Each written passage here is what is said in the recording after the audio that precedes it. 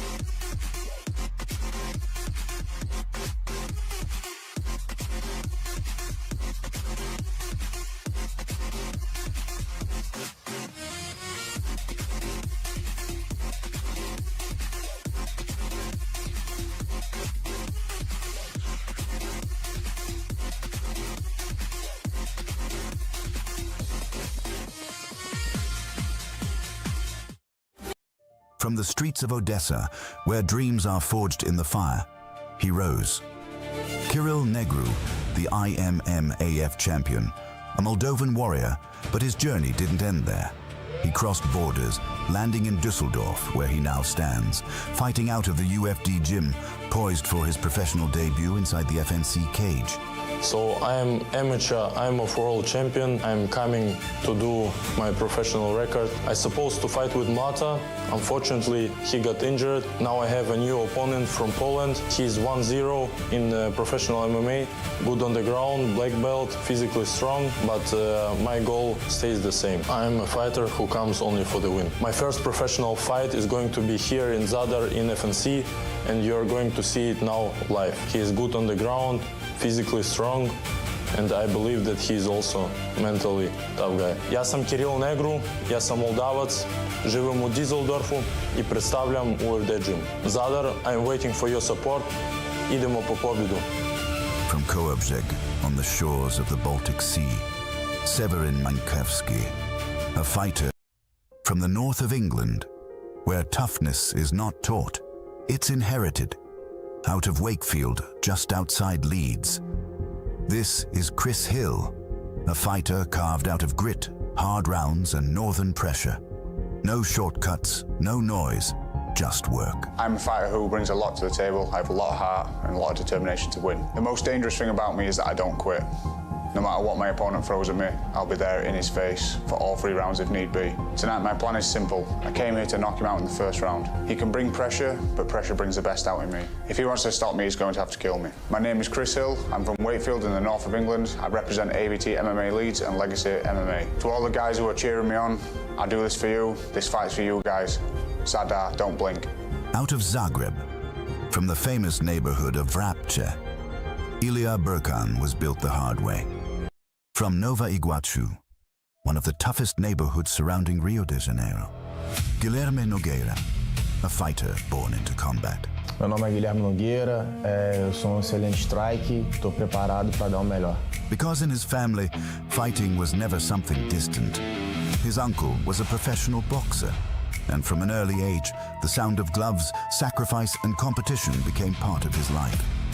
Fighting runs through his blood, and that bloodline carried him far beyond Brazil. Sou atleta completo no alto, venho treinando muito forte com grandes atletas aí do mundo do MMA, tenho bastante recurso. One man comes from victory. He is now 5-0, still undefeated and moving exactly the way a young fighter wants to move. And the other comes from a loss, a result he cannot change, but one he can bury with the right performance. And when those two stories meet, one man leaves with proof and the other leaves with a problem. Akos Dunsh is a fighter who once just dreamed all of it, but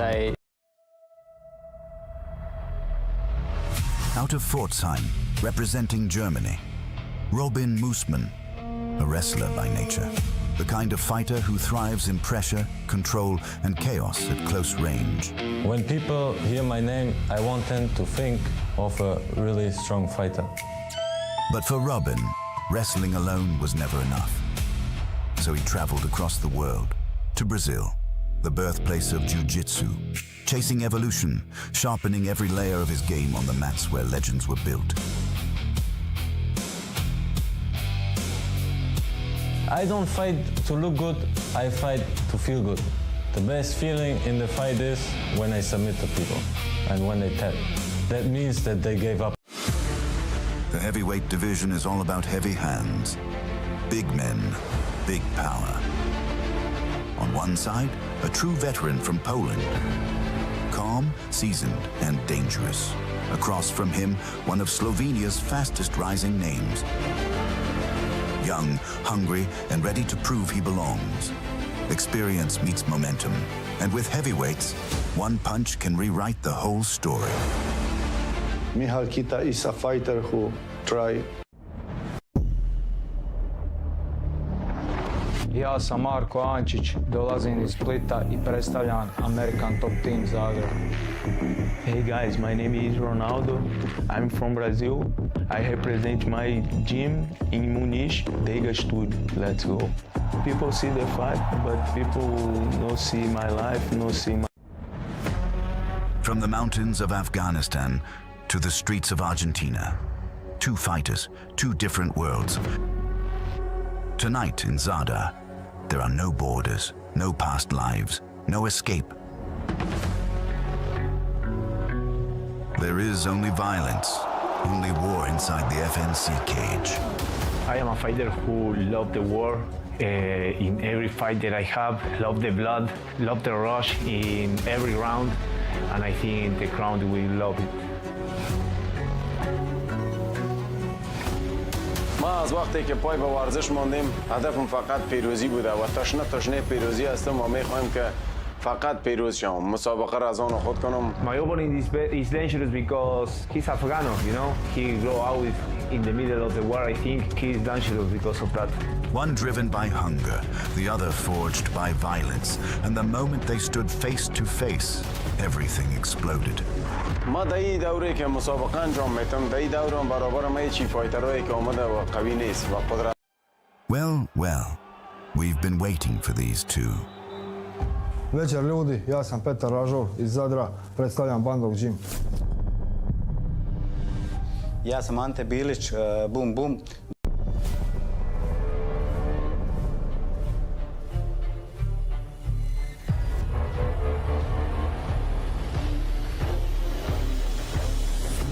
Zadar, are you ready? Ja sam Anton Račić, dolazim iz Dubrovnika i predstavljam UFD Gym. A veteran of the sport, a fighter forged through years of wars, pressure, and championship battles. Puno boraca želi pobijediti, ja želim biti najbolji. Seasoned, experienced, battle-tested against elite competition, he knows exactly what it takes to survive when fights become ugly, and no matter what happens inside the cage, he keeps moving forward. Illegal blows, adversity, chaos, none of it changes him. Because relentless is not just his style, it is his mentality.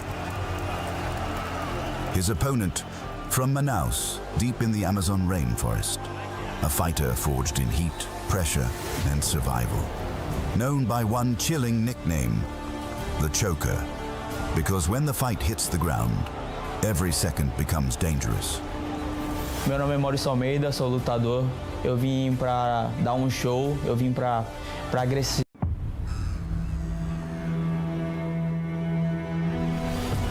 Kad čujem ime Martin Batur, pa pomislim veliki čovjek. Veliki gorstak, ne znam.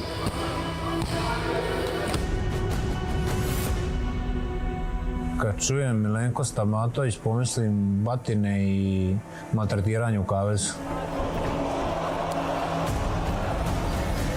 Yeah, folks, this is exactly how we start. Here we are, Zadar. Stone streets older than most countries, a harbor that remembers every arrival and every fight. Sport runs in its bones, basketball legacies, islands of grit, and crowds that don't forget favors.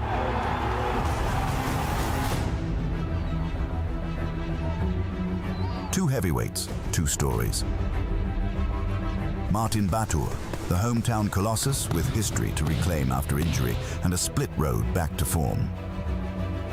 Milenko Kicho Stamatovic, undefeated, hungry, Montenegrin thunder looking to rewrite a hometown script. They both need this. The city will decide who gets the headlines. Now we turn up the heat. Razvijat će se tako da ćemo ući unutra, možda se pozdravimo, možda ne i prvi moj dodir moje šake s njegovom glavom, on će zaspati i to je to. Niti me zanima, jedino što je bitno će se desiti u kavez te noći. Pa ne znam, slušao sam na jedan intervju, mislim da sam priča puno gluposti. Yes, you can feel the tension. Words or noise, the fact remains. This isn't a routine bout. Pa svoje prednosti vidim u dosta toga, počevši od fight IQ-a, smatram da sam pametniji borac. Ima i on dosta prednosti, nadamnom iskusnije, ima bolje ljude oko sebe, bolje sparring partner, ali smatram da sam ja u glavu bolji i da sam kvalitetniji borac od njega.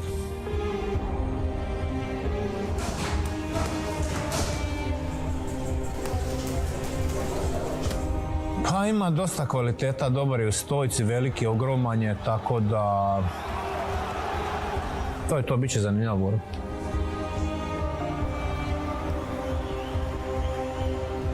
Samo borba, definitivno. Poglavlja ćemo svoditi na kraj i kad batalimo, tad ćemo sve da slegnemo. Ovo je za sad samo borba. They came armed with different currencies, hometown legacy and undefeated menace, both carrying more than pride. One fights to reclaim a moment he lost a year ago, the other fights to prove his run was never accidental. Publiko, nadam se da ćete uživati i nemojte puno da mi zviždite. Milenko, drži se, vidimo se u kavezu.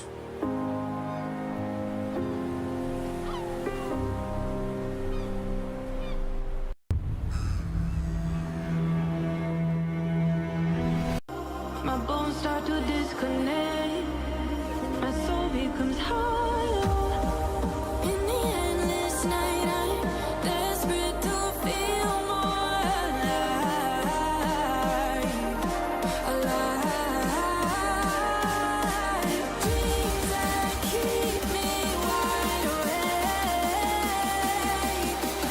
Call me up out of the bed.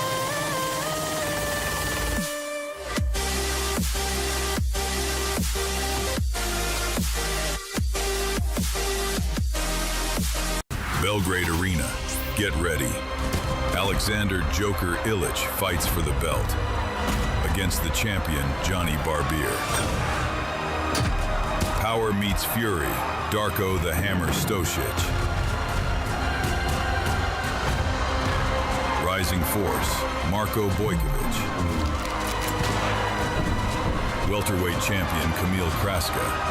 Tomislav the Beast Spahovic. Ivica Terror Truschek is coming for gold. And the chaos continues. Vaso Psycho Bakocevic. One night, one stage. Total war. FNC31. Belgrade Arena. Get ready. Alexander Joker Illich fights for the belt against the champion Johnny Barbier. My bones start to disconnect. My soul becomes hollow.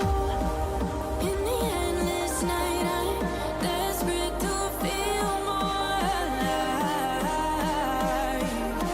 alive. Alive. Dreams that keep me wide awake. Call me up out of the bed.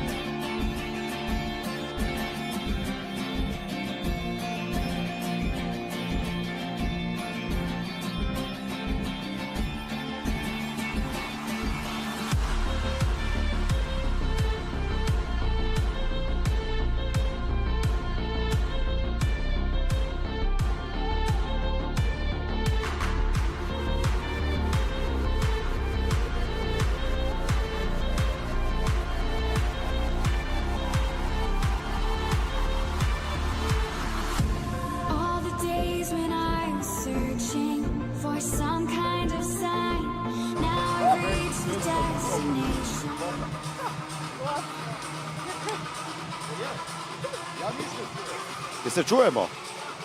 Ja ne. Jel me čuješ? Evo, ja ne. Ja nju ništa čujem.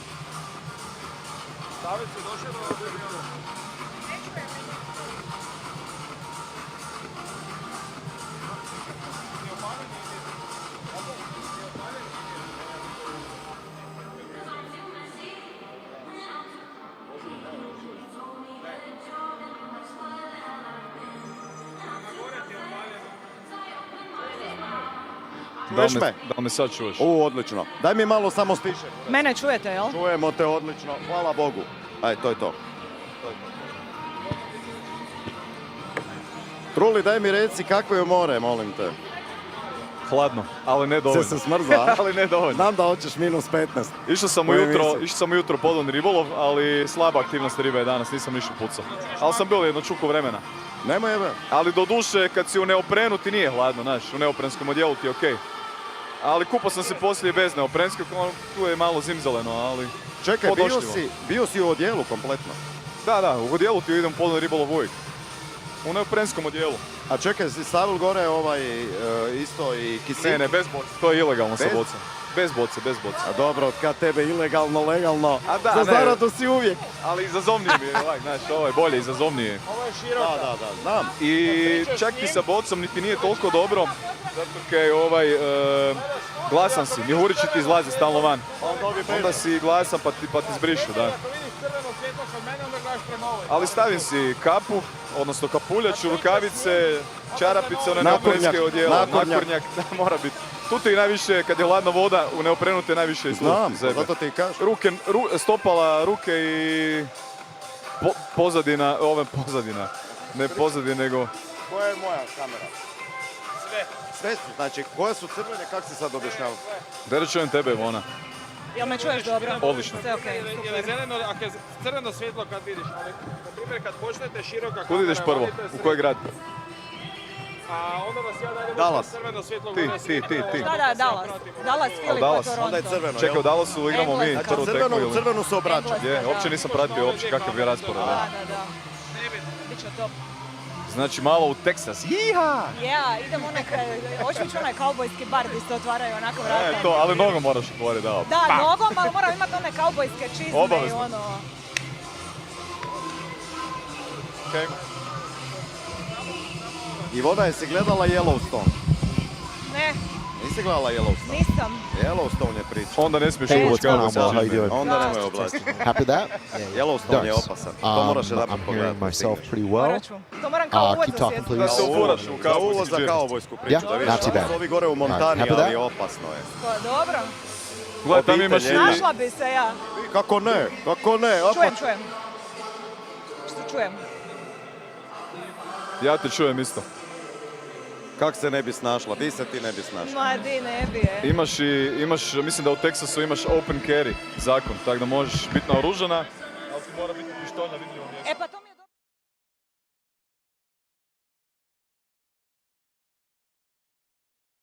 My bones start to disconnect.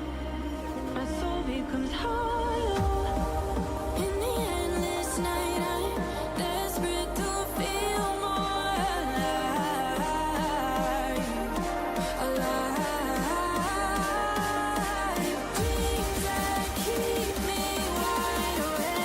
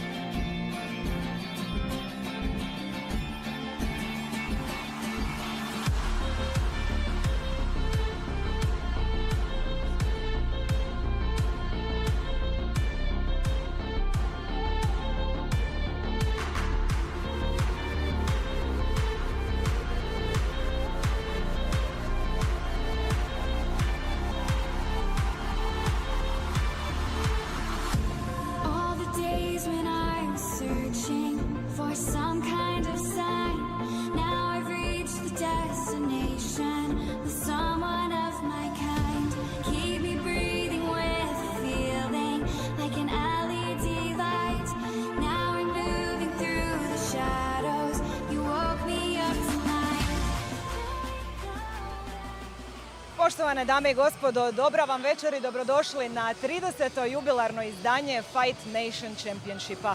Zadar večeras ugošćuje najboljih 11 borbi, poznat je po najljepšem zalasku sunca u svijetu, a vidjet ćemo hoće li večeras ponuditi najbrže gašenje svjetla u kavezu. Kao što sam spomenula, čeka nas 11 borbi, tek što je završila Ljubljana, FNC je spakirao kavez i preselio ga, već ovdje imamo osjećaj kao da kamp zapravo nikad ni ne prestaje.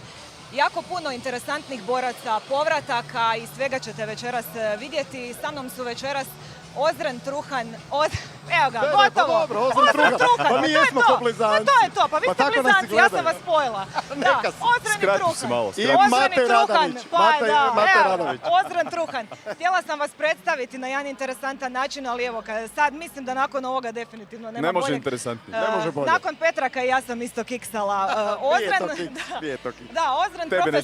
Ozren profesionalno zatvara poslove, čovjek iz prodaje, pa ako vam neka prognoza zvuči uvjerljivo, znajte zašto je to tako. Hvala. Jel tako? Mate gasi požare, večeras će možda ugasiti neke naše prognoze, vidjet ćemo kako će to izgledati. Dečki, dobro vam večer, lijepo vas je vidjeti. Također, dobro večer. Da čujemo, evo, jako brzo je došao i ovaj event, nekako FNC to sve diže svakog eventa i na sve višu razinu, možemo reći, preraslo je to neke regionalne okvire. Pa evo prvo da krenemo s tim uvodom, kako vam to sada izgleda povratak u Zadar, jako puno domaćih boraca. Pa jako se volimo vratiti u Zadar. Evo danas predivan jedan dan, kao što smo i pozivali u našoj emisiji da dođete na jedan sunčani vikend u Zadar. A nakon Ljubljane, ja to zovem proljetno ludilo. Imamo 4 eventa za redom, znači nakon Zadra odmah pakiramo kofere, idemo za Beograd, nakon toga Zagreb, pa opet Osijek. Znači stvarno jedno predivno vrijeme za FNC i za sve ljubitelje borilačkih sportova, naravno. Zadar daje onaj neki poseban fight feel, jel tako, pošto ovdje poznat je naravno i po sjajnim navijačima i u košarci, ali naravno vjerujem da će biti ovdje večeras i na tribinama itekako vatreno. Očekujem definitivno grotlo ovdje večeras, kao i posljednji puta. Zadarni su fantastični navijači, odlični domaćini. Dvorana je fenomenalna, sa Markom sam baš Petrakom pričao prije. Možda meni najdraža dvorana što se tiče same dvorane za FNC priredbe. Možemo mi početi malo o fight cardu, jel tako, da krenemo od nekih prelimsa, jel tako, biće dosta razgovora. Krenut ćemo od ovih početnih borbi, Negru Mankovski, Mlata se treba oboriti, ali na kraju evo bio je short notice. Možemo reći da otvarači večeri često odrede nekako ton eventa. Ozren, šta misliš što bi moglo biti u ovoj borbi večeras? Negro je ostao bez tog svog prvotnog protivnika, jel, ozljeda Mlata, ali intenzitet bi mogao ostati isti. Svakako, žao nam je naravno da naš Mlata se neće večeras boriti. Evo doživio je tu ozljedu rebra i šteta, nedostajaće, obzirom da znamo koliko se spremao za ovo mu je bilo velika stvar, ali to je takav sport, to je fight business i to možete i očekivati. Imali smo nekoliko, što ćemo se naravno dotaknuti, zamjena, ali Negrom sam bio isto prije 1-2 sata u hotelu, moram vam priznati da me onako njegov vrat samo impresionira. Znači, nevjerovatno kako je spreman jedan mladi momak, ima evropski i svjetski prvak, tako da Mankovski sigurno nije jednostavan protivnik, podjednakog iskustva, ako ne kažem de facto identičnog, imaju neke i amaterske borbe, ali svejedno on ima samo jednu pobjedu, ovo je Negrov debut, bit će jako interesantno otvaranje. Da, sudar dva mlada talenta, možemo tako reći. Koliko taj short notice mijenja plan, ali evo, vjerujem da su imali dovoljno vremena za pripremiti se. Pa short notice uvijek mijenja plan, no ono što je kod Negrua osobito je to što je jako zaokružen za mladog borca. Najbolji regionalni amaterski borac, definitivno, rekao je Ozren, njegov pedigre. Stvarno zaokružen borac koji se može boriti u bilo kojem segmentu, tako da će se on prilagoditi Mankovsku koji je izuzetno dobar grepler, možemo reći specijalist, tako da njega znamo što možemo očekivati, dok će Negru morati iskoristiti tu svoju zaokruženost. Da, interesantan je njegova priča uopće i put. On je Moldavac koji je pozvan u Njemačku, u UFD Gym tamo, a čak se borio pod slovenskom zastavom na IMAF-u. Tako da svugdje je bio i upravo to, dobro zaokružen. Da, nadamo se da će biti nekako opener, najdivlji meč večeri za početak. Nakon toga Politilo i Denes, mene jako interesira Politilo jer ga pamtimo po prošlom eventu u Zadru. Ne pamtimo možda po dobrome taj meč protiv Sičaja njegova, ali jako zanimljiv borac. Možemo očekivati preciznost, jako visok ritam u ovome meču. Mislim, evo, Što ti kažeš, prognoza neka? Apsolutno. Vidjet ćemo u kakvom će stanju doći. Ovo je do duše 69 kg, on se inače bori u 66 i znamo da je imao problema sa skidanjem kilaže. Akoš, Deneš, fenomenalno, Truli, sjećaš se onog koljena. Znači, stvarno jedna atraktivna borba za koju su uglavnom, čujem sa strane, naši fanovi vrlo zainteresirani, iako se ne radi o domaćim borcima. To samo govori koji je level već postigao FNC. Da, definitivno. Je li Politilo bolji nego što njegov rekord skor kaže 11-5? Što možemo od njega očekivati? Pa rekao bi da je, nego onako na papiru kada gledamo. Od njega možemo očekivati, on je dobro zaokružen borac, fizički je zvijer. Nije toliko tehnički zaokružen, ali je dobar u svim segmentima i stvarno jako fizikalan borac. Čvrst, tvrd, može primiti udarac. Jedino ga si Čaja uspio ugasiti s onom letećim koljenom, možda najboljim eventom, najboljim nokautom od svih evenata u FNC-u. Ja od ove borbe ću prognozirati onako hrabro da će biti možda najbolja borba večeri. Ili vrlo... Teške riječi, prijatelju. Da. Zar već? Teško je to ne vidjeti kod borca koji je kao Politilo, koji konstantno gura akciju prema naprijed i jako puno volumena baca.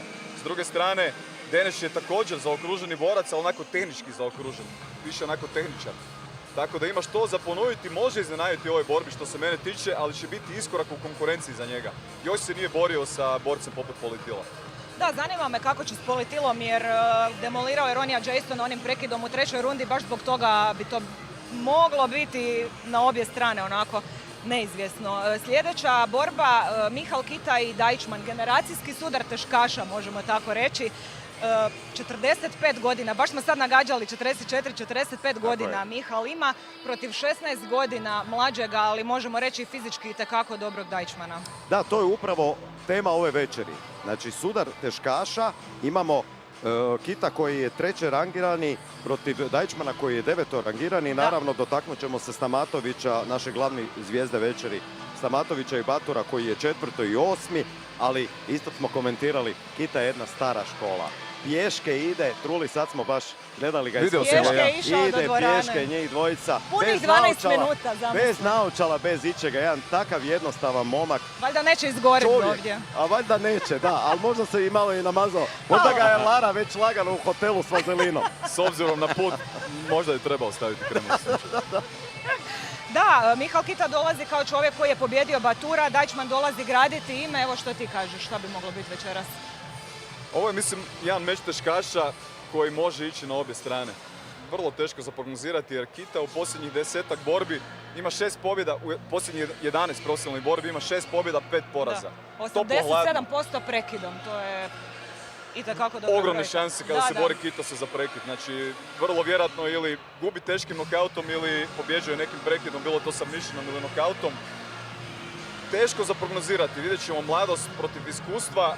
Definitivno zaokruženiji borac je Kita, no stilski mu Deichmann neće odgovarati. Znači, govorili smo u našoj Super Fight emisiji koliko se teško boriti sa borcima tog stila karataškog u kojem je Deichmann dobar. Mladi, onako, mobilni teškaš. Može ići to na obje strane, a dobro si rekao, večeras imamo 2 teškaška dvoboja. Sva 4 borca su rangirana u top 10. Tako da večeras ćemo imati zanimljive kretnje na samom rankingsu u teške kategorije. Tako, isto kao i u Pero Lakoj. To ćemo se isto dotaknuti. Točno, da. Rekli smo za Deneša i za Politila koji su sada 69 kg, ali oni bi se trebali spustiti u 66, a tu će imati Marko Ančić, što za reći danas protiv Ronalda Ferrere. Da, doći ćemo i do njega. Nakon Mihala slijede Brkan i Hill. Brkan, možemo reći, djeluje mentalno najstabilniji do sada. Je li tako, Ozren? Apsolutno. FNC1. On je jedan od prvih boraca koji je ikada stupio u naš oktogon i na tome ja znam da mu je prvenstveno Forti zahvalan, a i mi svi zajedno, jer da nije on ušao tada, možda nas ne bi bilo danas. Da.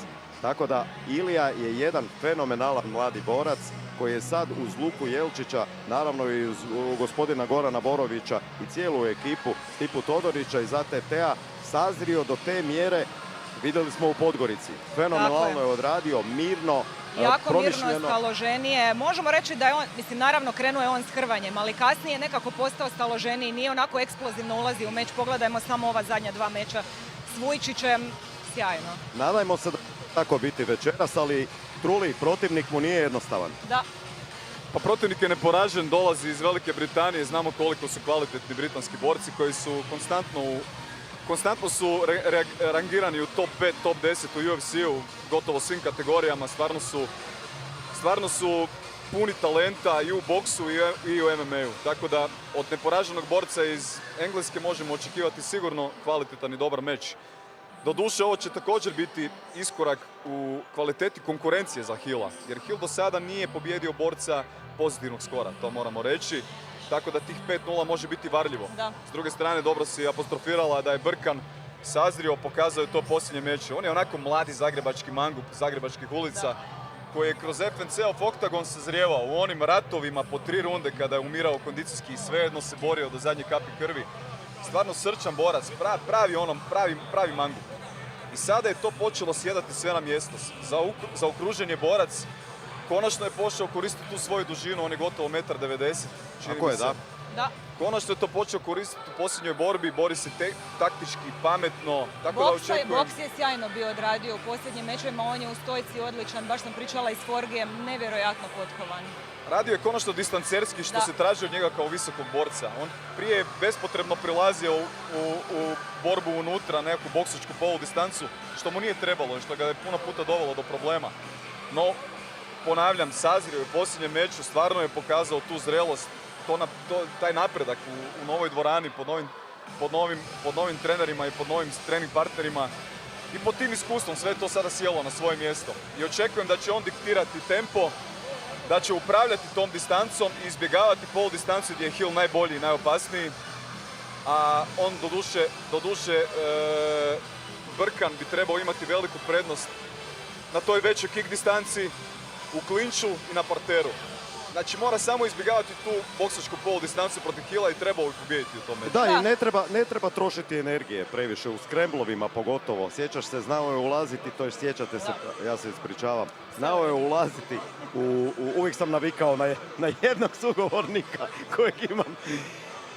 Ulazio je i trošio je energiju i onda tamo kada je trebao, već je potrošio, znači namjenski trošiti energiju i ukoliko takav bude večeras, sigurno da će pobijediti. Da, protiv Vujčića je imao jako dobru razmjenu low kickova, to je bilo sjajno dobro, onako iskalkulirano, ali da se ne zadržamo na Brkanu, nakon njega Mili Dragović i Mosman, striker protiv greplera. Ovo bi moglo biti zanimljivo, Luka traži nekakav reset, jel tako, stalno čeka onaj svoj trenutak, možemo reći, a Mosman donosi submission opasnost, tu leži onako, jel? Upravo tako. Razgovarao sam s Mili Dragovićem, jako dobro mi izgleda, evo danas ujutro, čini mi se spreman, fokusiran, upravo sve karte stavio na ovo i ja vjerujem ukoliko bude zadržao svoju distancu, svoju kick distancu, svoj dobar dugački direkt, vjerujem da će uspjeti pobijediti i tako konačno okrenuti taj jednu klimu na svoju stranu. Da, jer vjerujem da ga bole zadnja 2 poraza, čitala sam njegove intervjue gdje je rekao svjestan je i ono skidanje kila. Zapravo ulazak onaj sam meč zadnji je bio malo problematičan, ali može li on izbjeći parter zamke u ovom meču? Da, mučio se puno i sa ozljedama u svojoj mladoj karijeri, nažalost. Ti si rekao ozljedan nešto o našem Mili Dragoviću, ja ću nešto reći o Musmanu koji je bazično Hrvač, čisti Hrvač, odličan grepler. I ono što je problematično za Mili Dragovića u ovoj borbi je to što osjećamo se kako je izgubio posljednji meč protiv Travničeka. Hrvačkim pritiskom i na kraju sa stražnjim gušenjem. Upravo za to je specijalist Musman. Musman vrši taj hrvački pritisak i obožava stražnje gušenje. Znači 4 pobjede ima u profesionalnoj karijeri, od toga 3 pobjede stražnjim gušenjem. To će biti psihički pritisak za Mili Dragovića koji je na taj način izgubio posljednji meču, gdje se činilo kao da mu se sve srušilo nakon tog dvoboja. No, nema bolje prilike nego ovdje, možemo reći pred domaćom publikom, da se vrati na pobjedničke staze. Odlično boksa kod boksačkog kluba Makoto, kod mene na kvartu u susjedstvu, kod Danijela Maksimovića, moram ga spomenuti jer moj sin odnedavno boksa u toj dvorani. Tako da su partneri ovaj boksački Mili Dragović i moj Spartak. I vjerujem u njegovu pobjedu. Ja sam mislio da se zove Štef. Ima 2 imena. Ni manje ni više. Da, Musman nije neki borac koji će odraditi vizualno najatraktivniju borbu, ali definitivno meč može pretvoriti u iscrpljujući i neugodan, tako da bit će tu vjerojatno nezgodna borba. Onako. Nakon njih Ančić Ferreira. Ovo me isto zanima. Najveći test ovog našeg mladog prospekta. Ančić je na 4-0. Sad Ferreira iskusan, tvrd, tu bi moglo biti onako i taktički je dosta stabilan, je li tako Ozren? Apsolutno, ali Marko je toliko dobar u glavi. Evo, konačno mi je potvrdio sada uživo dok smo čekali Dok je naš nosio prijevoz. svoj Hammer papir. Dok je nosio svoj Hammer papir, nosi Reklamu. sve sa sobom. Gospodin Ančić, miran, staložen i kažem, potvrdio je taj nadimak. Ja pitam, jel ti se sviđa ovo The Prodigy? A on kaže, joj, svaki put kad čujem uvijek mi to dobro sjedne. On upravo je taj. On je ta jedna naša nada koja bi mogla nakon ove pobjede napasti Keksela, osvetiti se za sve ono što je do sada napravio ATT-u taj fenomenalan Njemac. I evo, ako izbjegne parter, mislim ne ako izbjegne parter, bože moj, Marko je u tome. Ako dođe, bude on to riješio. Ali vjerujem da sa svojom energijom, sa svojom silom, sa svojom fokusiranošću, da on može pobijediti puno iskusnijeg Brazilca. Da, malo ćemo ubrzati jer smo mi sad se raspričali, mi bi mogli sat vremena imamo govoriti. još vremena, Malo je pola sata za nas. Nek čekaju borci dok mi prvo objasnimo neku našu stručna analiza. Jurić i Nogueira, to je bila promjena, evo doslovno u 5 do 12 možemo reći Gavanas je otpao. Ova borba se trebala dogoditi prije godinu dana, jel tako? Sad, tu bi moglo biti interesantno. Jurić eksplozivan, Nogueira ima 8 borbi, malo sam gledala neki njegov zadnji meč. 4 pobjede, 3 poraza i 1 neodlučeni. Nažalost, dosta smo ograničeni sa videima od borbi od Nogueire. Znači ima samo jedna kratka pobjeda finišom nakon svega 2 minute, tako da teško ozbiljnu analizu i neku procjenu napraviti, ali u te 2 minute činilo mi se kao ozbiljan i dobro zaokružen borac koji ipak mu je forte na parteru, tako da bi Jurić trebao izbjegavati parter, prilaziti na pol distancu, koristiti tu svoju čvrstinu, snagu udarca i na taj način završiti meč. Nogueira na short notice trebao se boriti sa Leon Gavanasom i u posljednji trenutak je došlo do ozljede i Nogueira je uskočio. Kako si ovo brzo izdiktirao. Ozbiljno je shvatio ovo. Vele majstor, ja to stalno pričam. Lako je s takvim gospodinom. Majstor međunarodni. Ova borba, ova će biti interesantna, Staropolina, Žand, tuča na službenom vaganju, već su onako nas uveli lijepo u meč. Staropoli donosi onako elitno iskustvo iz UFC-a. Ovo bi moglo biti zanimljivo vidjeti jer na Žand dolazi uzeti ime i dokazati se. Sad, je li on spreman parirati jednom ovakvom borcu? Apsolutno da je, obzirom da je Staropoli nažalost u problemima. Evo, ja sam prolazio točno soba, ispred moje sobe, danas dok sam unosio stvari, on je i dalje skidao kile, ima problema, došao je 2,6 kg pretežak na vagu, to naravno izgubio je 1 bod i 40% svoje plaće, naravno da to oštećuje onaj inicijalni drive koji imaš u samim ulaskom u meč, a ima protivnika koji ne bira sredstva nikakva, čovjek koji je ostao bez vilice u svojem zadnjem meču i to totalno se izdeformiralo, svejedno je uspio pobijediti Tadžikistanca, nokautirati ga, tako da će Staropoli Petri imati veliki problem. Brutalnom Kimurom, ne nokautom. Kimura je na kraju bila, ali je imao slomljenu vilicu. To je veliki problem. Preživio je nevjerojatno snažan knockdown, ja sam mislio da je borba gotova. Samo da se nadovežem, da objasnim gledateljima zbog čega i danas skida kile Staropoli, jer kada je došlo do dogovora da se borba održi, dogovor je bio minus bod, manje novaca i da danas dođe težak 87 kg je trebao, on je došao s 90 skoro. Tako da i danas, nažalost, mora skidati da ispoštuje taj dogovor. To će biti problem za njega, mora će ići na finiš. Da, vidjet ćemo. Na Žand je polivalentan, voli stojku i parter, to bi moglo završiti i ovako i onako. To je moja bila borba večeri, ali radi svih ovih okolnosti izabrao sam drugu. Možda će tek biti, pošto Staropoli mora finiširati meč, a Nasjand ima, možemo reći, cijeli Afganistan iza sebe. Mobilizirali su se Afganistanci. 545.000 pratitelja ima na Instagramu. Sad će najezda na YouTube i na Vojo i na FNC30. Nakon toga Ražov Bilić. Ražov ponovno u Zadru. Bilić donosi onako boksačko ime trash talk. Mislim da ne moram ni prepričavati što je bilo ovim proteklim... mislim da su gledali šta se događalo proteklih dana. Ražov je pobjedio bio Vasu onim ljevim krošeom. 5 puta je Vaso bio u knockdownu. Bilo je to dobro izgledalo.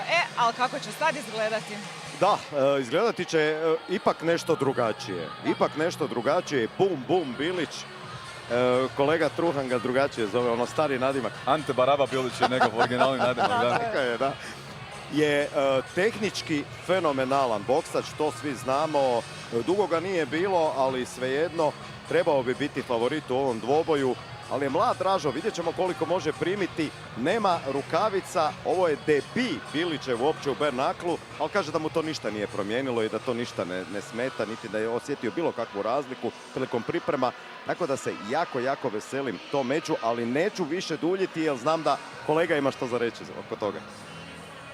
Prvo, ja mislim da je, inače ne analiziram taj dio oko borbe, ali mislim da je Bilićev potez da okrene cijelu zadarsku publiku, cijelu dvoranu ovog rotla protiv sebe, da je bio dobar. Zato jer pomalo je publika zaboravila na Bilića kojeg dugo nije bilo. Znači, osim nas starijih fajtera koji pratimo već dugo taj borilački sport 20 plus godina, koji ga romantiziramo jer je bio strašan boksač, koji strah i trepet, svi su ga se bojali. To je bio trostruki svjetski prvak u kickboksu, 5 puta je branio VBC pojas u omladinskim kategorijama i VBO europski prvak u boksu, nadomak borbi za svjetsku titulu. Elitan boksač, raznovrstan, odlična obrana. Da ne duljim, dobro je da okrenuo dvoranu protiv sebe, jer on ne može ovako u kratkom roku dobiti publiku na svoju stranu. I onda je on dobio taj hype da okrene sve protiv sebe, cijelu dvoranu. Da, dobra psihološka igrica. Udar potez. Da, uspostavio je definitivno hype. Definitivno uspostavio velik hype. Upravo to, jer u ovom poslu bitno je da se priča. Bitno je da se spominje. To je to, vidjet ćemo tko će kome prosuj zube po podu i kome će biti malo dva oka za plakanje. Upravo to, ali Ivona, dok smo čekali sada naš prijevoz, čula si već Zadrane što pričaju. Vidjet će on kad sad bude izašao tu, izašao to. Nikako im nije drago spominjati da Zadar nema frajera. Ne boksača, nego frajera. Vidjet ćemo kako će to tu izgledati. Sigurno da će... Ovacije. Vruće će biti. Ovacije. Biće sigurno. Račić Almeida. Ova borba mi se čini jako interesantna, baš sam sad razgovarao s njim dok smo čekali prijevoz. Račić je imao, možemo reći, najkaotičniji kamp, treći protivnik za isti event, ali on ima toliko iskustva da njega to uopće ne dira. Čitajući njegove intervjue, on je i dalje onako staložen, mislim, naravno, to je stara škola MMA-a. On se pripremio, obojica jesu dobri grepleri, parteraši, ali Almeida možemo reći da će biti pravi onako greplerski problem i onako veliki izazov za Račića. Upravo tako, Killer je rekao samo da ne idem dolje. Neću ići dolje i gotovo. Ali nije ni on 100%.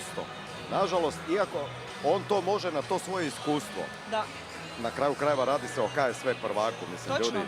To je ozbiljna Almeida je nepredvidiv u stand-upu, baš zbog toga. Tako je, ali nije na 100%. Račić bio je bolestan, imao je problema sa stafom, svašta, temperatura, padala mu je snaga. Znači nije on unutra da onako kako zna inače biti, ali vjerujem da će ovo on odraditi na razini i da će uspjeti ostvariti pobjedu. Jer mi smo rekli u našoj emisiji 80-20 je bilo.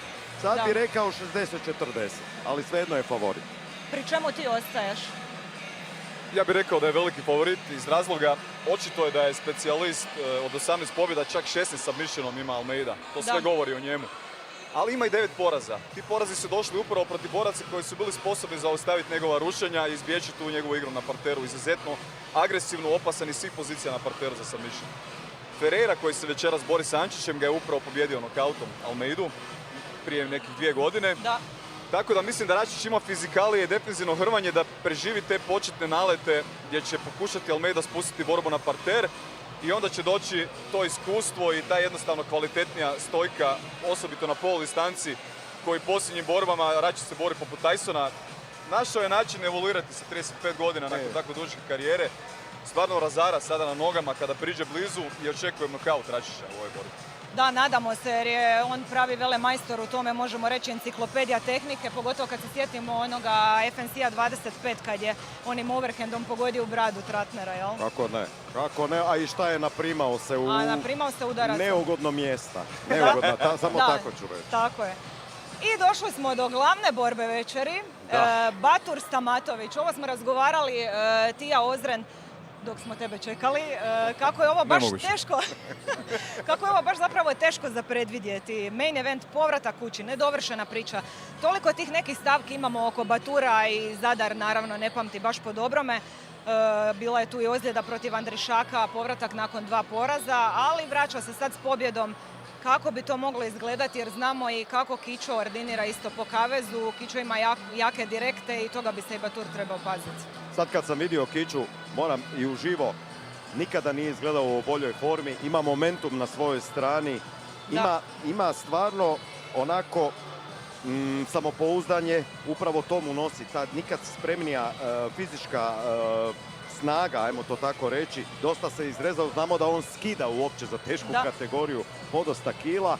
Tako da to na njegovoj strani 6-0 ima. S druge strane znamo za Batura da je iskusniji, tu uopće nema dvojbe, znamo kakav tim on ima u UFC-u, radi sa Hatefom, radi sa ozbiljnim borcima, tu ima prednost. I kod Aspinala je bio u engleskoj kampu. Kod Aspinala je bio, znači stvarno onako eksplozivnost, to je također na Baturovoj strani. I kada to sve zajedno zbrojimo i oduzmemo, onda na kraju smo na 50-50. Jer domaća publika, pitanje da li ti to dobro nosi. Ono što znam je da će Batur skratiti ulazak u kavez. To sam dobio informaciju ovaj puta. Neće biti onako ceremonijalno kao zadnji puta 90 minuta. Pola pjesme ćemo odslušati. Ne stignemo baš odplesati do kraja. Tako je, da. Sada će brzo ući unutra da ne bi potrošio previše energije. Da, Kićo je rekao da ima bolji stand-up od Batura u jednom od intervjua, ali možda se malo i zaletio jer ovdje nema prednost domaćeg terena. Sad ne znam što bi moglo biti. Šta ako ode dalje od prve? Prvo rekao bi da ima bolji stand-up u jednom segmentu, a to je distanca. Ima dobar prednji direkt i zadnji low kick. Bolje se zna boriti na distanci, onako odmjereniji borac je. S druge strane, Batur ima prednost na nogama, po meni na pol distanci. Upravo si ti spomenuo njegovu eksplozivnu snagu, njegovu oštrinu i mislim da kada priđe blizu da će biti opasniji borac na nogama. Hrvački bi se moglo onako neutralizirati, ali velika prednost ako neko uspije dobiti gornju poziciju. Jer i jedan i drugi su fenomenalni iz gornje pozicije, razoran ground and pound, teško ih skinuti sa sebe. Oboje su veliki, snažni teškaši. Ako otiđe izvan prve runde, gledajte, vidjeli smo protiv Eduarda Stamatovića imao je probleme velikih u trećoj rundi kondicijskih. Sigurno je to ozbiljno shvatio, vidjeli smo da je najbolji formi života. S druge strane, Batura nismo dugo vidjeli uopće da se borba odvije više od prve runde.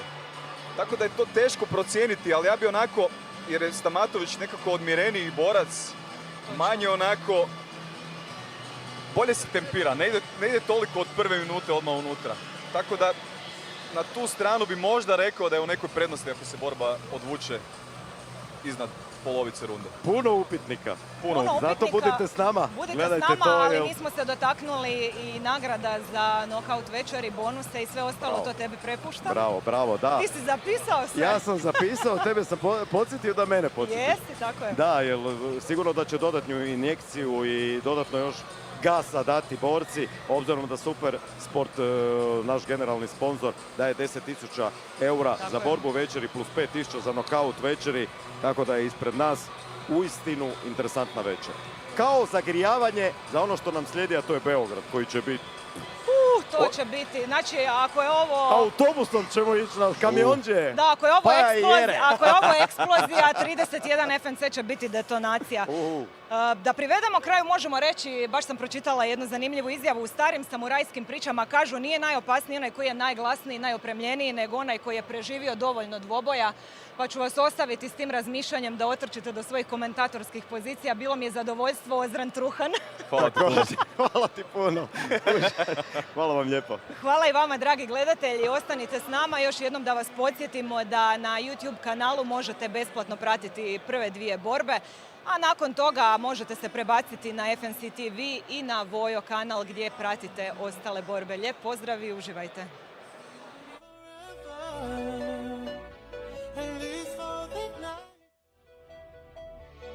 Even when you leave me to the light. You are my desire, and just the thought of you is keeping me away. You take me higher, take me away.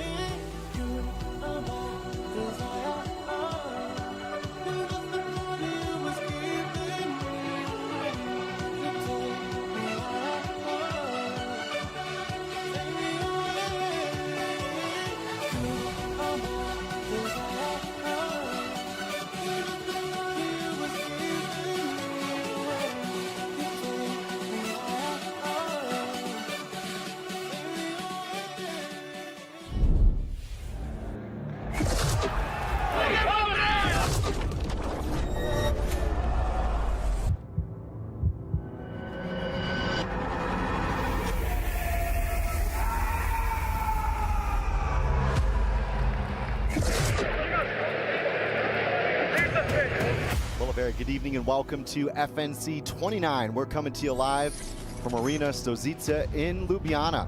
We're back for the second time, of course, the largest venue on the FNC calendar so far this year, and what a night we have in store. Are you ready to be entertained?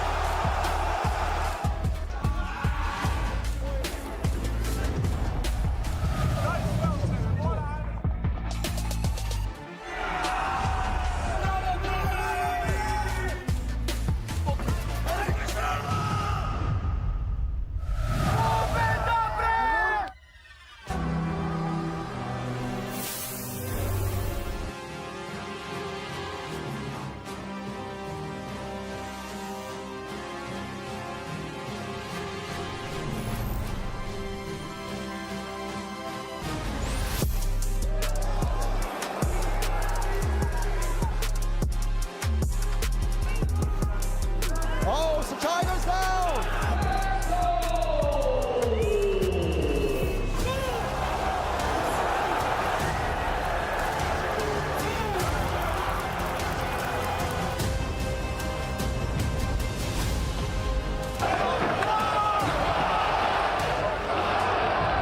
At the end of the day, there's only one thing left. That's 5 minutes potentially here on the clock.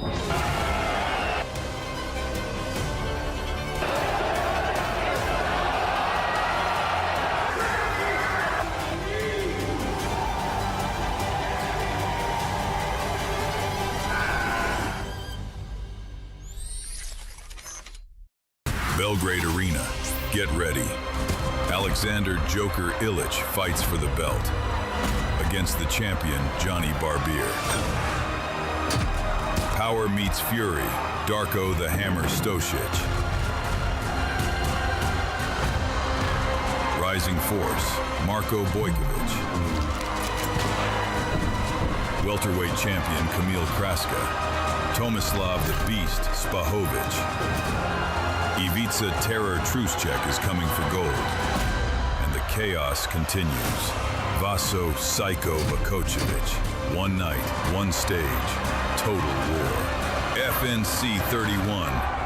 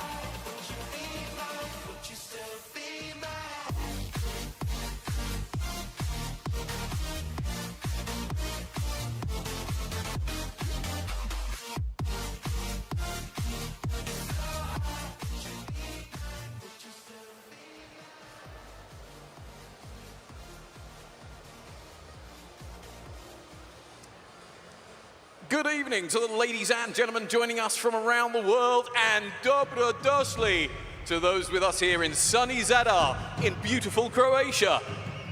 Southeastern Europe's premier mixed martial arts promotion and a fighting pride of the Balkans returns with another evening of world-class fight action for your entertainment pleasure.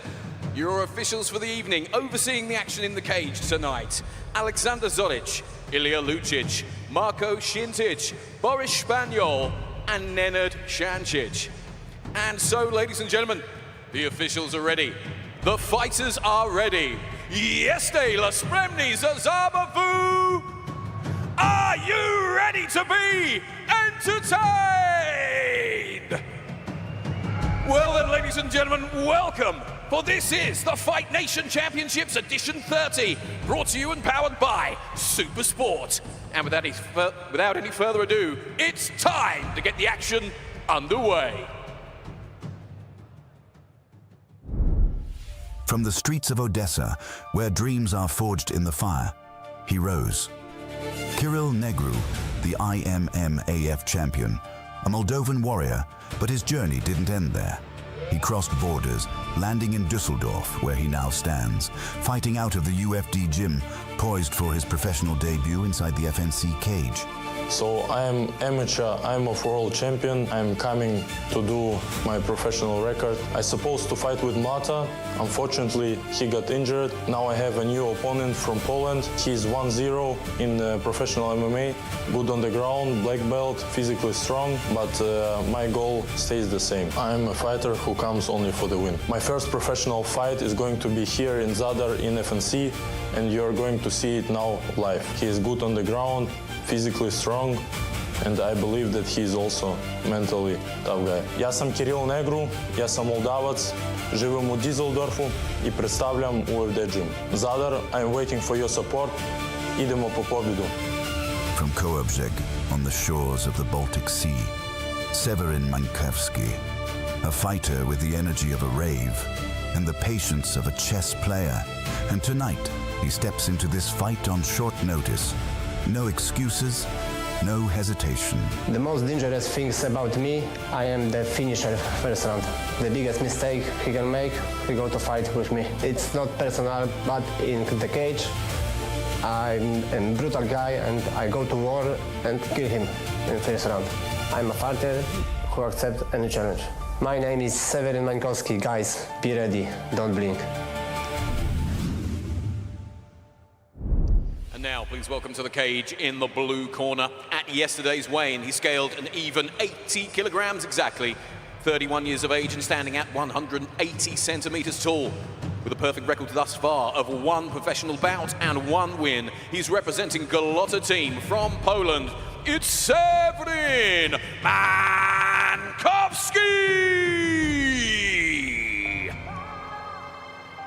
Well, good evening, ladies and gentlemen, and welcome to Zadar and FNC30. Great to have your company here on the broadcast for the prelims. We are, of course, building up to the pay-per-view, coming to you live for the first couple of fights here on the undercard. And if you want to watch that main card, you can catch us on FNC.tv.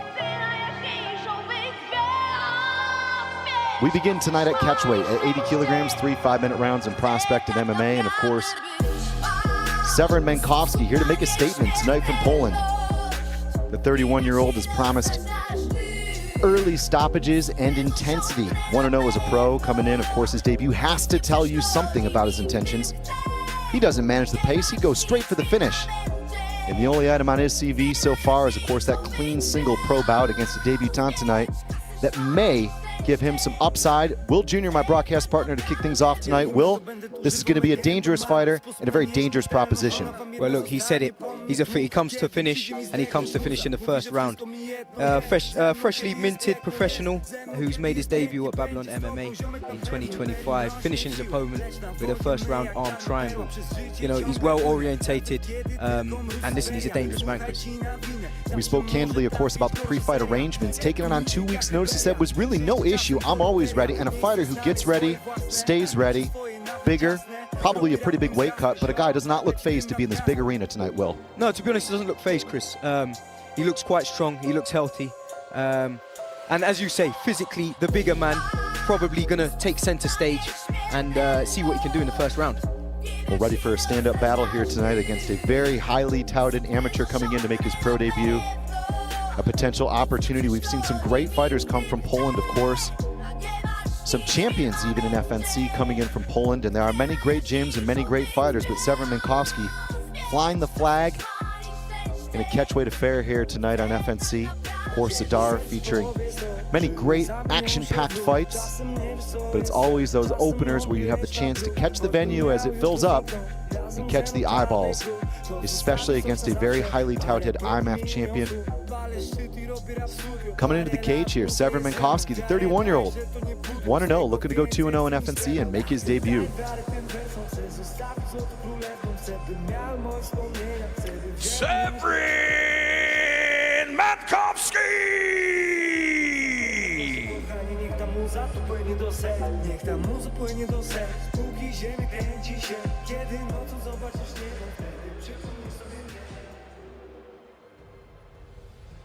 And now, please welcome to the cage in the red corner. At yesterday's weighing, he scaled 79.8 kilos. 20 years of age, standing at 181 centimeters tall. Tonight, making his professional debut in the cage, he's representing UFD Gym from Germany. Please welcome Kirill Negru!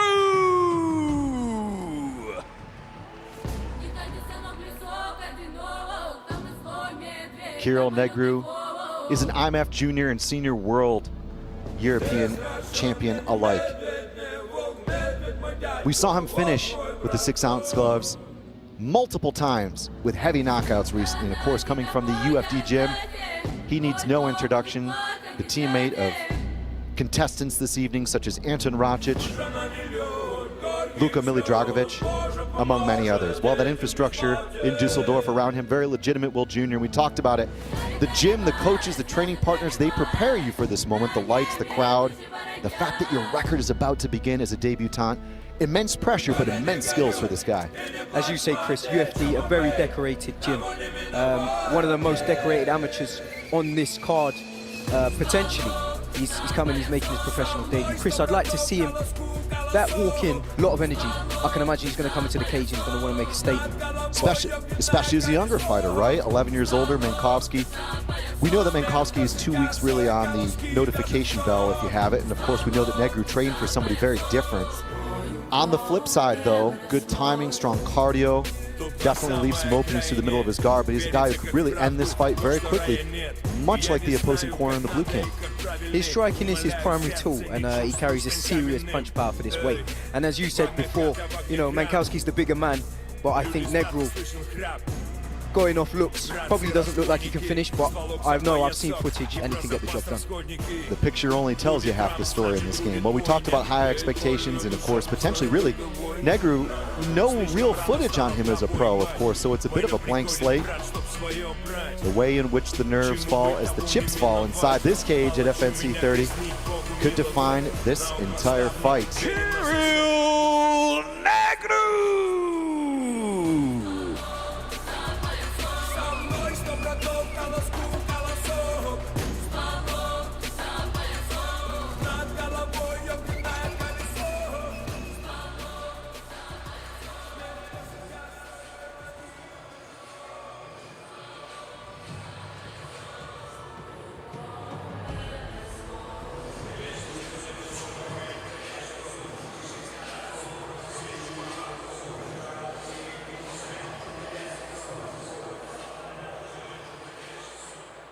And this MMA rules bout takes place at a catch weight of -80 kilograms, and this bout will be contested over 3 5-minute rounds.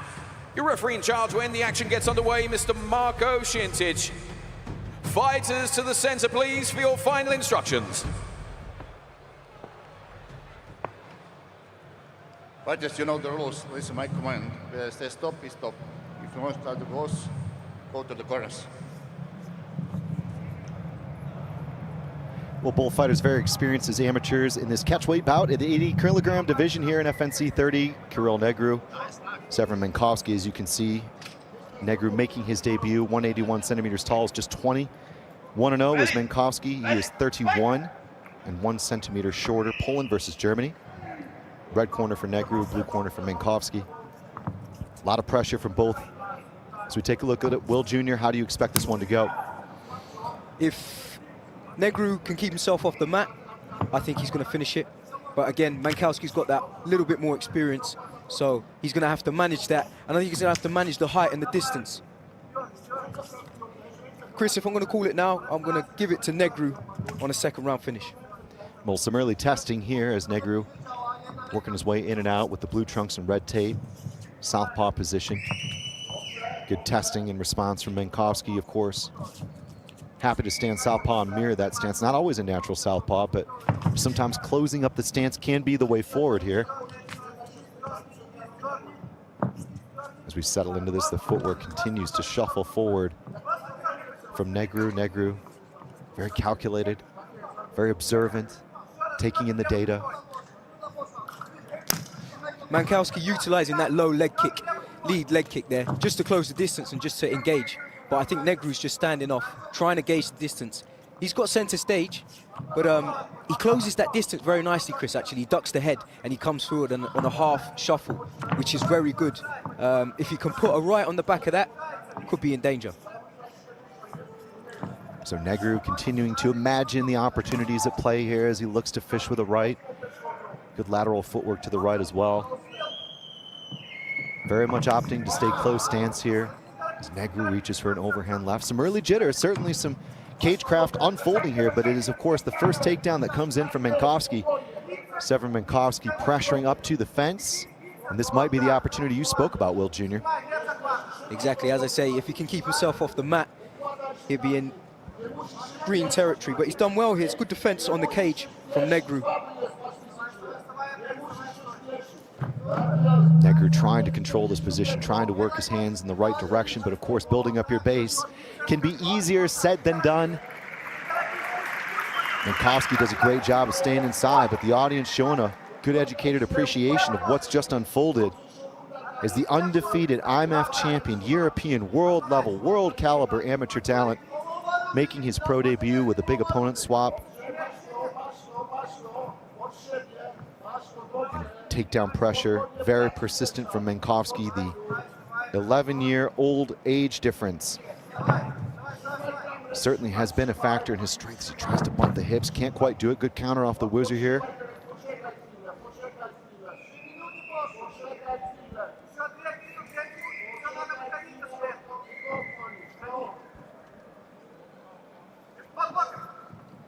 Pressure on the inside. Lots of pressure for the takedown. And once again, Negru is able to get the escape. Excellent catch there. Down goes Mankowski. Lovely defense there from Negru. He did very well to get himself up from base defense, because as I say, I think Mankowski's probably the stronger man. So he did well to use the cage there to bridge the distance. And then a lovely sort of heel hook. But he's applying a lot of pressure here, Chris. He's taken Mankowski's back. This is dangerous. Lots of pressure unfolding here. We talked about walking forward in the right direction. Kirill Negru just needed to connect all of the different possibilities against that opponent swap, against what might have happened and could have happened. So much drama in the run-up to fight week, but at the end of the day, he's got a golden opportunity here with just over 60 seconds as Mankowski nearly gives up his back. Mankowski tries to protect his back with the wire, can't do it. Negru forcing, wrestling, reshot. Good front headlock counter potentially from Mankowski, but there has been so much persistence, so much energy being used here by Negru as he continues to wrestle his way into position.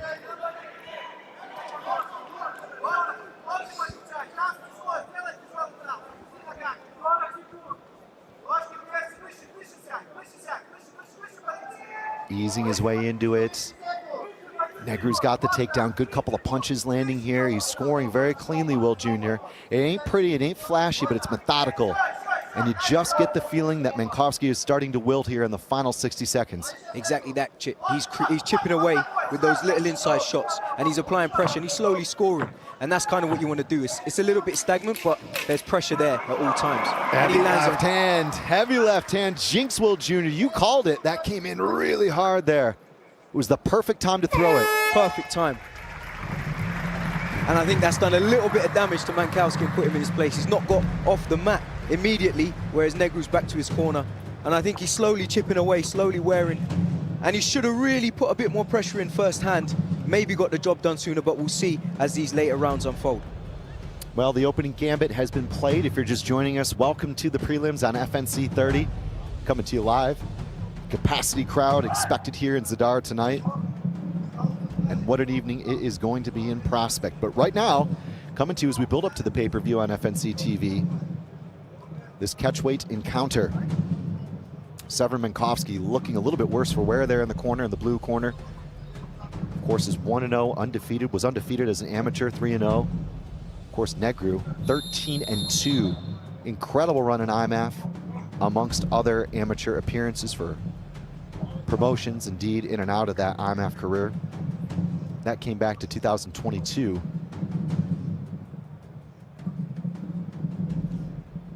Mankowski began his career in 2024, going pro very quickly, and maybe that amateur pedigree could be the difference. As the gulf begins to widen, you get the impression. Negru coming right back to the center of the cage in the red corner, Mankowski in the blue.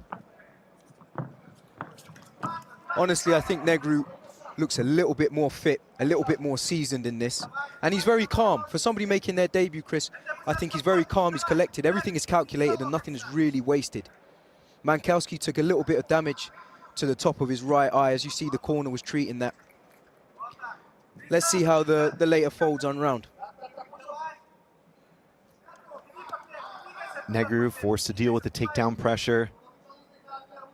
Takedown attempt slightly out of position here, bent over. Can't quite get the old golden ticket with the hands together, but it's been a very competent performance from Negru against a guy who's physically going to cause you some problems.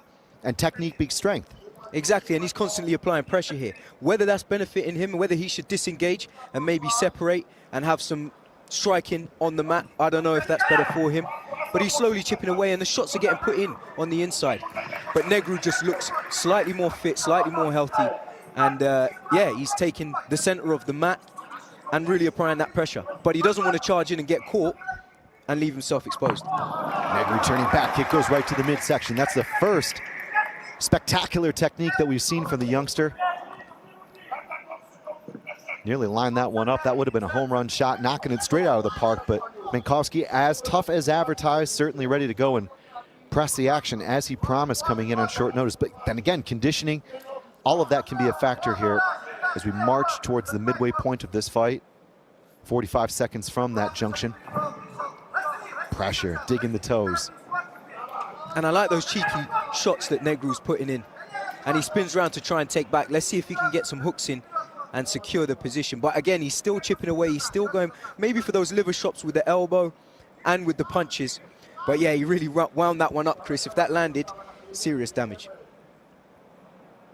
Turtle defense here. Mankowski trying to prevent the back take. Negru marches forward again. It's just been one gear, really, maybe second gear at times from Negru, but it just keeps moving forward and keeps trying to find the finish. He's gone for the neck.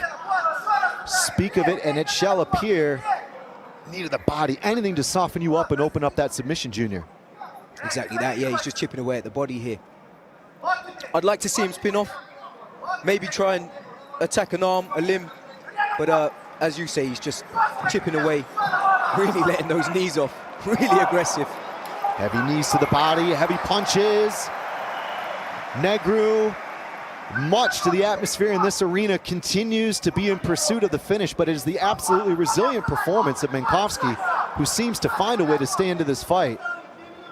Will Negru be able to get that elusive finish? He's been working, there's been multiple finishing positions over and over and over. Ground and pound, attacking the neck. Possible Darce setup. As mentioned before, Chris, I think this is where Negru's game lacks a little bit with his submission, with his ground game, because as you can see, he's looking for a finish striking-wise, but there's been multiple opportunities. He could have got mount, or he could have attacked a limb. Oh, there's elbows. He's gone straight to the mount. The IMF World Youth European Champion, now in his pro debut, has an opportunity to get this in the most brilliant of ways. Opponent changes, contracts, none of it matters right now, as he sits on the 5-yard line right now, as Mankowski in all kinds of trouble. Buckets of trouble here, Junior. Mankowski in all kinds of trouble. That blood is going to clear his vision. And Negru just ground and pound and really going for it. All elbows from all angles. He really needs to just unleash and try and finish this. Refs looks like he's going to stop. And he might. Marko Šincic taking a very, very careful look here. And he looks to step in. He does. That is it. Welcome to the professional ranks. Negru, oh, he went out there and put on a clinic here tonight. The way he showed the focus and set the crosshairs on the finish and let it up and open up over time. Truly remarkable here tonight, Junior. This kid's got a future. The young Moldovan from UFD gym, seasoned gym, clearly got good coaches. And I think he did a clinical performance there, Chris. He really just went to work. He didn't come here to do anything flashy. He just got the job done. And I like that. As you say, big future for the kid. Well, it was all academic here. And you know what? Mad props to Mankowski for coming in on short notice. It was always going to be a very difficult challenge, and there was definitely quite a bit at stake. Let's take a look at what went down. Here's the stoppage, full mount. In comes the thunder. Elbows, punches. Heavy impact there. And it was the moment where Marko Šincic stepped in. And indeed, Severin Mankowski turned away, not showing intelligent defense. That's the right stoppage. Definitely the right stoppage, Chris. And props to Mankowski. Short notice, it's never easy. But as you say, if you stay fit, you stay ready. But yeah, mad respect for both fighters. And what a great opening to FNC30. And a chance to sit on the action once more there. Just a very good angle on the stoppage. Marko Šincic has made his mind up at that point. No easy day in the office when you're making your pro debut, but that was certainly a good nearly 10 minutes of blue-collar work ethic, and it certainly resulted in the right kind of win. The win that Negru wanted. The 20-year-old now with a very bright future in FNC, I'm sure, will continue his march towards title contention. That first stop, Well, that first stop, that first effective stop, 1-0. After 4 minutes and 12 seconds completed of round number 2. Your winner by way of TKO in the red corner, Kirill Negru.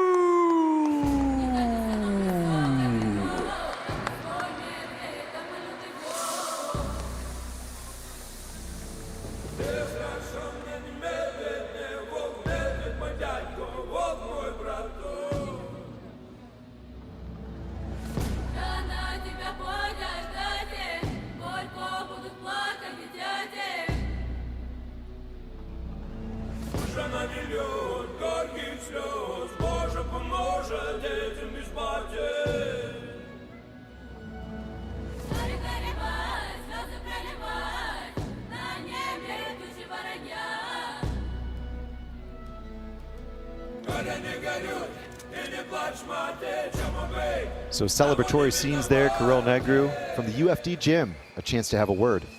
Kirill, congratulations. This was your first professional fight and first professional win, and it was absolutely a blast. You were so methodical, technical, you broke him at the end and you just beat him up. Yeah. Sperva, Zadar, hvala vam na podršci.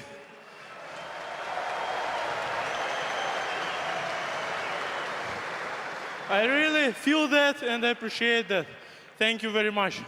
I will try to teach the language a little bit more intensive, and hopefully by next fight I will already speak the Balkan language. This was also your first FNC fight. Are you here to stay? Are you here to build your career in FNC? Sigurno. I will fight there. FNC is my home in my professional path. One more thing. I want to say thanks to my team, to my coach, to my management, to the guys who support me, to all the supporters. Thank you very much. Kirill, this was excellent. Congratulations one more time. Dame i gospodo, Kirill Negru! And there you have it, folks. The career that began in December 2022 leads on to this. Let's take a look at some of the numbers here if we revisit it. It was an absolute clinic, like we said. 4 minutes and 5 seconds of ground control for Negru. just 6 for Mankowski. Really started to suck some air there in the second round and ate quite a few strikes. High percentage of accuracy as well from Negru. Not a lot of volume, but over time, 3-1 there on the metrics, and that's a good one. And that's what you need to move on. A successful pro debut here. Kirill Negru and Severin Mankowski. More to come here on the prelims. Stick with us.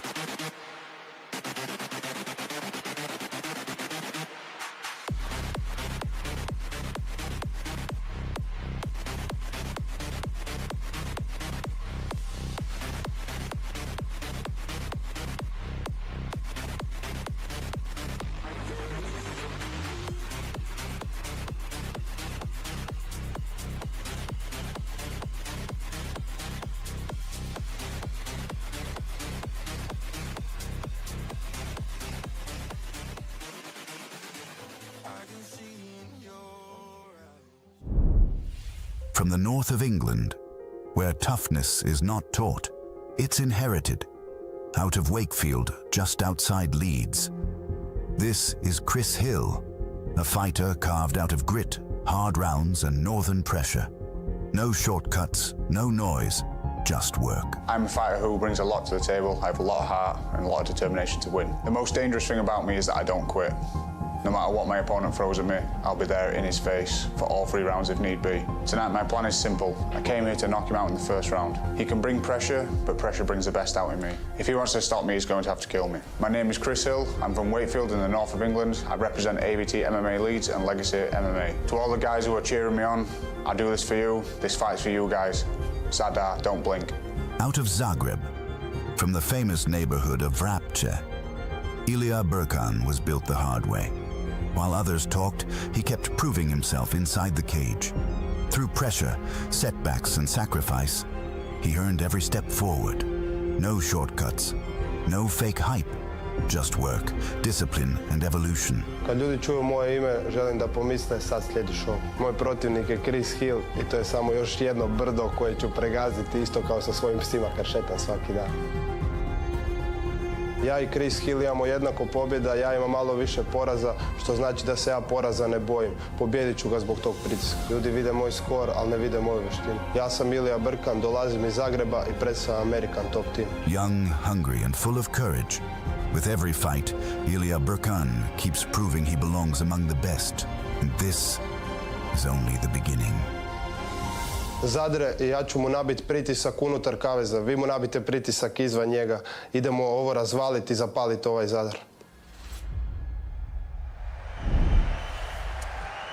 And now, please welcome to the cage in the blue corner. At yesterday's weigh-in, he scaled 80 kilograms exactly. 31 years of age, standing at 180 centimeters tall, with a perfect record thus far of 5 fights and 5 wins. He's representing AVT MMA from Great Britain. Please welcome Chris Hill.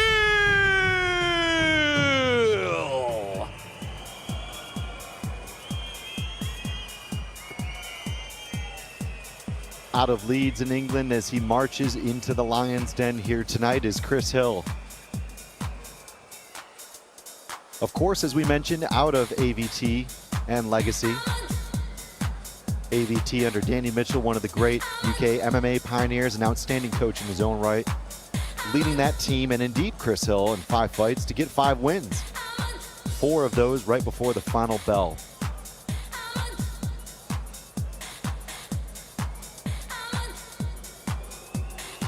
Well, Hill had talked candidly about the British regional circuit, of course, of where he cut his teeth in the sport. This will be his first fight as a professional abroad.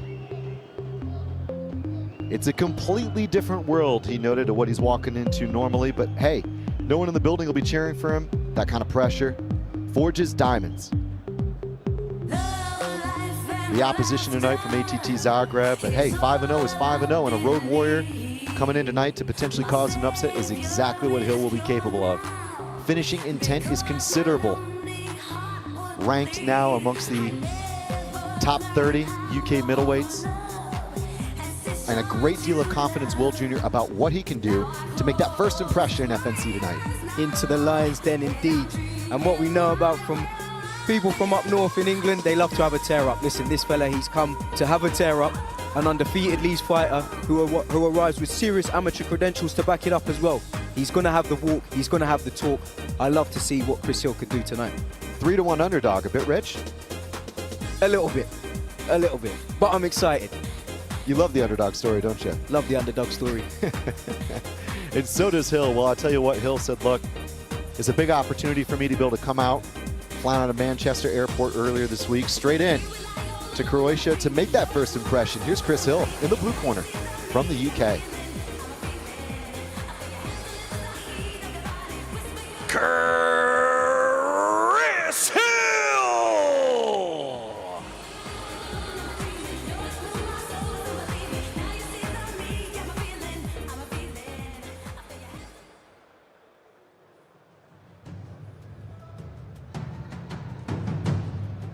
And now please welcome to the cage in the red corner.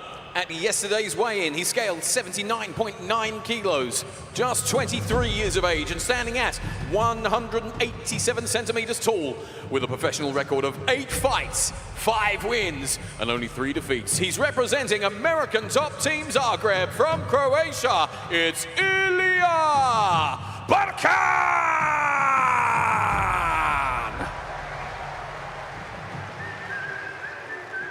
Well, the first big pop from the crowd here tonight in Zadar, and here comes Ilija Barkan. 23 from ATT Zagreb and has everything the right way. Started at 8 with karate. Check. Wrestling for 5 years. Check. MMA at 15, and now, of course, ATT Zagreb, one of the top MMA gyms, not only in Croatia, but indeed this part of the world. We're talking about the same gym as FNC featherweight champ Ivan Sachaya, among many others. He said to us during fight week, if I can hold my own in that gym, nobody in this cage can be a problem. And hey, I've never had a boring fight. Certainly the favorite, as we mentioned on the previous walk, the Tapology community, among many others, and the pundits in the media, calling him the guy to win. But what he told us, that doesn't matter to me. I don't think about what anybody else says. I'm just focused on what I'm going to produce inside this cage. Homeboy on home turf. He can take a round or two to warm up, Chris. I'm not going to lie to you. But when he does warm up, the output is ferocious, and he has what it takes. And he's a big risk taker. He likes to roll the dice. And I think that tonight is what we need on this FNC card. Well, we talked about previous performances with Hill. This guy looking great at FNC 26. Certainly got the unanimous nod after 3 rounds. That was December 2025. FNC debut was at FNC Knockout 1. That was a UD2. We've seen the 15 minutes in the last 3 outings. But he's a guy that, you know, like you said, can go long. He can play the long game. And he's certainly a guy, as we've seen in some previous fights, indeed the amateur fights, notably losing to Danny Barbier, one of the FNC great fighters at this weight class. But hey, what matters right now is pro and 3-0.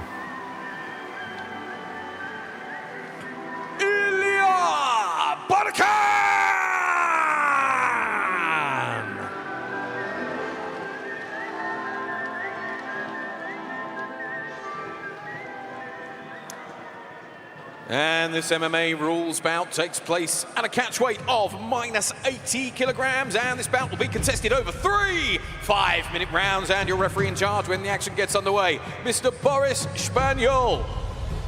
Fighters to the center, please, for your final instructions.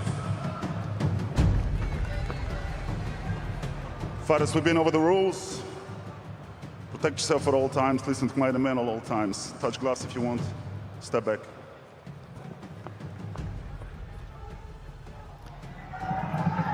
Tail the tape for this one. Chris Hill, of course, coming in from the UK, is facing the hometown fighter Ilija Barkan. 23 is Barkan, 31 is Hill. 5-0, plays 3-0.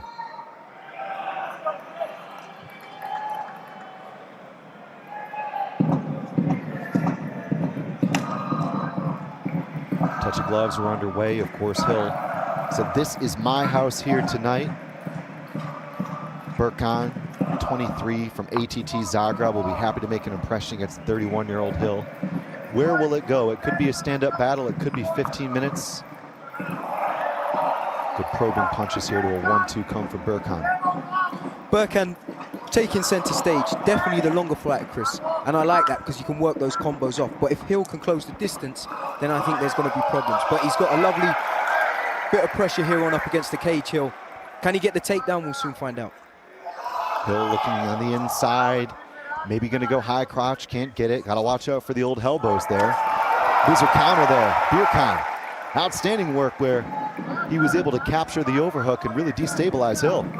Nice disengage there from Birkan. I think he's going to want to stay and kind of strike with Hill here. He's already got a little bit of damage on his nose, Hill, and he just gets caught with the jab coming in. He's going to have to come off the line there or maybe slip and then parry, who knows, but he's going to have to do something to get on the inside to work those shots. Birkan testing to the legs, looks for an oblique kick, goes 1-2, will he throw the 10? Brilliant combos there from Birkan. He loves that jab, lead hook, and then follow with the right, which is a classic in boxing. Being his, boxing background, I think he's looking to really let those hands off. Hill on the outside, switches up. Birkan chasing, double jab to a 10. The crowd chanting, feeling the tension here. Birkan ranked 7 in FNC, the first ranked fighter to compete here on the card.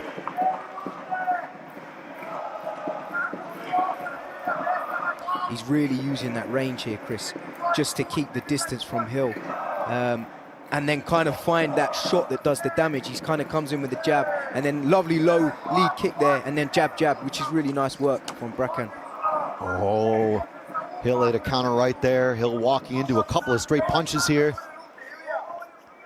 Looking to maybe move his head a little bit more off the center line or hand fight. Hill searching for a way in, looking, seeing what's available, but Birkan controlling things on the outside, hits that 1-2-10 again. Outstanding. 2 to 3 punches, followed by a kick.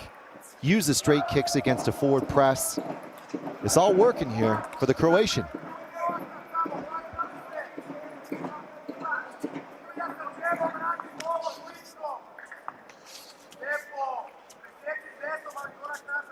Just working each other out here, I think, in the first round. Trying to find out what works, what doesn't. But Birkan has definitely, for me, put a nice clinical performance on in this first round. Testing again. Looking for the high kick again, an oblique kick. Multiple oblique kicks to the heavy. Flat lead available leg. Desperation takedown here from Hill. Shut down by Birkan. Birkan going for the choke. He goes Dars. This could be tight, could be a submission. Oh, this would be an amazing result here for the Croatian. Hill gets to his 4, tries to turtle. Oh, that was a near disaster, Will Jr. A near disaster, he shot for it, and he got it. And in my eyes, that was a finish. But we've kind of disengaged here, and Birkan has taken the back. If you can get the heel hooks on, I think there's something definitely still on here. Well, they say it's catch wrestling, but this ain't catch and release. But certainly putting the shoot and shoot fighting right now is Birkan. Birkan getting to that dominant position here in half. Lots of attacking opportunities. Hill in serious jeopardy, the most jeopardy we've seen in his pro career. What a step up from the regional to the FNC. But what a performance right now from Birkan. Birkan just feeling the love in this arena, Junior. Really feeling the love. Homeboy on home turf. I mean, just under 40 seconds here to go. And I think if you can just, Hill's going to want to ride this round out, but Birkan's going to want to continue applying pressure.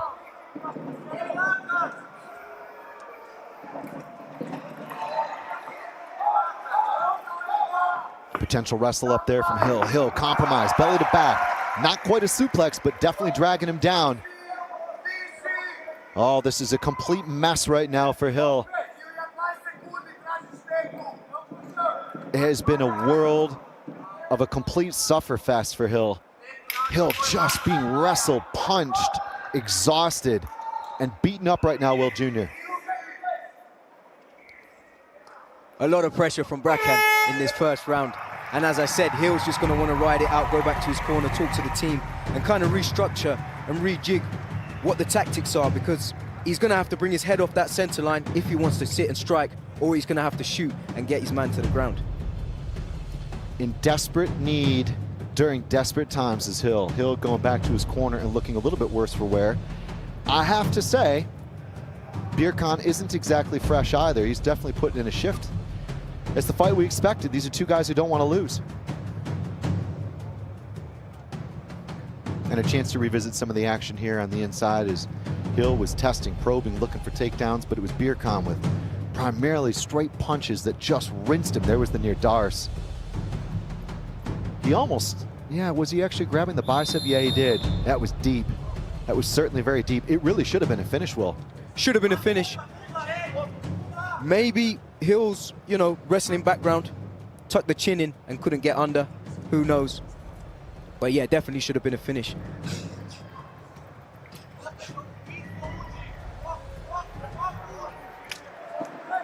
Touch of gloves, and we continue here the second fight on the prelims. Welcome to FNC30. It is great to have you here with us. Of course, the busy season continues for the promotion as we march into Zadar tonight for what should be an all-star lineup. We're building up to FNC TV. If you want to join us beyond this first couple of fights, you have to join and watch on the pay-per-view. But until then, you can enjoy Birkan and Hill.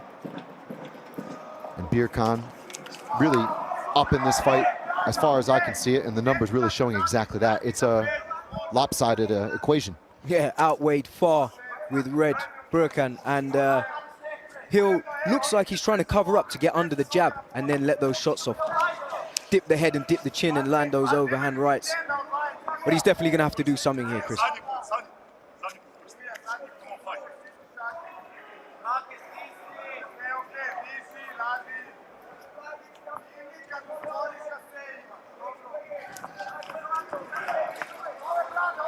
Birkan off the counter, Hill walking into damage though. And that is not the kind of fight that you want to see from a fighter who came in undefeated, had so many strong fights, finished all of them and won 4 out of 5 times via stoppage. I should say finished 4 out of 5, but at the end of the day, Birkan has just had his number off the straight punches, the pivot, the timing, knowing when to move forward and when to move backwards. And Hill, having given of his best and tested every opportunity, just continues to eat damage, and Birkan elusive but present. And the 3-piece combo, Chris. Birkan's putting on the left-right hook, and he's really getting caught. But I think Hill, fair play to him. He showed that he's got a chin, but off the back of having a chin, he needs to throw something. Well, Junior, I have to say 3-piece in the soda, right? Exactly that, Chris, and he's having a good luck with it.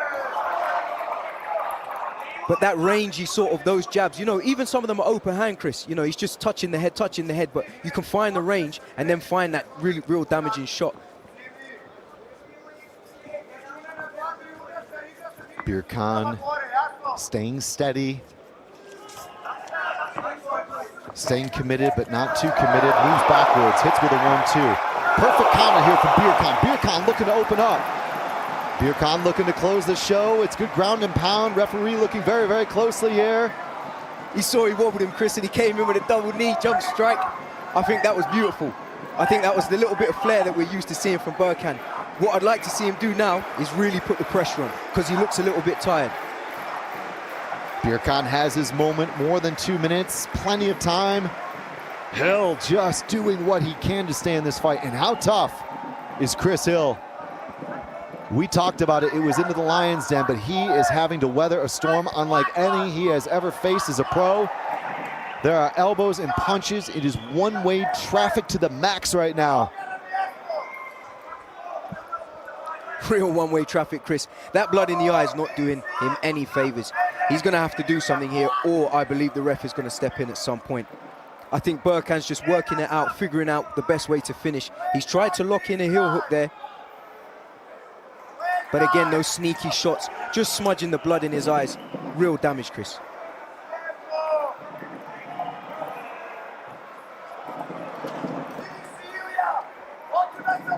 And you can hear with every shot, the crowd wincing at Hill. But again, what a man, what a strong man, and what an athlete, just taking those shots. He still looks calm, he still looks okay.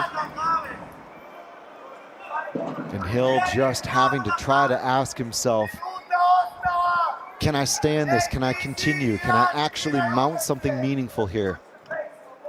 Well, Birkan just needs more of the same. It needs to be really a rinse and repeat performance right now, because Birkan has found his way into the fortress and has the entire operation locked on siege.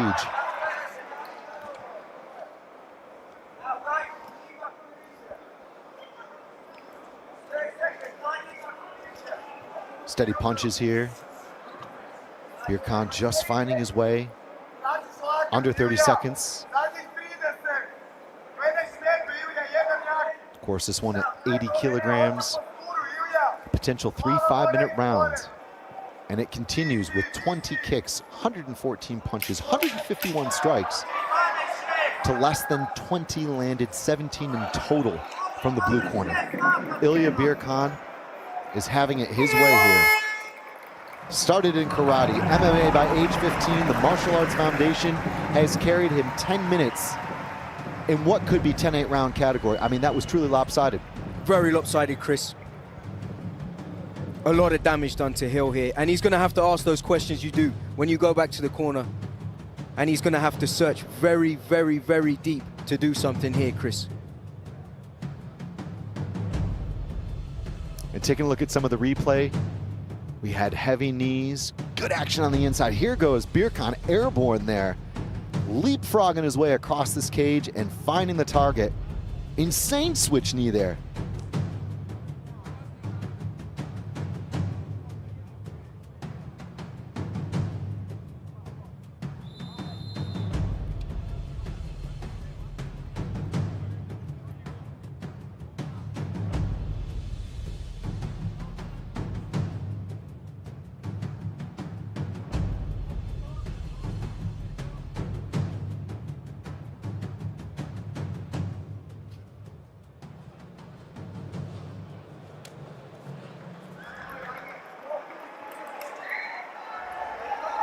Touch of gloves, a show of respect. A touch of gloves and a show of respect as we go into the third and final. Hill would have asked himself those questions. What can I give? What can I do? You can see him eyeing up, sizing up. He's definitely had a chat with his coaches. He's going to restructure, but Birkan is going to look for the finish. And you said it, Junior. Birkan can smell that finish line. It has been a absolutely punch perfect and knee, kick perfect, wrestling perfect performance. What can Hill do? Can Hill find his way back into this fight? The path forward is very obvious, but that is very much an uphill operation. Very much an uphill operation, Chris. And respects and kudos to Hill. He's still giving it some here. He's still applying pressure. And I would expect no less, of course, coming from a quality gym in AVT. Hill, back to the wrestling basics, has told himself it is now or never. I need a 10-7, I need a stoppage. And that's one step to the good, getting the body lock there. Couldn't quite get the pickup, couldn't quite get the destabilization, if you will, underneath the hips.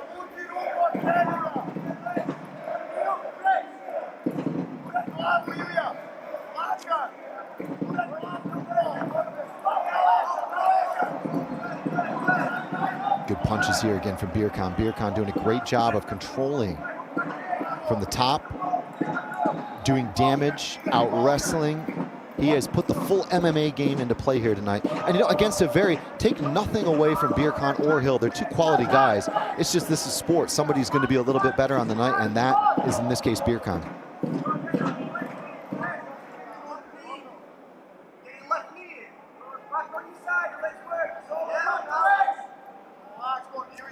A lot of cheeky face control here from Birkan. He's smudging the blood, using, controlling the head, controlling the neck, and trying to find shots and work off it.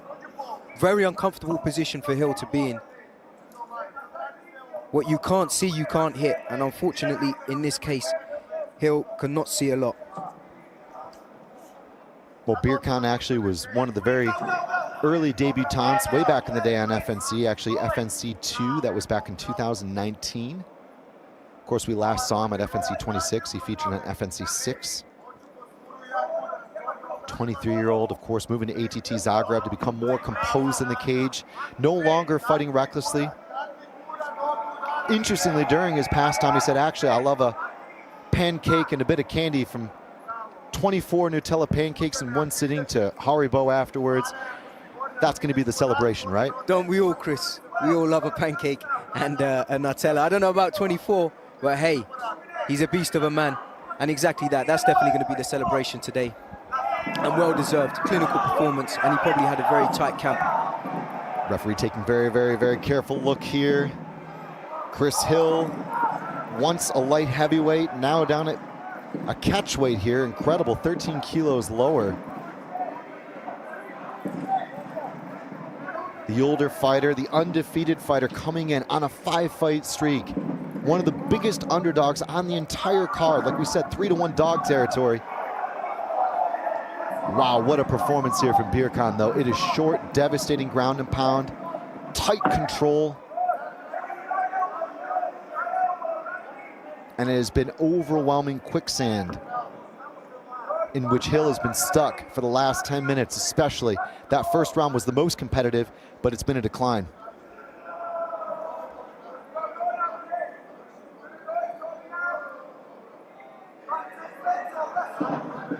Under 60 seconds, pinning the right arm is Birkan. Birkan trying to advance out of half. But the inevitable will become, and the irrevocable outcome for Chris Hill will be one of defeat and wondering what might have been, as Ilya Birkan, the once reckless fighter, has become the methodical fighter and the calculated fighter to produce a winning strategy here as he continues to overwhelm Chris Hill. Under 30 seconds, this crowd on the edge of their seats. Will it be Birkan with another win? And it looks to be another win in 15 minutes. The fourth is such a result in a row. Heavy punches here from Birkan. Hill covering. Seconds left. Hill trying to duck and roll, is stuck, and has been through the meat grinder that is Ilya Birkan. Great performance there from Birkan. Really clinical, and he just did the basics right, Chris. He did the basics right, and then off the back of that, he started to put a bit of flair, as we saw with the jump double knee strike. Really nice, really accurate. And Hill, for me, just couldn't work him out. He was a little bit unorthodox. He couldn't cover up, and he couldn't get under those initial shots to close the distance.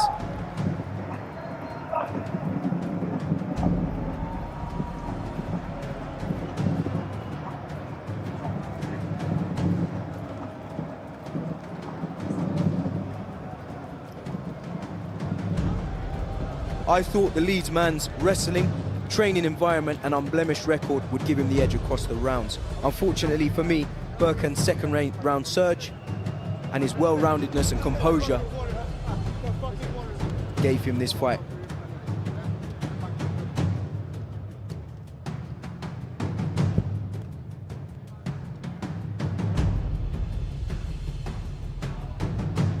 And a chance to revisit some of the action here. It was Birkan from that top control will doing damage to the nth degree. To the nth degree, and to the third and final round. And those inside shots were really nice, and they just kept doing damage and kept opening that cut above Hill's right eye, which was really causing him trouble from the off.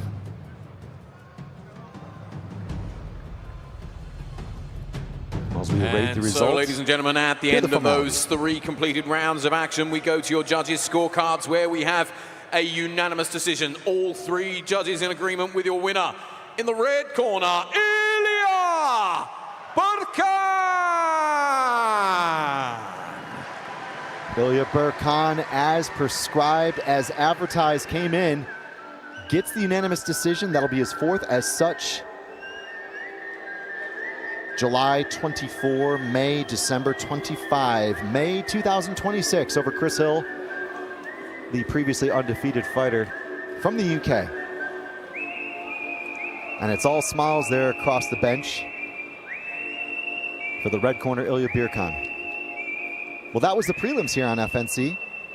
We are working our way towards the main card. Stay with us once again. Plenty of great things coming your way. For Chris and Will, we'll be right back. And until then, here's the interview. Ilija, čestitam ti od srca, kakva je ovo bila predstava s tvoje strane. Evo, zaslužio si respekt svog protivnika koji ti je iskreno čestitao. Rekao si, on je samo jedno brdo još koje ću pregaziti. Tako je bilo. Tako je bilo, da vas čujem!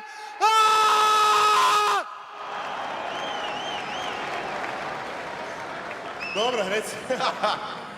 Sjajno si izgledao. od prve do zadnje sekunde, vrlo metodički, vrlo tehnički. Mislim da su bar 2 runde otišle na 10-8, ali čvrst protivnik, do kraja se nije predavao. Ne, Krisu, svaka čast što je preživio. Znao sam da je tvrd borac i da ima tvrdu bradu. Nisam htio jurit nikakav ni nokaut, ni ići u tučnjavu, makar sam mislio da mogu i tak pobijediti, ali išli smo na siguricu. 4. pobjeda u nizu za tebe. Jel gledaš već prema vrhu, koji su ti planovi? Iz meča u meč si sve bolji i bolji, ovo izgleda zaista sjajno. Ma nebitno šta ja gledam, šta mi organizacija da, to ću raditi. Ljudi, vidimo se negdje krajem godine. Zadnje moram te pitat, imaš podršku ko možda ni jedan borac u FNC-u, koliko ti to znači ova tvoja vojska ljudi ovdje tamo? Najviše mi značite, najjači ste, volim vas! Dame i gospodo, Ilija Brkan!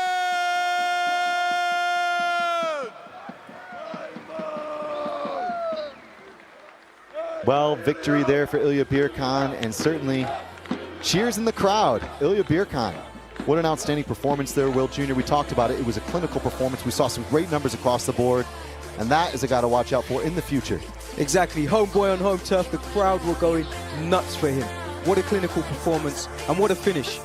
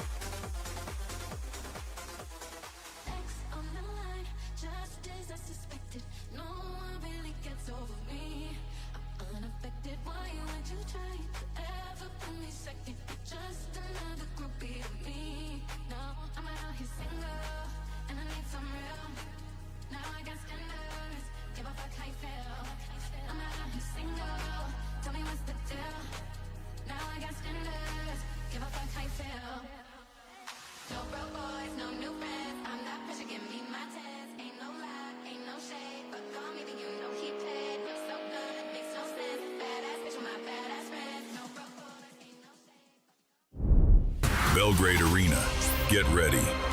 Alexander Joker Ilic fights for the belt against the champion Johnny Barbier.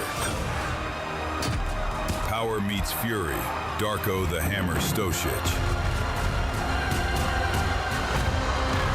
Rising force, Marko Bojkovic.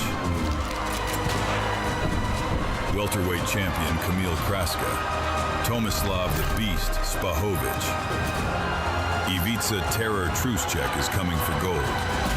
And the chaos continues. Vaso Psycho Bakocevic. One night, one stage, total war. FNC31.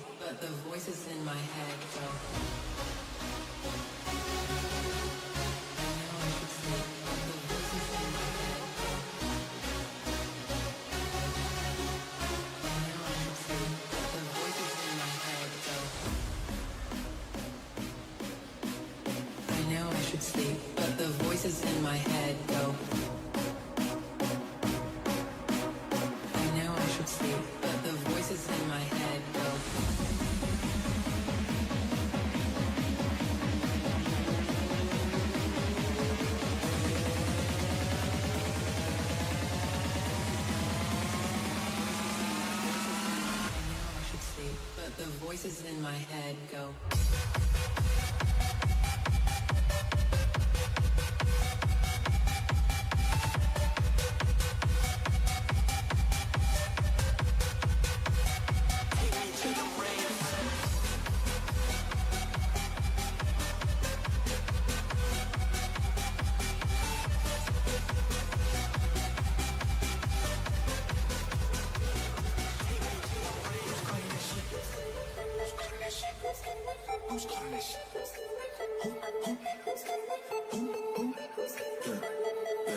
OVO Sound 2025. Hey.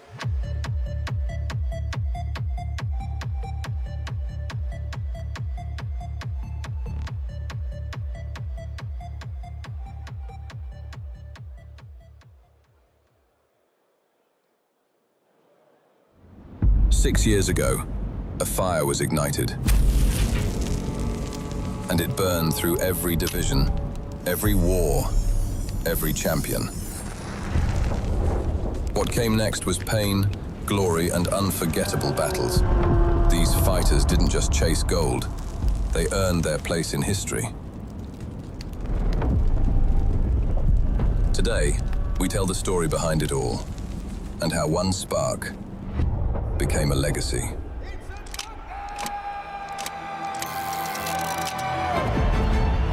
It all started in 2019, and the fight for glory began. From the very beginning, we knew we were building something unique. A place where fighters weren't just tested, but transformed. From small local halls to the biggest arenas in the region, each one became a chapter in our story. And the fans didn't just watch, they became part of it. Every challenge wrote a new chapter in our story. And with every chapter, the story grew. The fights grew bigger and stronger, and the stakes were higher than ever, but the heart never changed.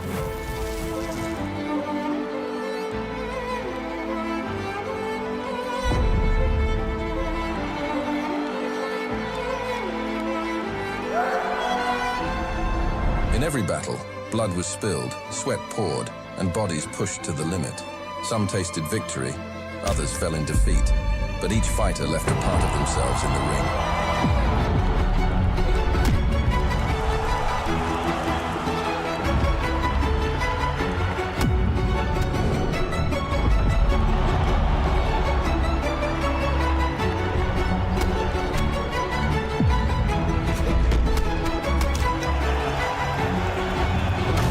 From those early days, new stars began to rise.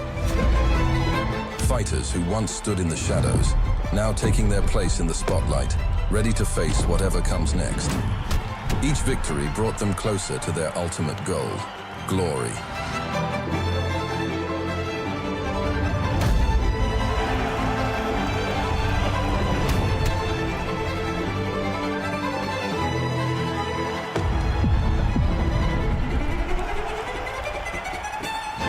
The fire that started in 2019 still burns stronger than ever.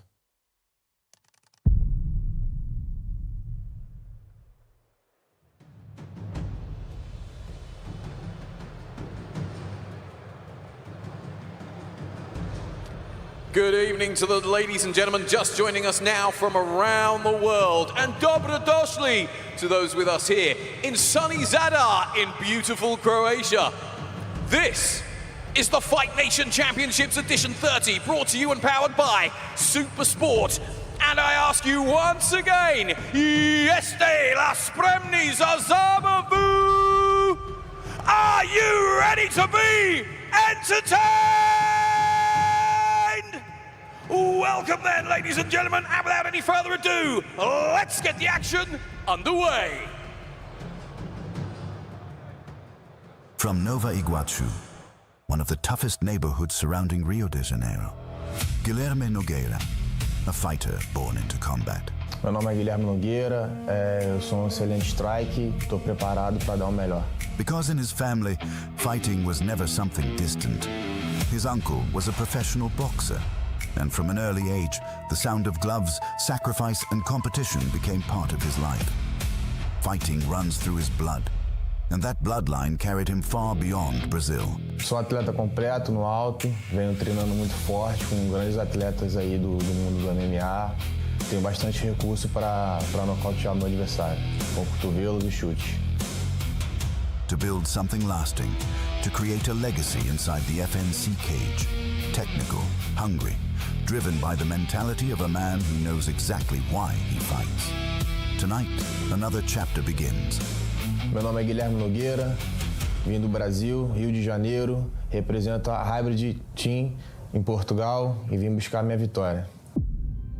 Born in Vienna, but that is only a small part of the story because his roots, his pride, his identity come from Tomislavgrad. Ja sam borac koji uvijek traži finiš i uvijek pruža atraktivne borbe. Jure Juric, a warrior carrying the spirit of Herzegovinian stone, tough, proud and impossible to break. Kad čuju ljudi moje ime, želim da pomisle da sam dobar momak, ali kad uđem u kavez da se pretvorim u životinju. He already stepped into battle once before here in Zadar, and he left victorious. Since then, the fans have been watching closely. The division has been put on notice, and with every performance, he is rapidly becoming an FNC favorite. Ova borba mi znači više zato što se borim u Zadru, a u Zadru se ja osjećam kao kod kuće. Calm under pressure, dangerous when unleashed, a man fighting like he already knows where he belongs, a king waiting to be crowned. Moj Zadre, navijajte za mene kao i prošle godine, a ako Bog da, uskoro ću vas i predstavljati. And now, please welcome to the cage in the blue corner. At yesterday's weigh-in, he scaled 87 kilos exactly.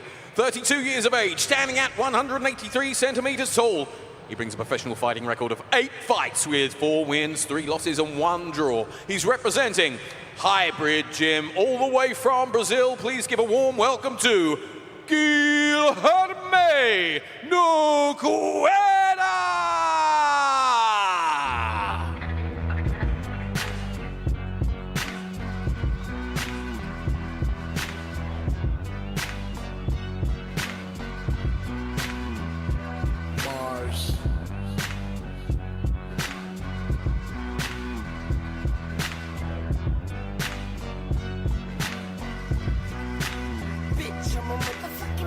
Gang, kill 'em all, odd future wolf gang. Kidnap a vampire and drain all his fucking veins. Wolf Grey Jordans uses intestines for the strings. Snatch up Rihanna and throw in front of a fucking train. And sniff a fucking unemployment line of cocaine. Tie Lil B up to a full tank of propane. Swag, now watch him cook. And just stand there and look. Have a bonfire with old Harry Potter books. Martians versus goblins, goons versus the crooks. And since me and Toon had Viacom shook, I should've got a real ass pirate to do the hook. Maybe Jack Sparrow, maybe Peter Pan's nemesis. My power limitless, like Blanco on Sega Genesis. Superhero, mad that Marvel overlooked me, cause Spider-Man and Hulk straight push. Bitch, I'm a motherfucking Mars. Goddamn God. Yeah. Bitch, I'm a motherfucking Mars. Mr. Goddamn God. Yeah. Bitch, I'm a motherfucking Mars. I'm a goddamn God. Yeah, no. Motherfucking Mars. Goddamn God. We are not the same, I am a Mars. A year ago, I was poor somewhat. Now my future's brighter than Christopher's new haircut. Bruno Mars is still sucking dick and fucking male butts in the same closet that Tyler Perry gets clothes from. I suck, where the fucking ring pops. You got a better chance. Guillermo Nogueira, born in Rio de Janeiro, coming from a bad boy neighborhood. We know he's going to bring style, we know he's going to bring aggression. Having scored a unanimous decision victory at OPN's inaugural event in France less than 2 weeks ago. That recent match sharpness could prove a genuine asset. His BJJ is a counterpiece of his game. Let's see what action he can bring tonight. Guilherme Nogueira! Mr. Goddamn God. Yeah. Bitch, I'm a motherfucking Mars.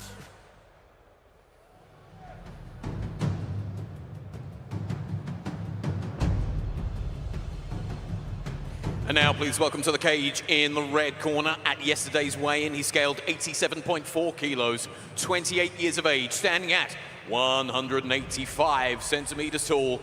He brings a perfect professional fighting record of 3 fights and 3 wins. He's representing Basic Sports Club from Croatia. It's Yuri.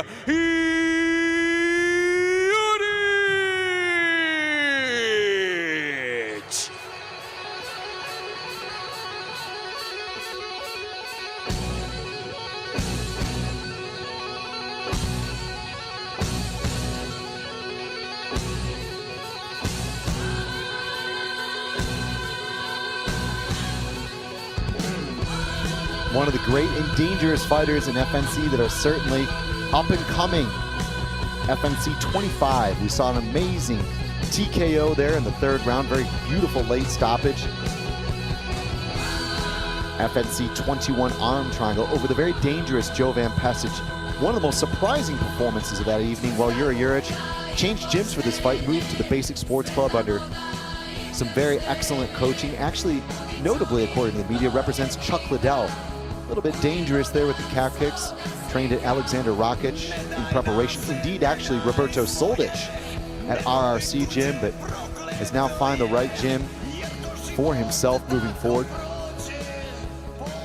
Well, Juric, of course, undefeated, 3 fights, 3 finishes. Has never once allowed any fight to reach the scorecards.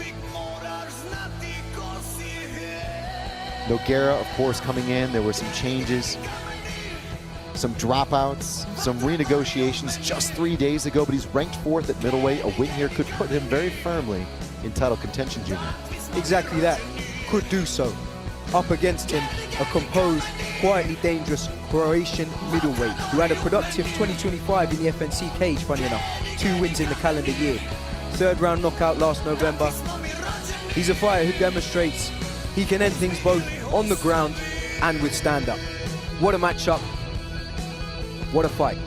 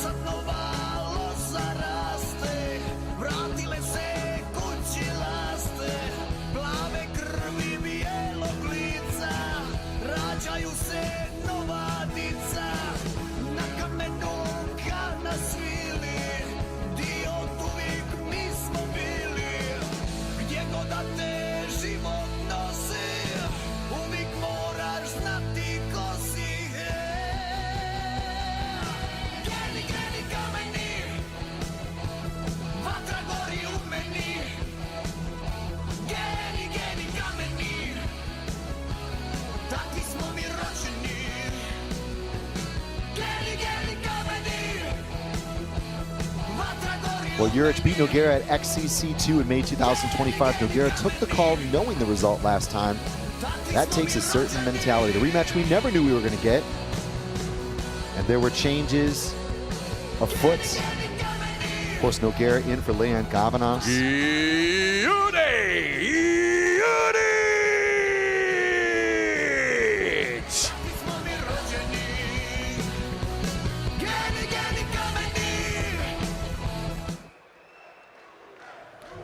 And this MMA rules bout takes place at a catch weight of minus 87.5 kilograms, and this bout will be contested over 3 5-minute rounds.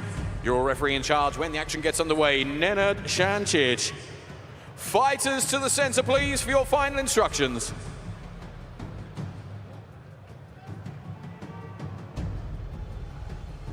Fighters should know the rules. Listen to my commands all the time. When I said stop, you stop. Touch the gloves, go to the corners. And Shancic in charge here. It's a catch weight, 59 kilograms, 87.5. Some changes there on the numbers. Yuri Juric, Guilherme Nogueira. Lots of discussion about where it could go.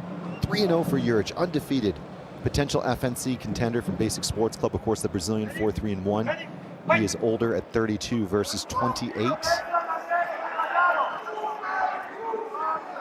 Nogueira, certainly a very seasoned competitor, a late change. Normally fighting a little bit lower. Oh, there was a huge right hand! Never mind any of the odds, never mind any numbers. This one could be over in seconds. Under 20 seconds, and Nogueira is floored, Will Jr. Oh my goodness. What a right hand, and what a finish. There we go, first round knockout in under 30 seconds. Yuri Juric has done it. And he's done it in some spectacular fashion. What on earth was that? Well, the quickest of manner. Nogueira, certainly a very experienced opponent. Juric won in May 2025. There can be no doubt, there will be no trilogy. The duet is definitive. Yuri Juric. How about that? Chris, what an upset. Oh my goodness. He's left his guard open, and Yuri Juric has just landed the right straight down the pipeline, right on the chin, and floored him. Absolute insanity and scenes here. Everybody on their feet. A total shocker played from Yuri Juric, the Croatian. Changing gyms, making some adjustments. Certainly the fighter who wanted to steal eyeballs at middleweight had to go up. There's the 1-2, perfect. Straight out of the playbook of a professional boxer as he steps in. He knew he'd done it, Will. He knew he did, and he rocks him. It didn't necessarily KO him there and then, but it definitely rocked him, and then he could get the finish on the ground. We said it, if you're not watching FNC, what are you doing? A great show of sportsmanship from Yuri Juric, just checking if Guillermo is all right. And will he get back on his feet? We hope so. We do. Well, that was certainly, ladies and gentlemen, a surprising outcome, the announcement. The coming end away from comes Peter in Lowe. round number 1 with an official time recorded at cage side of 24 seconds. Your winner by way of TKO in the red corner, Yuri Juric.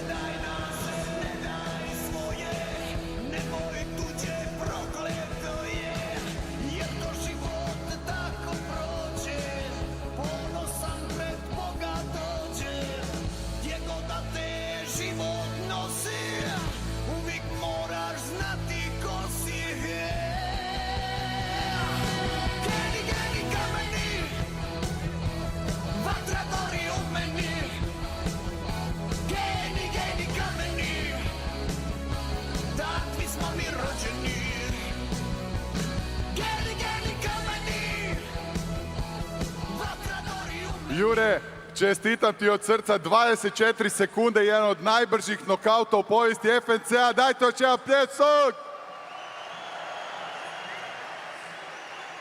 Evo, iskreno nisi se uznojio. Prva desna kroz sredinu prošla i to je bilo to. Na prvom mjestu, kao uvijek, zahvalio bi se Bogu. On mi daje snagu za ovo sve. Da, što se tiče meča, eto, Bogu hvala, brzo sam ga završio, nisam se ni uznojio i idemo dalje. Idemo dalje. Jure, 2 dana prije ovog meča dobio si novog protivnika. Koliko je to teško i lako? Evo, vidimo da je za tebe bilo zapravo ugodno. Pa nije, ja sam navikao manje više na to. Ovaj put je samo jedna zamjena bila, prošli put je to bilo 7 ili 8, tako da je to okej je bilo. Nije toliko strašno. Jure, nizaš pobjede, kakvi su ti planovi, dosta često se i boriš, kada bi te sljedeći put trebali gledati u FNC kavezu? Pa evo, moja velika želja je da se borim u areni Zagreb. Prošle godine u Zadru sam se trebao boriti protiv Vuka Lekića, on je se nažalost razbolio 2 nedjelje pred meč, a mjesec dana pred meč je rekao da nisam neki borac, da bi me završio u prve 2 runde. On je se sad borio u Ljubljani, ja imam isto mišljenje o njemu, pa ja mislim da bi dobro bilo vidjeti ko je u pravu. Apsolutno, jedva bi čekali vidjeti taj meč. Čestitke još jednom Mladiću. Želiš još nešto reći? Samo jedna stvar još. Sutra je majčin dan. Želim kao prvo svojoj majci čestitat, pa svim ostalim majkama. Mama, volim te. Dame i gospodo, Jure Jurić! Yuri Jurić very happy there about the outcome, and how could you not be? What an outstanding delivery there. The goods as advertised from Yuri Jurić. Number 4 at middleweight, where will he go next? It has to be up to 3 or beyond. Plenty of more action, I'm sure, to come his way in FNC. Let's take a look at some of the numbers there. It was certainly not much from Nogueira.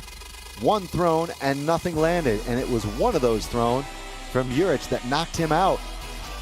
It was short and sweet, under 20 seconds, with 11 seconds of ground control. That's all she wrote. FNC30 rolls on. Here from Zadar.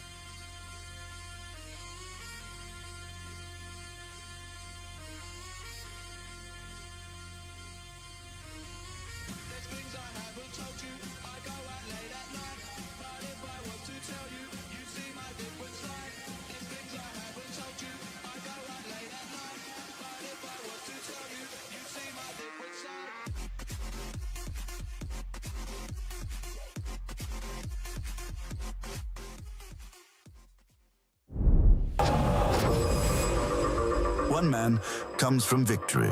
He is now 5-0, still undefeated and moving exactly the way a young fighter wants to move. And the other comes from a loss. A result he cannot change, but one he can bury with the right performance. And when those two stories meet, one man leaves with proof and the other leaves with a problem. Akos Denish is a fighter who once just dreamed all of it, what I experience and live right now.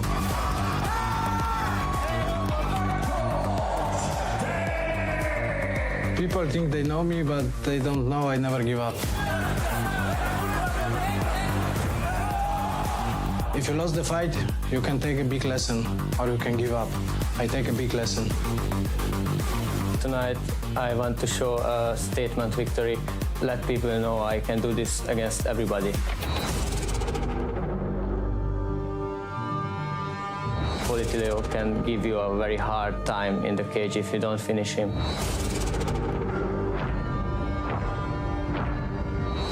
If you give me space, I'm gonna take the room.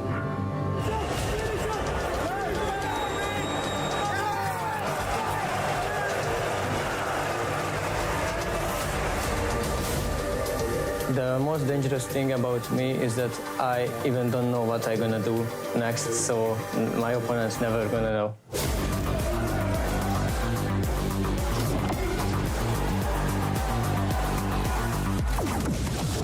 When I win these fights, I want the people to say they are not surprised. Your next star is here, so let's cheer for me. Zadar, let's do this again. Akos Denish, fighting Pavel the Polish Eagle, Politilo. And now, please welcome to the cage in the blue corner. At yesterday's weigh-in, he scaled 68.9 kilos. He's 33 years of age, standing at 169 centimeters tall. He brings a professional fighting record of 17 fights, 11 wins and only 6 defeats. He's representing SBG Island from Poland. It's Paweł, the Polish Eagle, Politilo!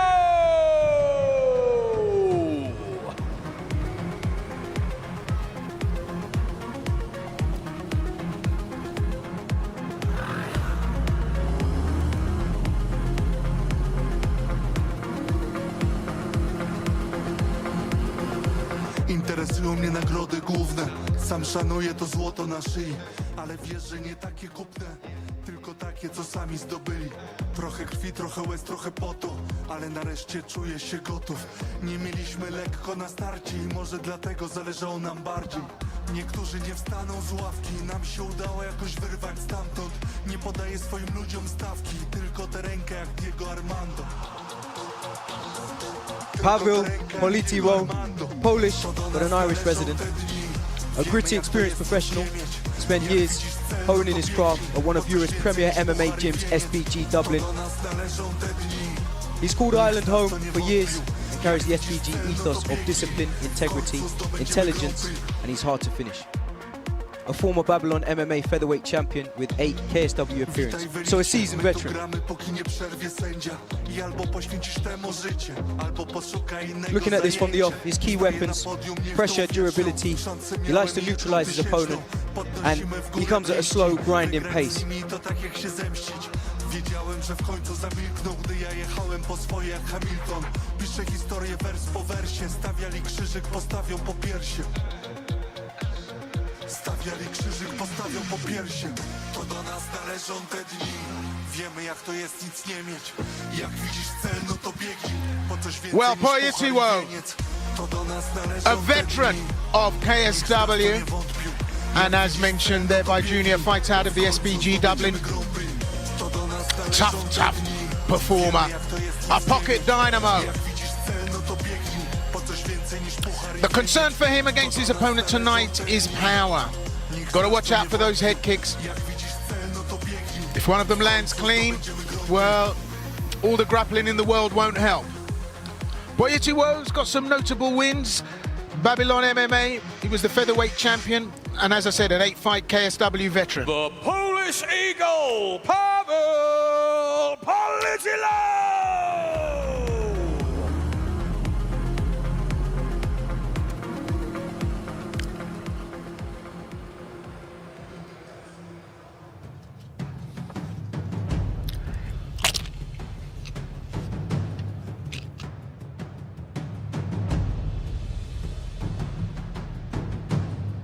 And now, please welcome to the cage in the red corner. At yesterday's weigh-in, he scaled 69 kilos exactly. 26 years of age, standing at 177 centimeters tall. His professional fighting record thus far, a perfect one, with 5 fights and 5 wins. He's representing Team NSA Sopron at Hero Gym from Hungary. It's Ákos Dennis!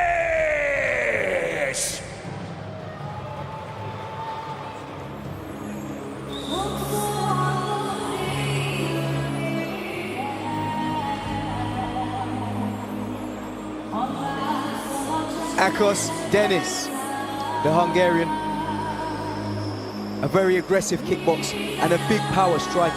One of the most watchable fighters on this card and a genuine crowd favorite in the making. Dennis is an IMMAF pedigreed Hungarian who's brought distinctive, explosive power, style and professional ranks. I think he's going to bring flair to this. I think he's going to want to make a statement. And I think it counters with his longer reach. He's going to want to work from the outside and not stand and trade in the pocket with Politilo. Politilo, as I mentioned, has to watch out for that high reel, high kick that Dennis possesses. 5-0, those numbers are huge and speak volumes in terms of the mindset that the Hungarian brings to this tonight. Yeah, I have to say that with the 4 knockout wins, they tell a story. He can end fights, but his arm triangle victory in the FNC amateur ranks shows an unprecedented grappling dimension that opponents can ill afford to miss. You dismiss that at your peril. So, 5 fights, 5 wins, 0 on the scorecards. He comes in here with a perfect record and the confidence of someone who simply hasn't experienced what losing feels like. Notable win, KO of Dino Sulikanovic. That was a FNC, and it was a round 2 finish, October 2024. So, Poyetiwo's experience and cadre will make this competitive, but Denise's power and explosive kickboxing creates constant KO danger throughout the bout. The head kick or a follow-up combination, I think, finds the finish inside 2. Akos Denis. Akos Denis!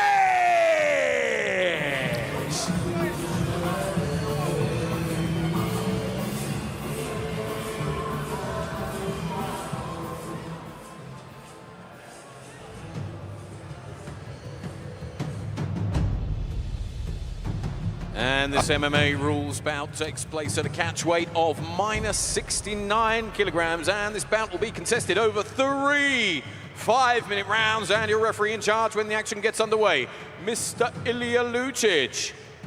Fighters to the center, please, for your final instructions.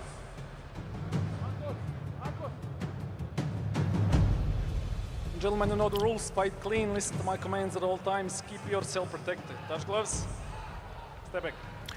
So catch weight at 69 keys. Those are the numbers up. Extrapolate from them what you can. The tail of the tape tells us that the most interesting number there is 5-0. And of course the age difference. Pavel Poyetiwo comes in at 33, playing the younger fighter. Scheduled for 3. FNC MMA rules across the bout.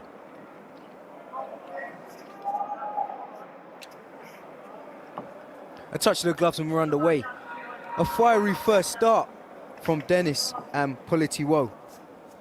A lot of energy. Poyetiwo's looking to close the distance with feints.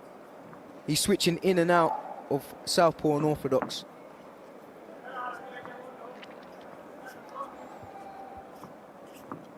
Tentative look-see.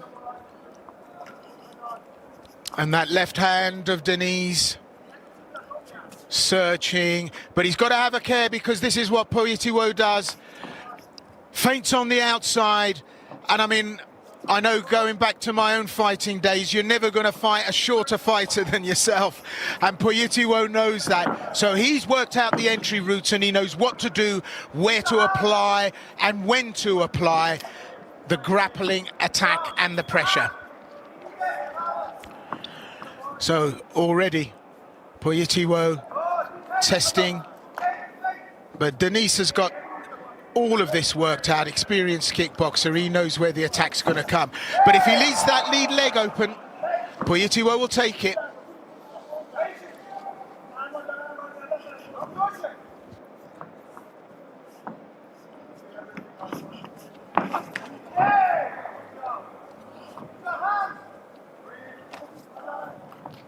Good straight left from Denis. And interestingly, Poyetiwo not exposing his hand with the shoot early doors. He's happy to slug it out, keep the stand up and the momentum going.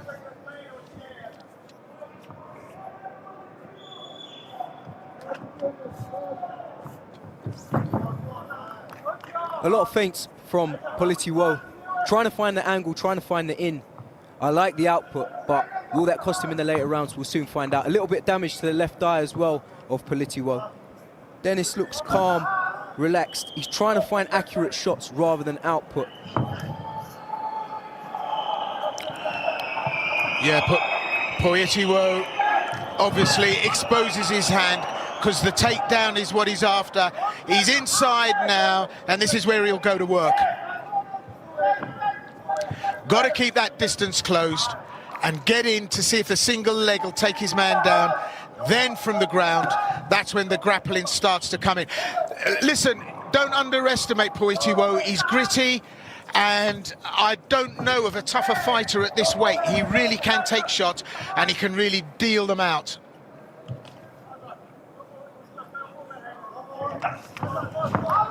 There's the shoot. Oh, and he's going to hang on to that ankle. Has to give it up, and Denise will have none of it on the ground. Gets back to the upright. He knows that's where the strength lies. Oh, flying hammer fist. You don't get many of them to the pound. But Poitiwo, very capable of pulling rabbits out of the hat. There's the high kick he needs to have a care for. And as you correctly picked out, a bit of wear and tear on that left eye of Poitiwo.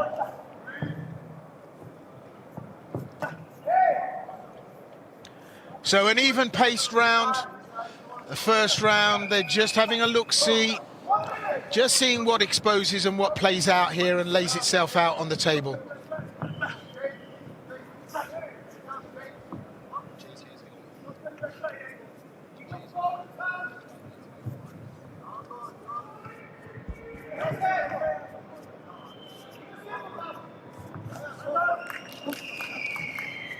Finding a way in.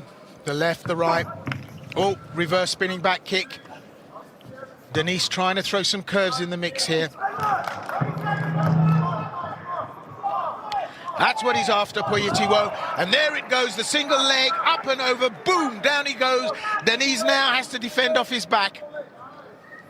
And Poitiwo knows that constant pressure to try and get his man down and then use that top heavyweight for some ground and pound here. And he'll rough Denise up here, could quite finish it. Serious pressure from Denise and Poitiwo, but I think he's applying the pressure with the hips, trying to stay on top and trying to get those shots off in the inside. A lot of output from Poitiwo. Will that cost him in the later rounds? We'll soon find out. Has he got the tank for it?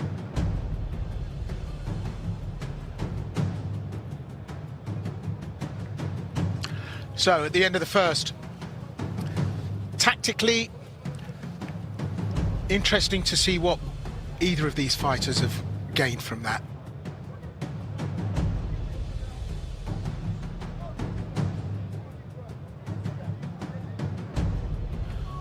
On the replay, Poitiwo has proved that he can close the distance, probably take some of the best shots from Denise, and then went on the inside, cause a little bit of havoc to take his man down on the ground. And that's where he's most dangerous. Top position, ground and pound.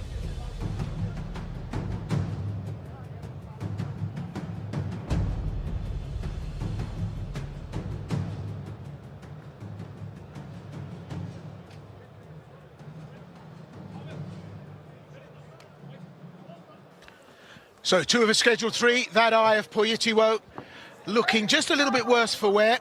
Nothing serious as of yet, as Poitiwo delivers a panoply of kicks, front kick, side thrust kick, Yoko Keri Gogomi.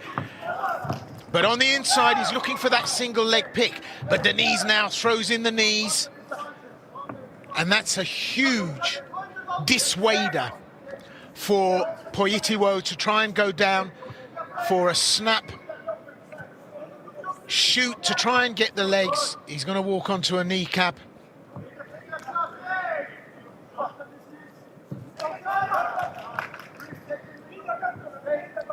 Gives that impression that he's a little tired, a little fatigued, Poitiwo, but he's as fit as a butcher's dog. He can go the whole three at full throttle. He's had championship rounds in the past, so he can go a full 5. And he's known for making opponents work for every second in the round. He never lets up, there's no respite. So Denise, I don't think, has done anything meaningful here. That top position in the first round that Poitiwo extrapolated from that scramble and takedown And again here, that's what he'll go for, the shoot as soon as he can, but the knee strike is the deterrent. But that was the most meaningful in the first round, the pound and ground from Poyetiwo. Let's see if he can replicate it in the second. There you go, lures you in, single leg takedown, on top, ground and pound. And Poyetiwo, if he doesn't get caught by some slick grappling, an arm bar, he'll grind you down. And Denise has just opened himself up for that. Poyetiwo has found the way in, closed the distance on top. And the hammer fist, the punches, that's what we're going to see from Poyetiwo now. And he won't give up this position, not for a while.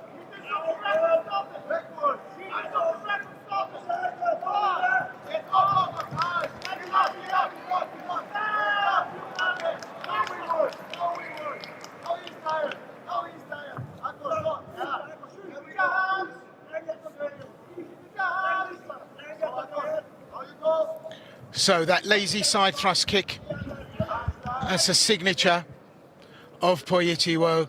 The oblique top of the kneecap causes damage, and this is feinting. When he rolls out of a punch and makes out that there's been damage done, well, it's just to lure you in, and then he closes the distance without making the effort.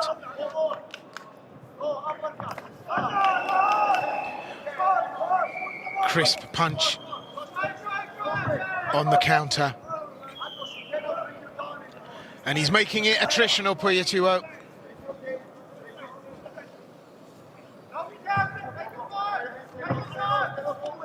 Denise 5-0. He looks like something's gonna go. Poyetiwo's making a meal of this.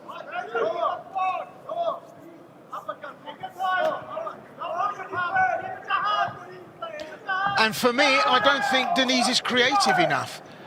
I just think relying on the odd perfunctory rolling back fist and the odd kick, he looks like the gas tank is empty, and it's Poyetiwo has ground him into a nullified position.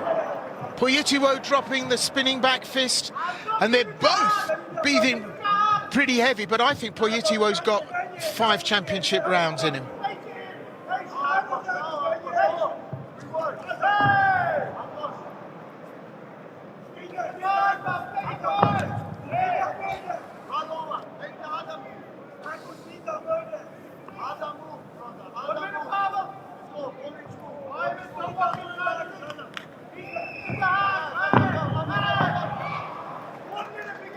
So down to the ground, and this is where it gets attritional.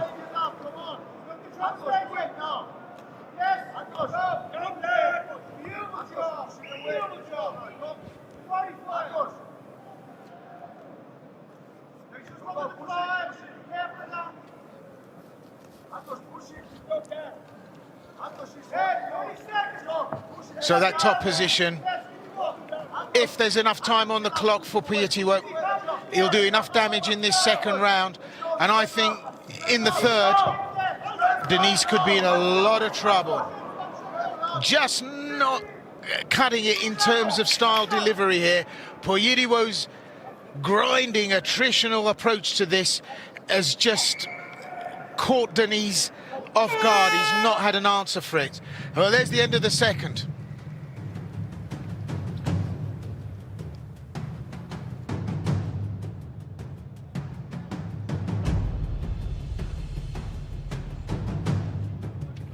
So we go into the third, and I don't think a lot of predictions had that on the card, but that's Poyetiwo delivering what he does best. And it was always going to be grinding, it was always going to be attritional, and Denise just didn't have the answer.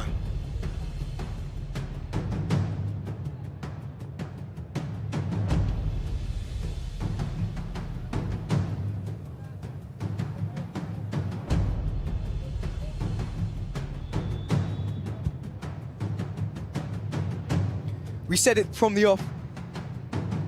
You were going to get dragged into deep waters from both fighters, a lot of output. But what I loved from Poyetiwo was the angles he was cutting off line, off center line. in and out of southpaw, and I think he did a lot more in those later rounds just to show flair, whereas Denis sat off, tried to pick shots, and it didn't really, you know, do enough for me. But here we go, a shake of hands, a sign of respect.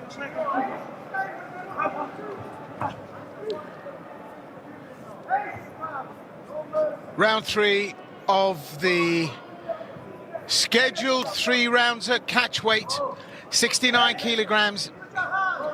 Pavel Poyetiwo, Akos Denis. Hungary faces off Poland, an international matchup here that hasn't really gone the way I think that the pundits had it on their cards to play out. Now, Pavel Poyetiwo, all the feinting, all the deception. You can see now he's got it in the tank.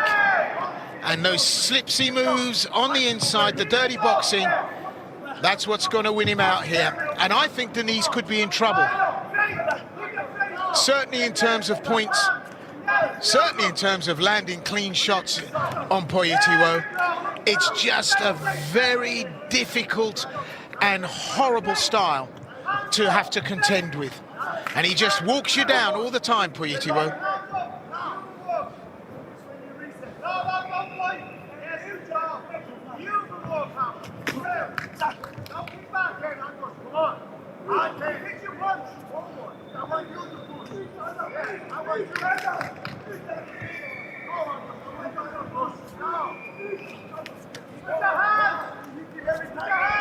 As you say, Sensei, that dirty boxing on the inside is doing Poyetiwo a lot of favors here. Denis's punches aren't really getting through. There's a lot of damage done to Poyetiwo's face, but still, they're just not getting through and they're just not slowing him down. He's still center cage, he's still walking his man down. And I think Denis is gonna have to do a lot. He's trying to find a home for that spinning back kick, but it's not really landing and it's being returned with a spinning back fist.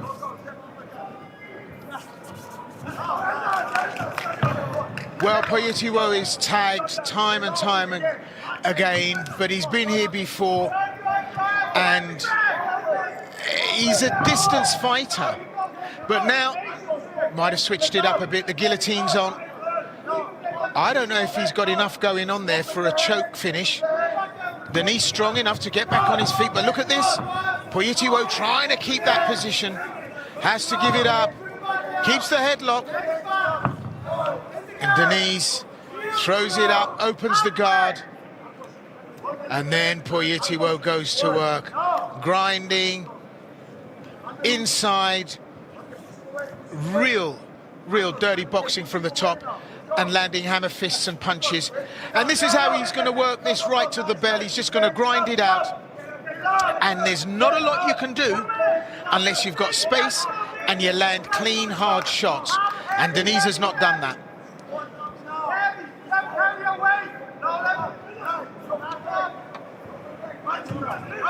So,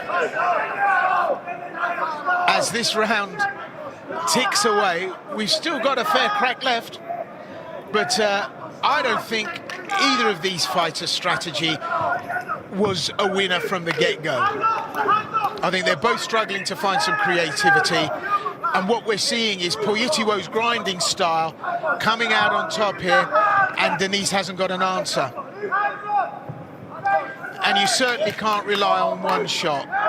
And that's what Denis is doing. He's throwing shots in, hoping that they'll have the effect, but not against someone as tough as Poyetiwo. Down on the ground, and this is dangerous for Akos Denis, because Poyetiwo on you like a drunk on a kebab.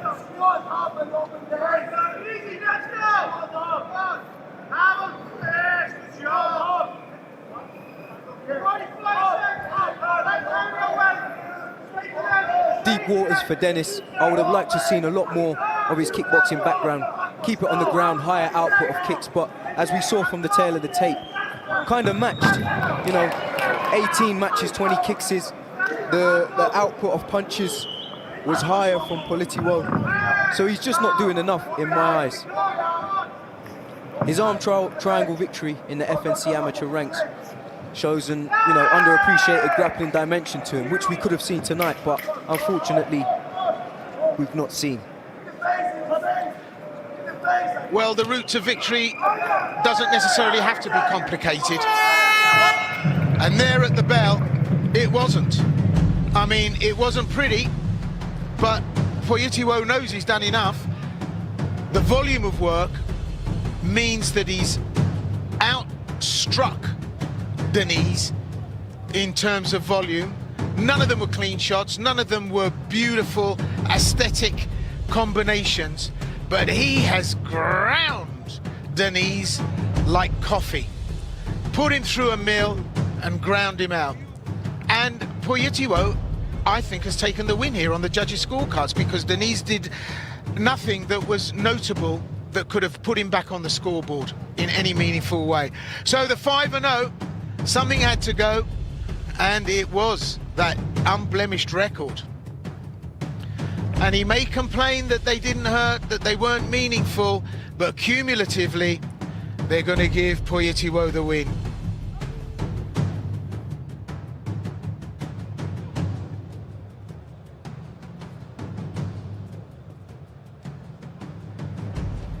So we'll wait and see what the judges' scorecards had to say. Well, ladies, I've got ladies it and gentlemen, at the end of those three distinctively completed rounds in of favour action, of we go Poyetiwo. to your judges' scorecards, where we have a unanimous decision. All three judges in agreement with your winner. In the blue corner from Poland, Paweł, the Polish Eagle, Polytilo! So, that unblemished record of Akos Denise. He was burgled, mugged here tonight at FNC by Paweł Poyetiwo. And I said it at the end of the round, it doesn't have to be pretty. You do not have to be the Nijinsky of MMA to produce the W. Poyetiwo knows the way to win, and he's delivered that here tonight. So, PP from Poland, Paweł Poyetiwo makes it 12-6, and over the distance, he was your man.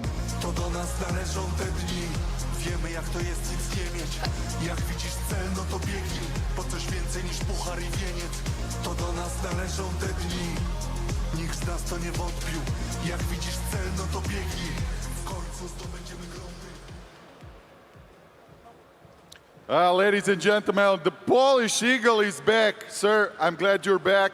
How difficult was it for you to perform in this way, vintage Paweł Polytilo, after the last fight? For me, amazing. Second time in Zadar. Thank you, guys. I do all my best every camp. I have a little long break, but Eagle is back. Eagle 3-0. Eagle 3-0. Yeah, 70 now, yeah. Let's go with this weight.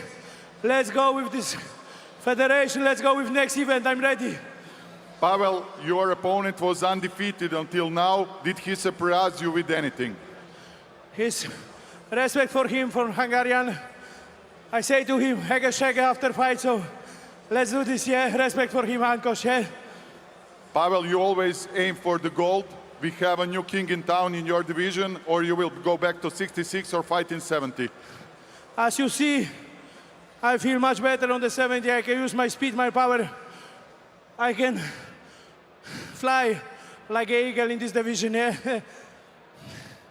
So what I can say more, thank you for my family, for my coaches, for Federation of Croatian, and for Polish people as well who support me every time, yeah. Thank you, sir. Congratulations one more time. Dame i gospodo, the Polish Eagle, Paweł Polytilo!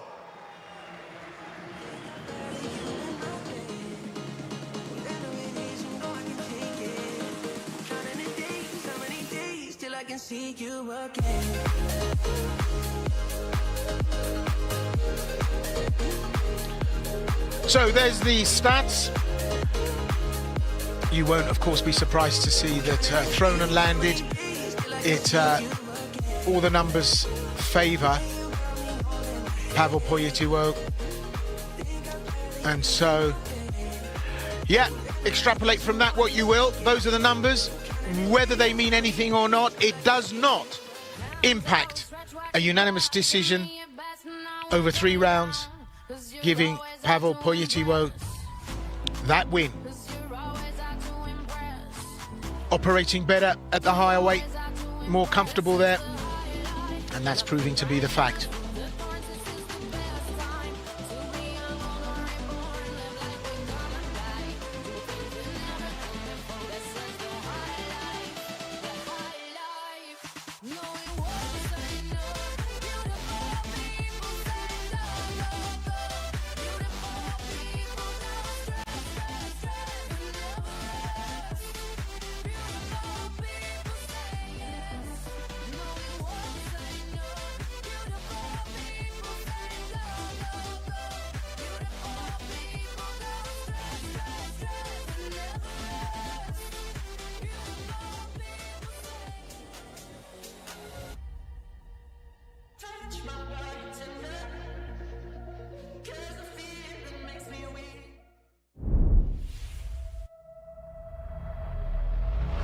Out of Pforzheim, representing Germany, Robin Moosman, a wrestler by nature, the kind of fighter who thrives in pressure, control, and chaos at close range. When people hear my name, I want them to think of a really strong fighter. But for Robin, wrestling alone was never enough. So he traveled across the world to Brazil, the birthplace of jiu-jitsu, chasing evolution, sharpening every layer of his game on the mats where legends were built. I don't fight to look good, I fight to feel good. The best feeling in the fight is when I submit to people and when they tap. That means that they gave up themselves, and I like this. Tonight, he brings all of it into the FNC cage. My name is Robin Moosman. I come from Tannenbrunn, Germany, and I represent Beng Muay Thai in Pforzheim. From the stone streets of Dubrovnik, a city built like a fortress, surrounded by history and hardened by the sea. Ja sam Luka Milidragović, dolazim iz Dubrovnika I predstavljam Maro Pera, Gladiator Dubrovnik I UFD Gym. The people here in Zada already know his name. Kad ljudi čuju moje ime, želim da pomisle na ljepotu nasilja. Ako on misli da će ovo biti lako, naučit će da svako mangupstvo ima svoju cijenu. Po svom protivniku mislim da je dobio besplatan put I hotel u Zadru, a na Jadranu nema ništa besplatno, tako da ćemo sad morati to naplatiti. Zadnji put kad sam se borio u Zadru, borio sam se protiv domaćeg borca I imao sam ogromnu podršku, a ovaj put se borim protiv strance I očekujem još veću. Ljudi, hvala vam svima što ste došli, nadam se da se zabavljate I sad budite svi uz mene I navijajte tokom cijele borbe. Idemo.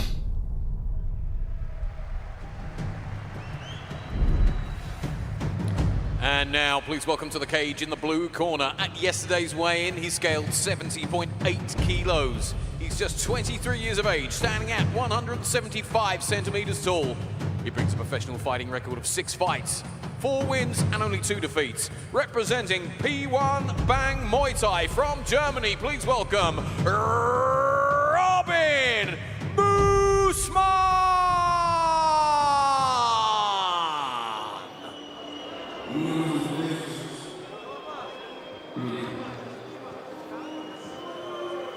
Yo, I roll out with no cash on me, calm down with no mash on me, stay away from these actions, you try to come around and get ash on me, that's 5,000 capacity, 5,000 capacity, just bring that over to the UK and then add it up to me.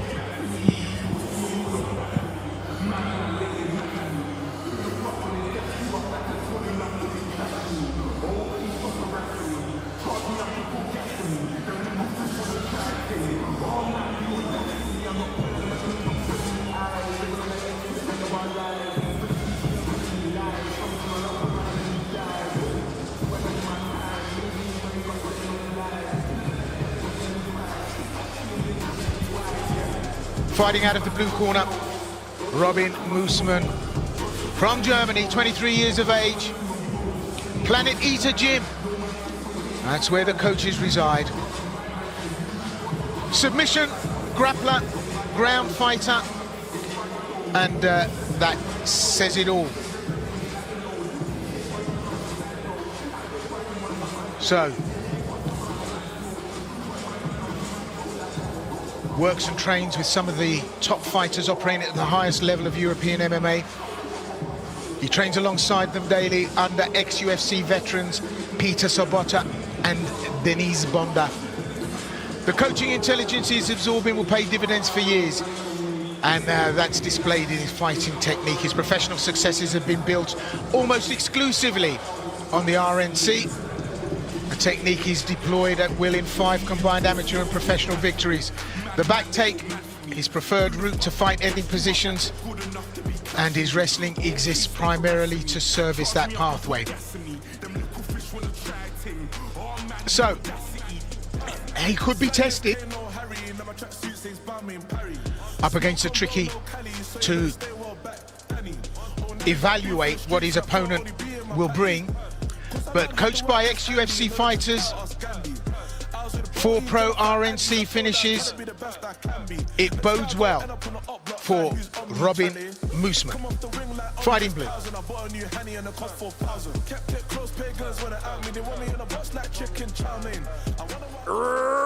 Robin Moosman! Laid back but still rowdy. Same goose from thrown back still round me. Funny how my old things still shout me.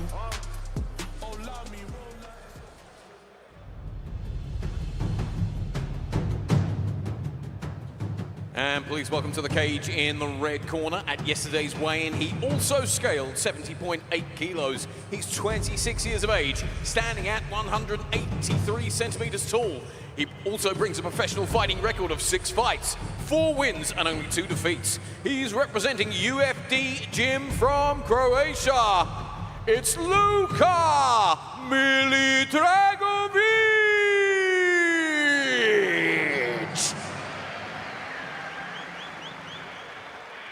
Choose your destiny. Flawless victory. Choose your destiny. Flawless victory.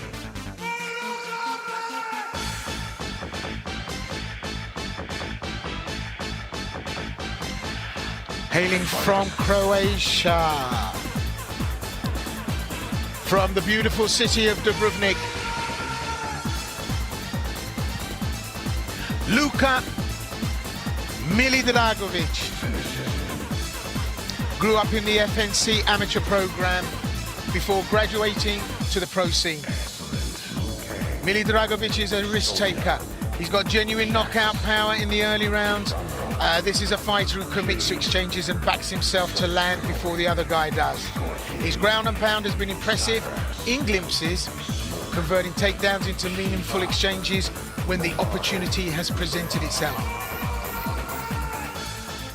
So it doesn't matter whether his opponents are at or below his experience level, he's effective, going 4-2. Tonight, steps into the cage against a fighter with a comparable record, identical experience and potentially better coaching infrastructure, and we spoke about that. The key for Milidragovic is controlling the early pace and landing before Moosman settles. Notable FNC amateur debut in 2020.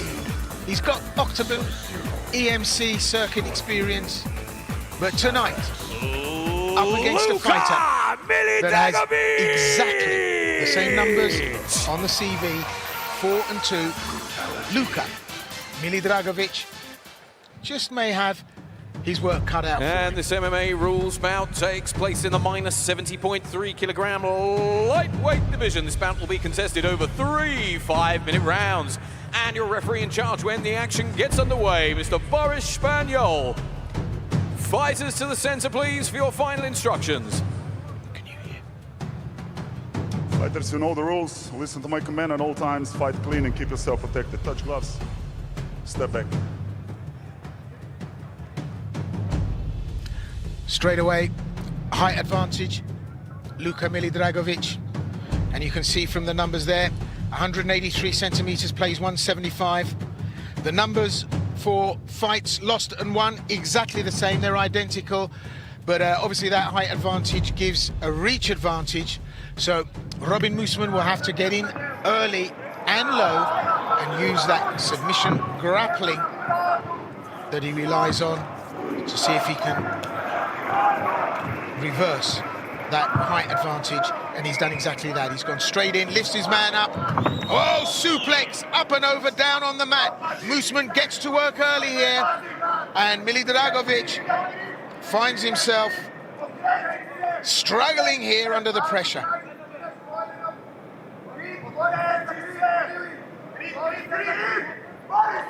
So Robin Musman now finds himself locked in. He's got figure four locked on one of the legs, locked that nicely. Looking for a choke.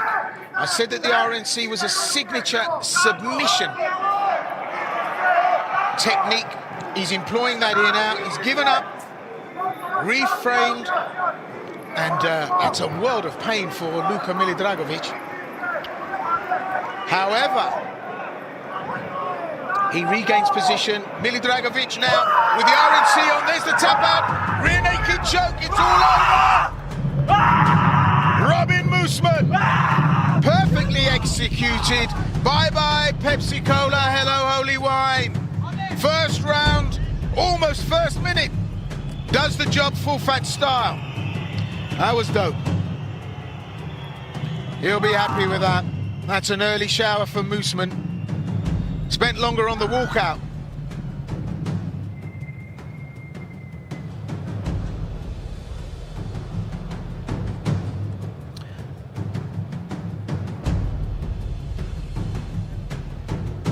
And we get a chance to revisit this second time round.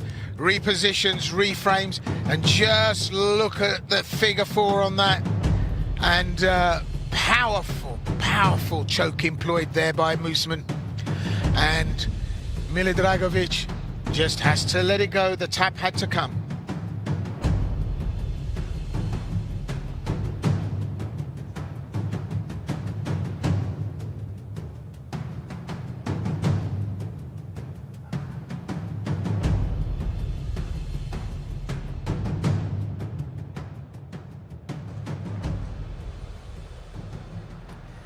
Well, ladies and gentlemen, the end comes after 1 minute and 5 seconds completed of round number one. Your winner by way of rear naked choke. In the blue corner, Robin Musman!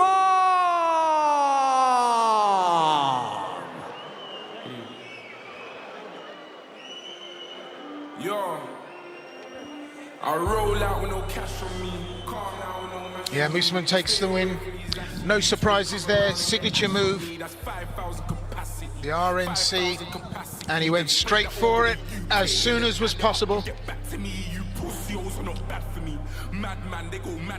Beautiful finish. Oh, please stop harassing me. Charge me up and put gas in me. Them little fish wanna try thing. Oh man, the audacity. I got girl in my inbox selling me eyes. Living on the edge to the end of our lives. Wolf in the sheepskin telling me. Robin, congratulations. In your interview, you told us that you like to submit people. This is your best way to win. And it took only 1 minute to do it. You took him down, you took his back and submit him. Can you talk us through the fight? First of all, thank you, Sadar. I'm really sorry. I did not mean it, okay? I love this city. It's a beautiful city. I want to come here. I want to make vacation. It is really beautiful here. Thank you, Sadar. And that's my destiny. I submit people. I belong to here. I work really, really hard. Thank you to my corner. Deki, thank you, Carlos. Thank you, Arthur.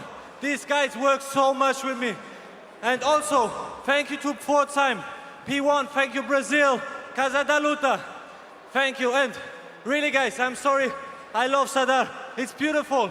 Next thing, I need the money. This was performance of the night. This was 1 minute. 1 minute, and I belong to here. FNC, make me a good contract, and I need this 5,000 euro. Thank you, Sadar. Dame i gospodo, Robin Musman!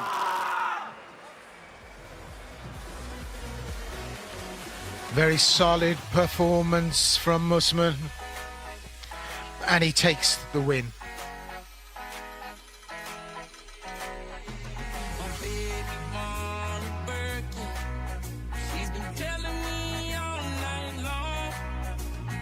There's the numbers up on screen. Well, the only numbers here that are of any value to any of us are the takedowns and the submissions. And Musman right across the board.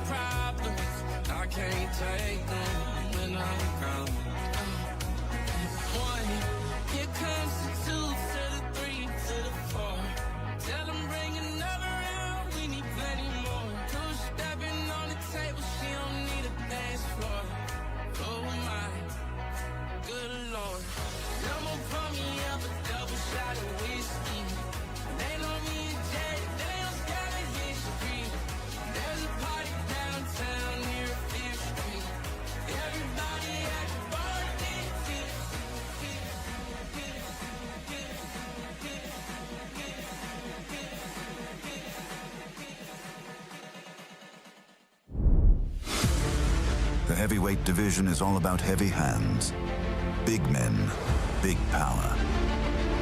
On one side, a true veteran from Poland, calm, seasoned, and dangerous.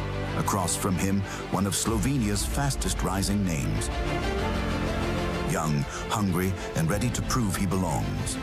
Experience meets momentum, and with heavyweights, one punch can rewrite the whole story. Michal Kita is a fighter who try not give up. After all these years, I still fight because I still feel this power. Kita power. Ako mi Kita da priliku, ja ću mu utkiniti glavu.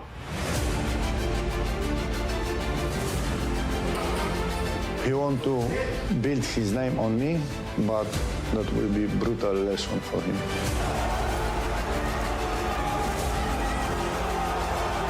On ima iskustvo, ali iskustvo večeras mora preživati ove pohorske batine.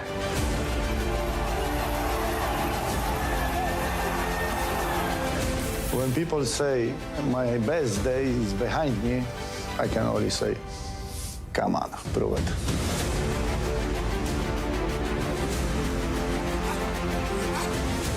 Mnogi borci žele da se ih primijete, ali ja ću uzeti borbu večeri. When the fight is over, I just want the people to say it. This dinosaur still have it. He's gonna collide with big Polish truck. This big Polish truck have sharp elbows. Ako Kita želi zaustaviti moj uspon, morat će uraditi svašta, ali ni to neće mu proći. Tadej Deichmann, fighting Michał Masakra Kita. And now, please welcome to the cage in the blue corner. At yesterday's weigh-in, he scaled 119.2 kilograms, 29 years of age, standing at 188 centimeters tall. He brings a professional fighting record of 10 fights with 6 wins and only 4 defeats. He's representing Centaur Samurai from Slovenia. It's Tadej Deichmann!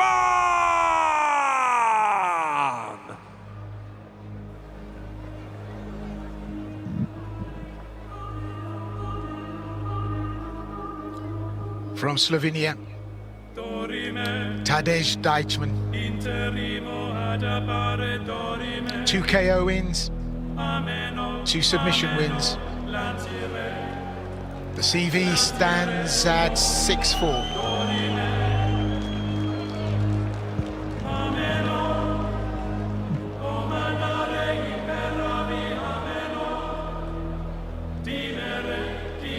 In the promotion, the record reads perfectly even. 3 wins, 3 losses. But inside those results sits a result that demands attention. A KO victory over American UFC veteran Jeremy Kimball last October. Deichmann can hurt people, and he starts slow before finding his grooves as fights develop into the later rounds. His tendency to absorb punishment early makes this Kita matchup a genuine minefield. Now, if he gets caught with something big in the opening exchanges, that could be a very short night, and that's probably true of every fight. His grappling is pragmatic rather than technical, using size and weight to drain opponents and slow their output. At 29, he's years ahead of him to develop. But tonight, he must survive the storm first. As I say, that notable win was a KO victory over UFC veteran Jeremy Kimball. That was in FNC in October 2024.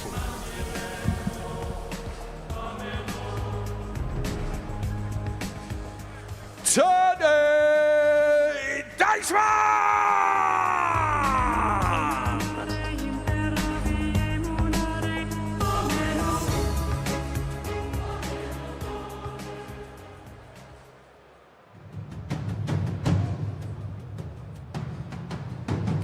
And now please welcome to the cage in the red corner. At yesterday's weigh-in, he scaled 107 kilos exactly. 45 years of age, standing at 186 centimeters tall. He brings an extensive professional record of 40 fights, 23 big wins, 16 losses and 1 draw. He's representing Masakra team from Poland. It's Michał Masakra Kita!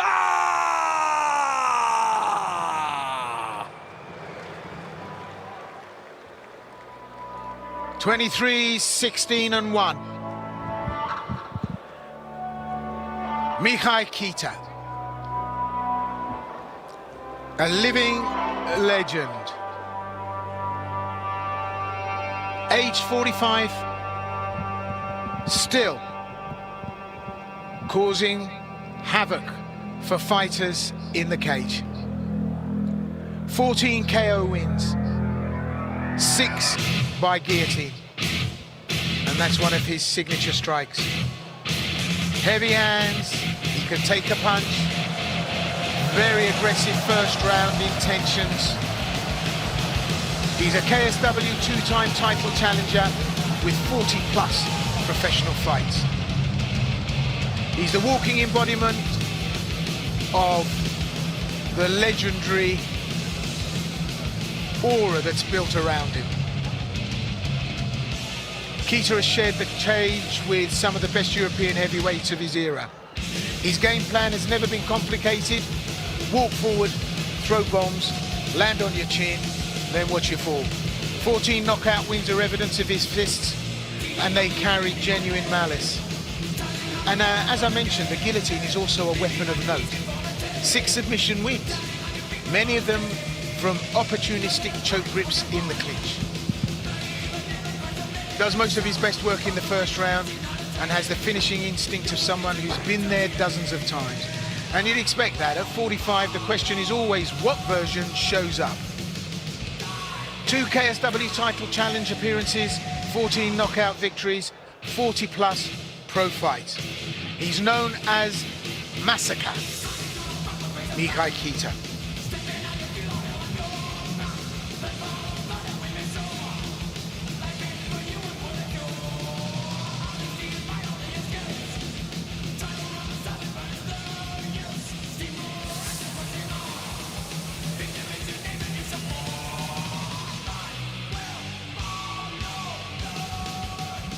Michał Masakra Kita!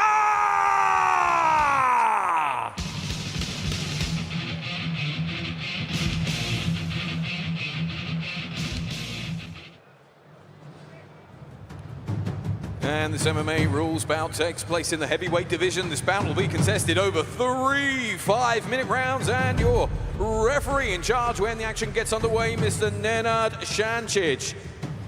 Fighters to the center, please, for your final instructions.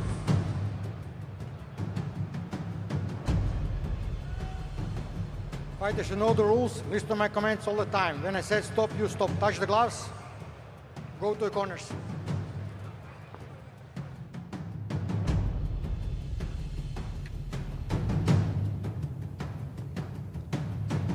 Heavyweight the division. Blue corner, Tony Deichmann, 6-4, takes on Michał Kita, 23, 16 and 1.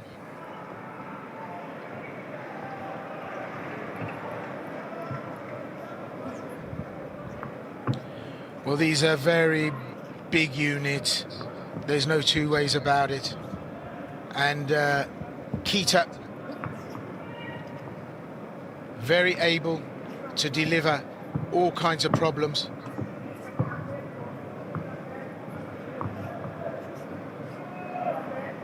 Hunts his man down.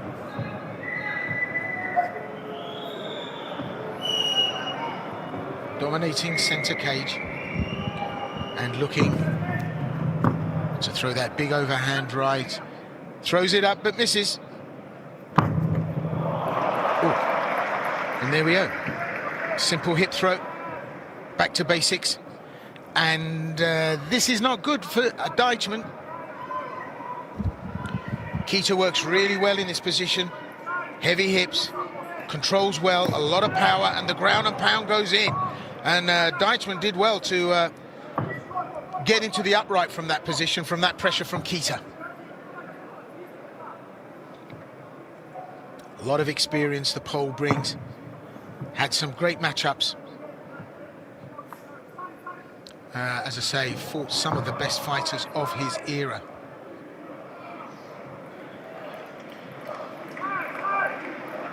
Still trying to control the position and keep Deichmann on the ropes. But he gets up, circles the cage and has a quick look to see what that was all about. And that was Kita working at his best. Kita, of course, has got a history in judo. A lot of people don't know that. And very proficient indeed. As well as the power in the strikes. Look at the takedown, the ankle pick, takes his man down, puts him up on the wire. And this is going to be a world of pain for Deichmann, because this is what Kita's going to do. Pressure you, power you up against the wire, and then start to take slices.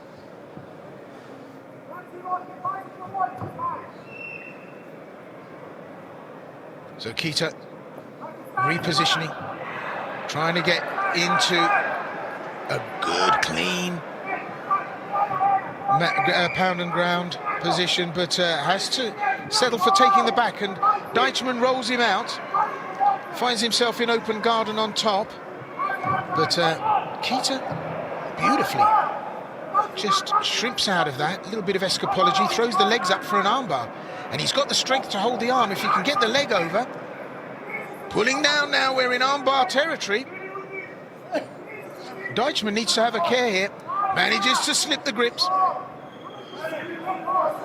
Now his turn to work from top. Kita won't wear that for long. Bucks his man, throws his man off, and that's a lot of power because Deichmann is heavy.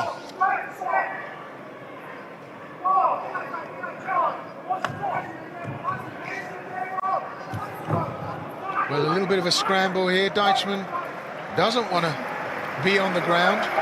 Realizes that's a danger. And Kita happy to go back to the stand-up. Just absolutely anything can happen. Oblique kick from Kita. Deichmann just trays a little bit but walks away, feeling that heat that Kita brings. Tumbles into a forward attack. And Kita, as I said, works best in the first round. That's where a lot of the aggression happens. Still got a high kick in him, Kita.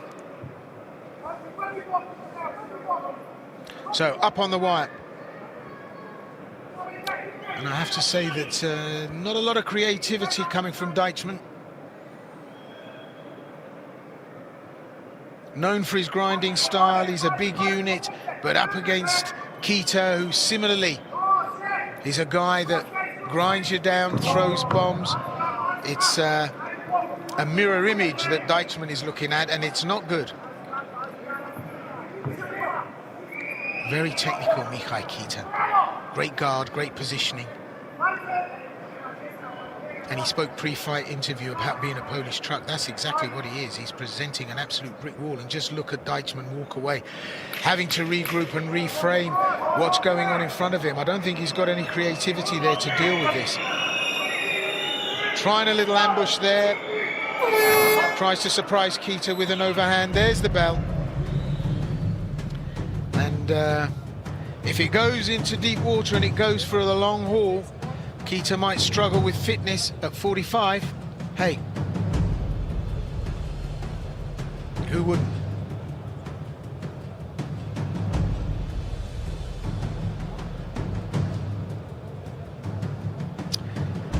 So, that first round playing out and presenting not a great deal of opportunity. Keita advantaged himself every time with the takedown on the wire and solidly punished Deichmann, but edged him the round and gave Deichmann something to think about at this stage. But this is when Keita starts to feel the wear and tear and may just very well start to slow down, and that may not be a good thing. Keita, of course, will have the problem of matching and keeping the stamina going for the younger fighter. But I have to say, straight off the bat, Deichmann not exactly nimble or light on his toes, although he started this round with a bit of a bounce. Maybe the corners had a word, spoken to him and given him some kind of strategy.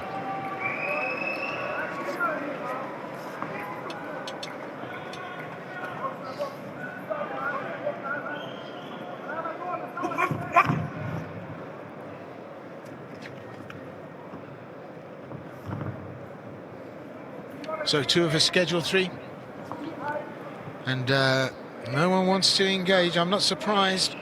There's a lot of pain waiting on the end of this strike.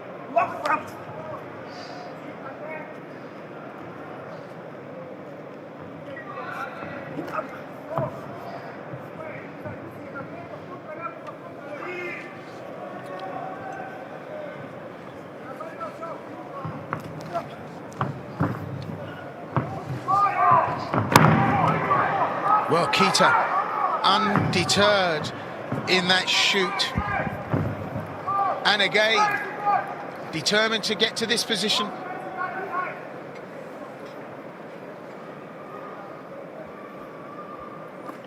And this is where it will work. Grinding it out and punishing Deichmann. And Deichmann hasn't got an answer.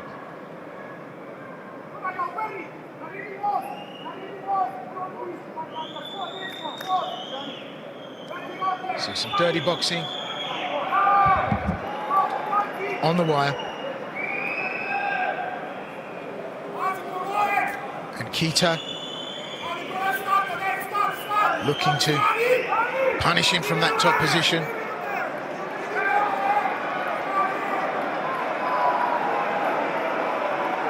And I think this might mark the beginning of the end. Keita absolutely dominant here. And within that, able to punish Deichmann. And Deichmann offering up no sensible defense here.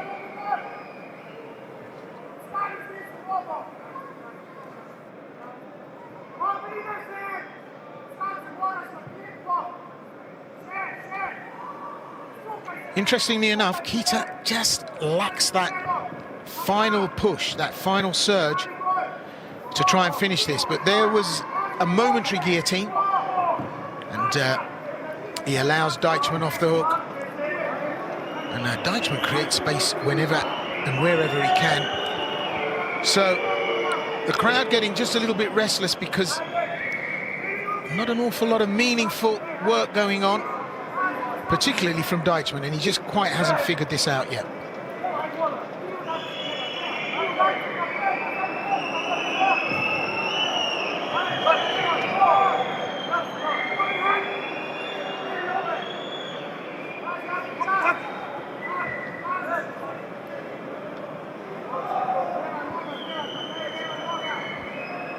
Well, both of them have ground to a standstill.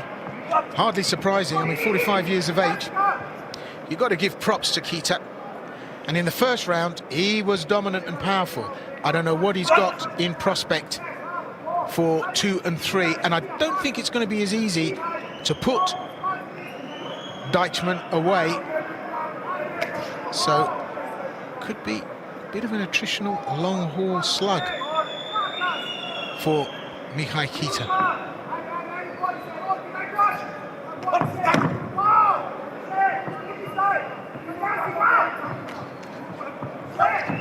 So, getting down and dirty, a little bit of an exchange there, but it's only a flurry, nothing meaningful as of yet.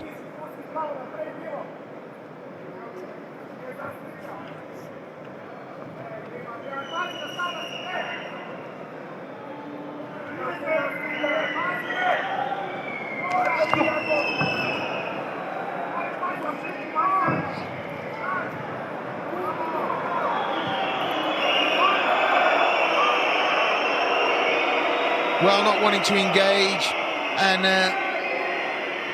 I wouldn't venture to say it was a disappointing performance for Dutchman, but he just hasn't got a way of handling the power, and I have to say that Kita just doesn't want to expend too much. Oh, there was a left hand, and he's down, Kita! It's a knockdown!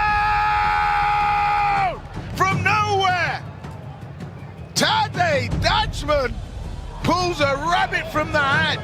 Crunching left hand, found the chin of Mihai Kita, dropped him like grade 3 French. Oh my goodness me, an absolute humdinger right through the middle. Oh, he delivered that like Amazon. And I tell you now, it didn't look as if there was anything that Dutchman could do that was going to be that creative. But that was the power. Bang! Right on the chin, right on the sweet spot, and down went Kita. So at this stage, at 45 years of age, you've got to question how much is there in front of Mihai Kita. Just dropped his guard, and there it was, that left hand. Boom! Bye-bye Pepsi Cola, hello holy wine. And that's all it takes. And I've always maintained, you don't need the arsenal of BJJ chokes, of takedowns, of combinations and punches. It only ever takes one, and tonight, Tadej Dutchman had one in the back pocket, and he landed it. Oh, delivered that like a 747 coming down into Heathrow. We love that. Outstanding performance there. We had to really look at that one as one that took a while to materialize, but in the end, spectacular. Were really a stunning finish.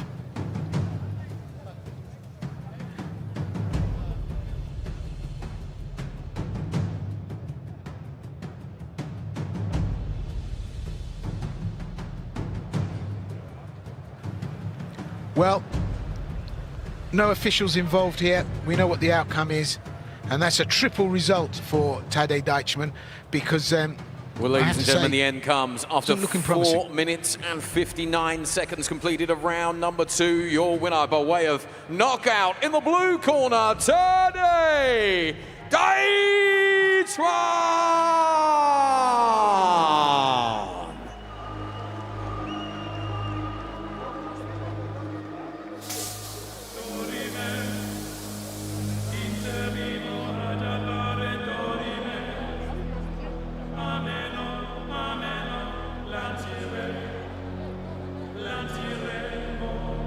Well, triple result for Tadej Dutchman and the Slovenian team. They'll be double happy with that. There is no two ways about it. What a corker of a left hand. It took him a while to get there. Oh boy, did it take him a while to get there. But better late than never. And everything comes to he who waits. And other similar anecdotal ways of describing what was a left hand that was a long time in coming. We're going to go and have a word with him, see what he's got to say. Čestitam ti na ovoj nevjerojatnoj pobjedi. Doslovce u zadnjoj stotinki druge runde. Šta si razmišljao? Jel to ili nije kraj? Da li je kraj runde ili kraj meča? Pa ništa, nisam razmišljao previše. Samo trebao sam raditi šta smo uradili u kempu. Trebao sam imati svoj fokus. I kad se je pogodilo, pogodilo je kako treba. Koliko je bilo teško ostati strpljiv, publika je negodovala jer si malo bježao po kavezu, ali tvoji treneri u kutu su mi rekli da je to bio točno plan. Iscrpit ga i onda tek na kraju ići na finiš. Pa da, znali smo, Kita puno iskusan, prešao je preko svega u svojoj karijeri, tako da smo znali da će uraditi sve da me zadrži na podu i tamo uništi, ali u prvoj rundi kad me je izmorio totalno, u drugoj rundi trebao sam doći nazad i odraditi sa punom glavom kako treba. Tako da, publika, izvinjavam se, ne bi trebalo žviždat, evo dobili ste na kraju šta je trebalo. Prošli put kad si sladao kimbala, rekli smo pobjeda karijere, pobjeda života, je li ovo još možda veća? Kita je zaista legenda europske scene. Pa da, u karijeri ja mislim da nisam imao ni jednog laganog meča, tako da prihvatimo sve, idemo na sve, ne bojim se nikoga, za svakoga se pripremim kako treba, tako da evo. Čestitam ti od srca još jednom. Dame i gospodo, molim veliki pljesak za Tadeja Deichmana!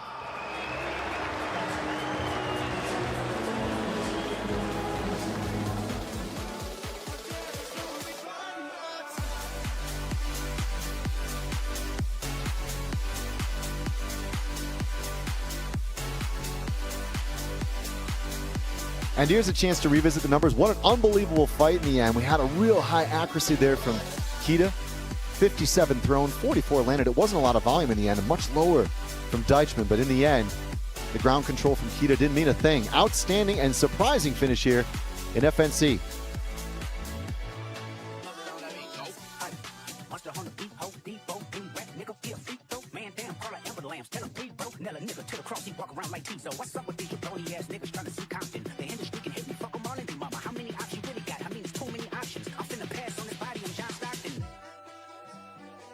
Beat your ass and hide the Bible if God watching. Sometimes you gotta pop out and show niggas. Certified boogeyman, I'm the one that up to score with him. Walking down whole time, I know he got some hoe in him. Pull on him, extort shit, but he got flow on him. Say Drake, I hear you like I'm young. You better not ever go to cell block 1. To any bitch that talk to him and they in love, just make sure you hide your little sister from him. They tell me Chubb's the only one that get your hand-me-downs. And party at the party playing with his nose now. And Baka got a weird case, why is he around? Certified lover boy, certified pedophile. Rock, rock, rock, rock, rock, that fuck him up. Rock, rock, rock, rock, rock, I'ma do my stuff. Why you trolling like a bitch, ain't you tired? Trying to strike a chord and it's probably mine.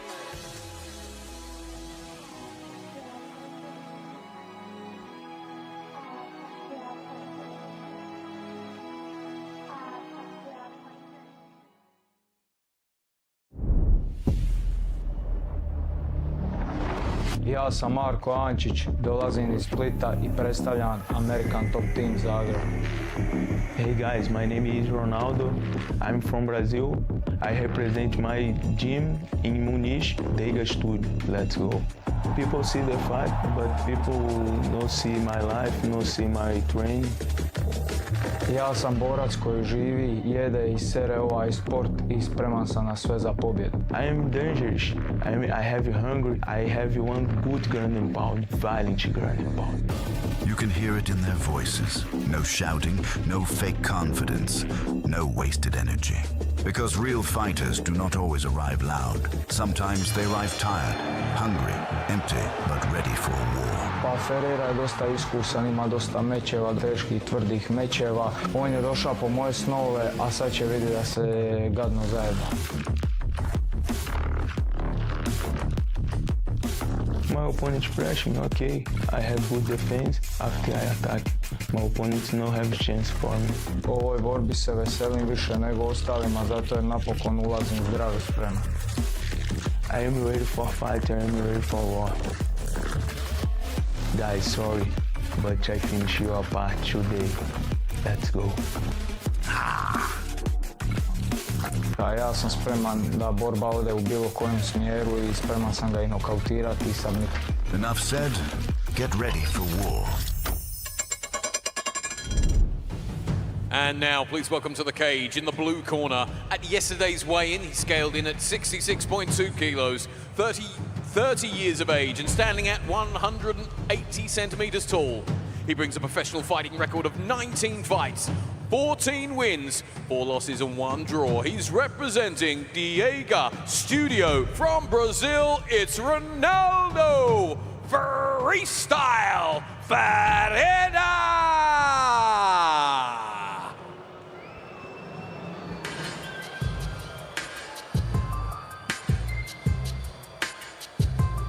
The fighter known as Freestyle, 19 pro fights at just 30. We're talking about genuinely a high volume career and a high volume character. Definitely one of those fighters who's confident, cool, just captures the room. Known for knockouts, submissions, and decisions, and indeed strong performances on the Brazilian regional MMA scene. 14-4-1, that's respectable. One no contest in there, we'll let that slide by, but certainly at 180 for featherweight, he may have some notable physical advantages in this fight, and certainly one of the taller at 145 across the board. And you know, coming from Brazil, Will Jr. at featherweight 145, that's a Shark Tank. It's a Shark Tank indeed. He's a bad boy coming from Brazil. He's going to want to prove himself and make a statement tonight.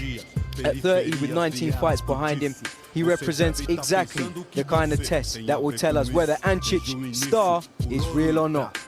And that's exactly the discussion. Well, a lot of the fans, media, and pundits were picking very much Ancic as the favorite. You said pre-fight, look, that doesn't matter. 4-1 dog, I'm going to show him who's boss here tonight. Well, if we take a look at some of the numbers, of course, across the board, he's certainly a fighter that has impressed more often than not. Champion of the Superior Challenge Organization, actually returning to FNC after 2 years. It's been a title loss in Pula. That was his last memory. Known for good hands, certainly being a heavy hitter.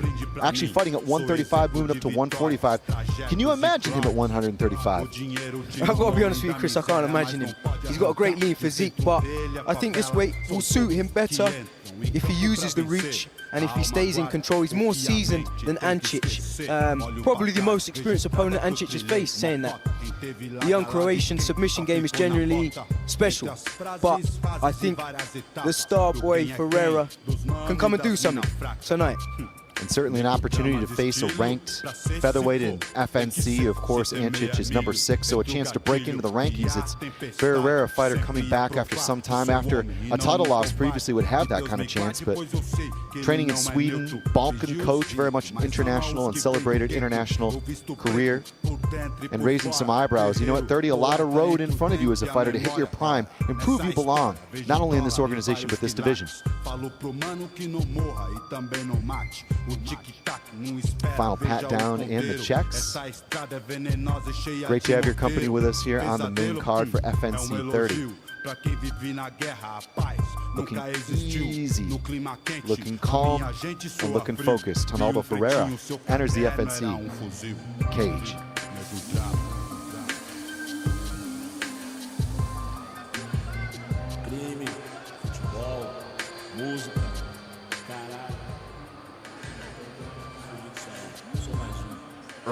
Ronaldo Freestyle Ferreira! Uma negra e uma criança nos braços, solitária na floresta de concreto e aço. Veja.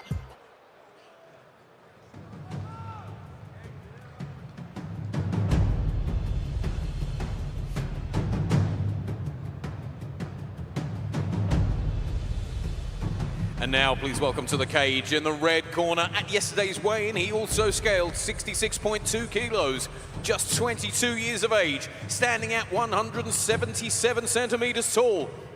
He's a record thus far, 4 fights and 4 wins. He's representing American top team Zagreb from Croatia. It's Marko Ancic!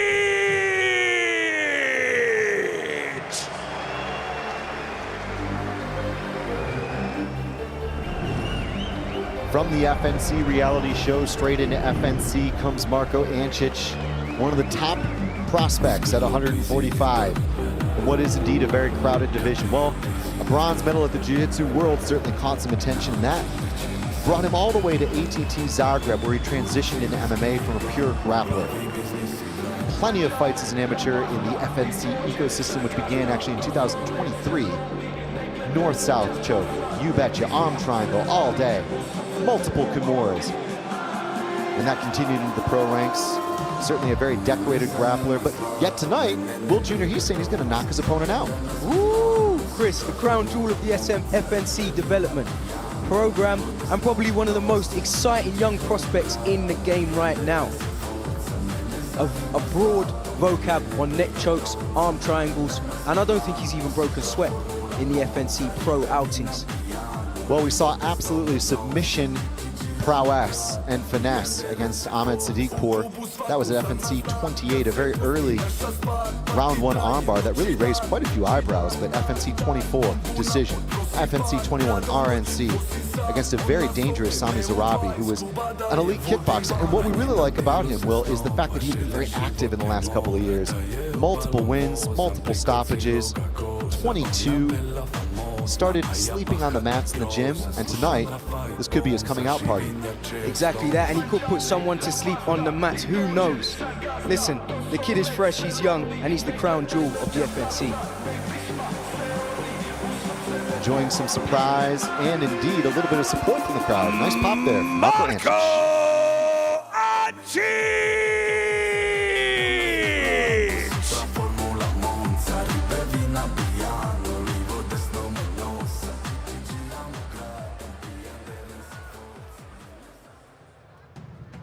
And this MMA rules bout takes place in the minus 65.8 kilogram featherweight division. This bout will be contested over 3 5-minute rounds, and your referee in charge when the action gets underway, Mr. Marco Ancic. Fighters to the center, please, for your final instructions.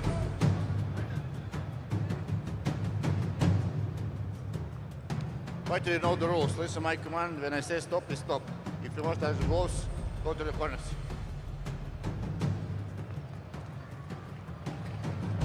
Marco Ancic in charge here at featherweight. The young 22-year-old undefeated Marco Ancic is 4-0, 14-4-1 for the Ronaldo Ferrara, 30-year-old veteran. Both guys certainly very experienced, capable everywhere, but will Ancic remain undefeated? Or will Ferrara, 4-1 underdog, spoil the party? Ready? Ready? Fight! 3 5-minute rounds, professional MMA. Blue corner for Ferrara, red for Ancic. Of course, the crowd very much behind Ancic. He's a fighter known for very early victories, capable jiu-jitsu athletics. Junior predictions. Ancic by submission round 2. But straight from the off, I think Ferrara looks very active. He's in and out of the pocket. He's very active. When they faced off and they just touched gloves there, you saw, you know, there was no remorse. He's looking to do damage tonight. And certainly plenty of hot tempers at the weigh-ins yesterday. Both guys promised a heated performance. As we move to the business end of the card here at FNC30, coming to you from Zadar. Capacity crowd. We're filled to the rafters, and many have come to see Ancic. Ancic easing his way into the fight.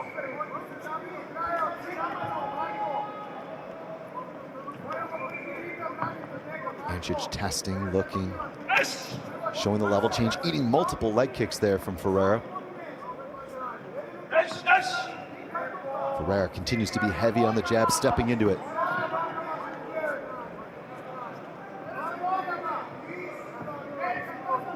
Ancic just taking his time, finding the distance, finding range, trying to work out Ferrara. But Ferrara looks active, and he's delivering those nice lead low kicks, which after time do damage. You can see start to bit of inflammation on the lead leg of Ancic. But he returns with the left, right, and the overhand. And that's what he needs to do to close the distance. He's got to come over the guard and try and land those heavy shots to do damage.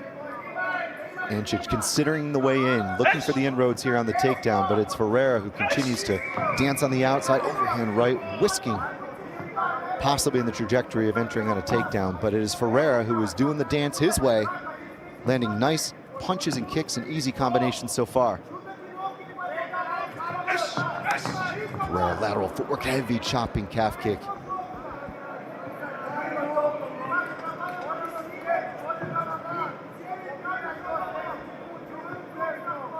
Ferrara circling again to the right, eyeing up the target, looking for the crosshairs here.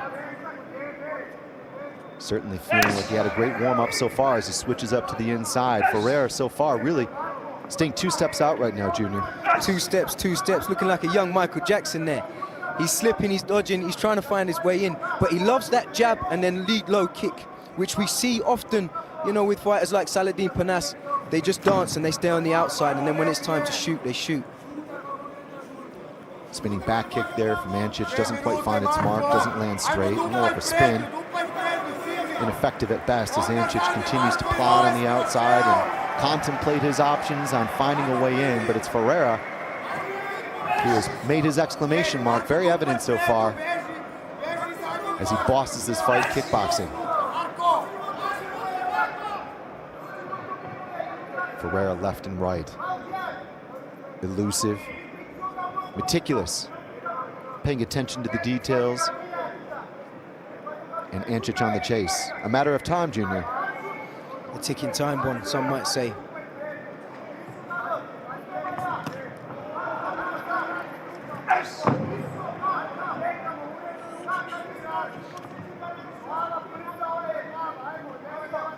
Ferreira, elusive, evading, not accepting any return fire here. And has been patience and calculation and high accuracy so far.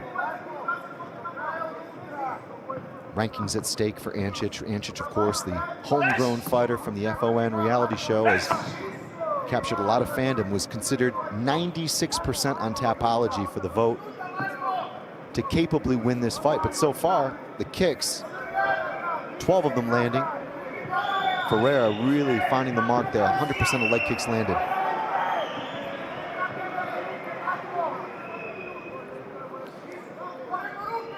Exactly that, Chris, 100% of leg kicks landed. Ancic doesn't want to get caught in an area where he's not landed shots and he's just sitting back, and Ferreira's just scoring points on him. He wants to come forward and he wants to get output, which is what he's doing so far. Coming in with that lead overhand right. But again, I'd like to see a little bit more pressure from Ancic. Ferreira, originally from Rio de Janeiro, a black belt in Brazilian Jiu-Jitsu, doesn't want to use it here. Said in this fight, I'm going to go out and show that I deserve to be here back in FNC and can vie for a title. That's how you do it, taking out a contender, but the distance breaks down and Ancic swarms inside an opportunity but finds very little but air.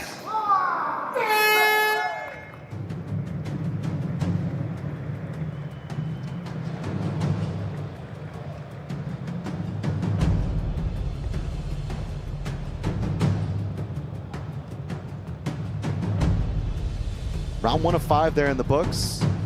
Ferreira really seemingly can do no wrong so far, Junior. Your thoughts, your assessment. How do you see it scoring-wise?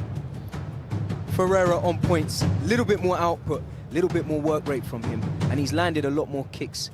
On points, it's looking like Ferreira so far, but we'll later see in those later rounds how the tank will hold up and if he can keep up that slick footwork that he's delivered so far. And a chance to review the happenings there as Ferreira just on the outside, tees up to the kick and backs off, avoids anything coming back from Ancic. Considerable pride and potential at stake in this division. But so far, Ferreira, with a very well thought out game plan, I think is making his march very clear. It could be 3 rounds, it could be just a handful of exchanges, but he seemingly has the upper hand. Marco Ancic says go. 5 more minutes on the clock. Blue corner for Ferreira, red for Ancic.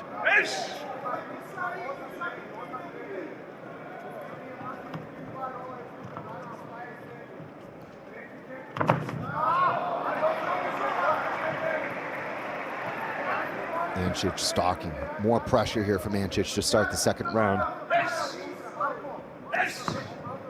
Said ahead of this fight, it was about discipline, pressure, years of chasing this moment, no shortcuts.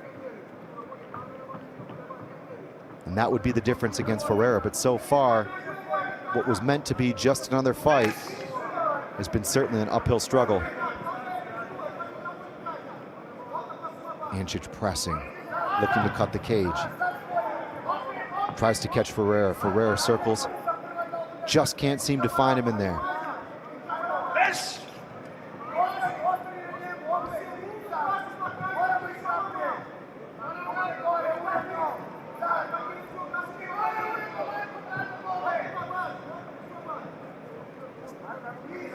Ferreira goes southpaw, goes back to orthodox. Spinning back fist there from Ancic. Again, nothing but air.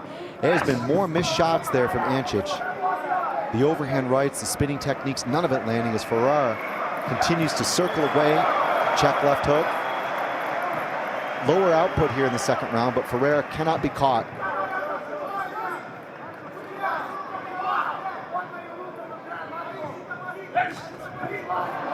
Ancic searches again, doesn't find it.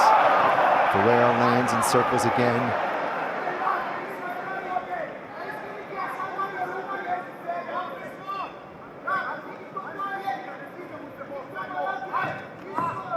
Surprise level change there from the grappler. Ferreira can grapple. It's the first time we've seen him reach for a takedown in this fight, but so far, certainly very happy to use his range, leverage, and footwork, which has been exceptional so far, Junior. Exceptional, it has. He said in the prelims he didn't want to grapple, he wanted to show off his stand-up, which is what he's doing so far, but he's starting to look a little less sharp, a little bit more tired. He's going to have to keep up that slick head movement and watch for the overhand right as Ancic walks down, cuts the cage off. Again, Chris, I'll be honest with you, I'd like to see a little bit more pressure from Ancic and aggression as he cuts the cage off. That lead check hook is just getting Ferreira out of trouble. Ferreira on the inside, goes for a clinch upper body. It's Ferreira who's actually had the more successful attempts at the takedown. Ironic when you consider the fact that Ancic came from grappling, grew into MMA.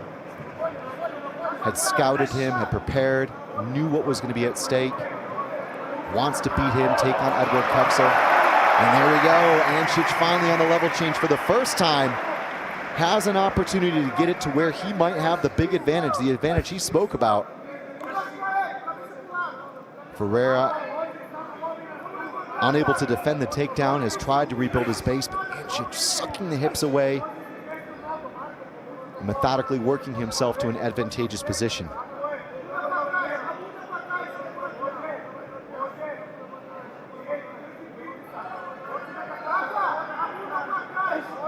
Ferreira settles into this position, doesn't quite accept it, thinks about the pommel, can't do it. Hands together for Ancic, pinches the knees. Oh, it's so close. You could almost have it, but he didn't. Ferreira gets back up to the fence, pummels inside, turns, and he's out, Will. Wow, what an escape. Yeah, lovely escape there from Ferreira. Worked his way up, used the cage, and just worked from the ground up and then pushed his man off. Well, the height and leverage was hailed as a big advantage for Ferreira in this fight pre-talk. The fighter known as Freestyle has kept it very easy going and kept it basic and fundamental. But fundamentals win fights, and indeed, as you move up the rankings, it's really shut down the takedown game of the grappling ace, the guy who had taken everybody down in FNC and choked him.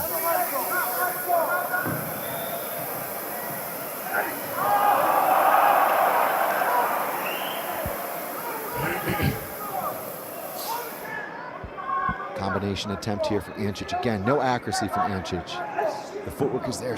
Oh, spinning back elbow there from Ferreira.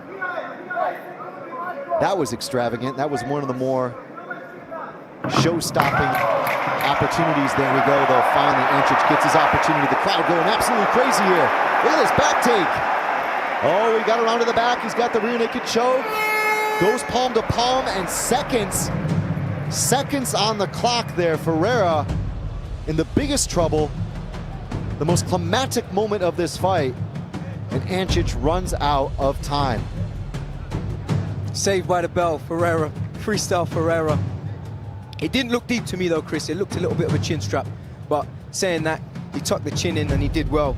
He probably knew the time in his head and managed just to stay out of trouble.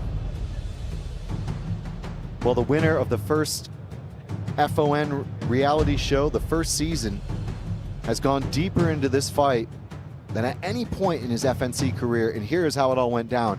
Finally, towards the end of the round, was chasing with the boxing, looking to get inside Junior, but it was excellent footwork on the outside to counter from Ferreira.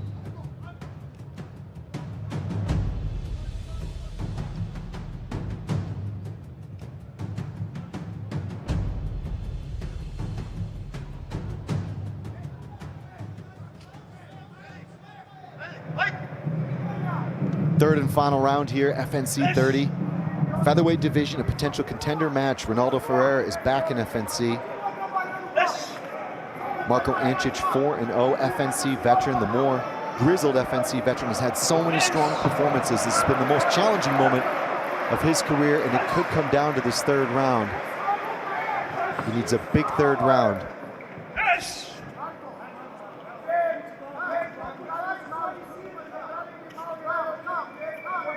Wins over Sadipur, FNC28, very easy. Sami Zarabi, much the same, succumbing to rear naked choke in the first round, FNC21.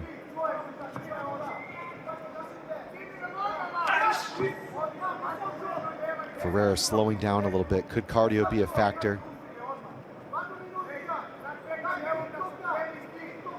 Certainly a large featherweight. We saw it at the weigh-ins. He did look pretty solid, but in a long game, it could be Ancic's opportunity here to break down the doors and get inside. There we go, right on cue. Big shot here. Maybe the most important takedown of this fight for Ancic. Can he get Ferreira down? Grapevines across the back leg. Ferreira looks, tries to turn and spin inside. Lovely work there from Ancic. Just staying on the back as well. Slams his man down there. He's going to try and work his hips away from the cage and try and get those hooks in. Oh, what a takedown there. What a takedown from Ancic. Can he clear and get the go around? Yes. This is exactly where he was in the end of the second round. Could we get another back take, Will? Another back take might all he be needing. Exactly that, and we know what he can do from ground. A real submission specialist. Corner absolutely furious here for Ferreira to get off the fence. Ancic stuck inside on a single.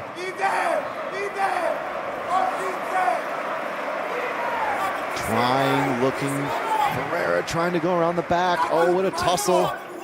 Ancic, can he trip out the leg or grab it and run it? It's a struggle here, Junior.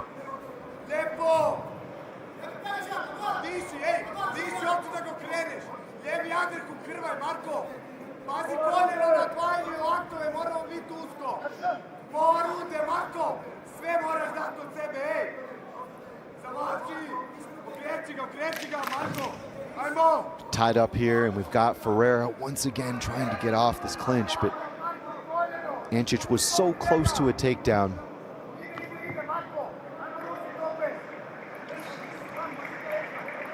Can Ferreira defend again?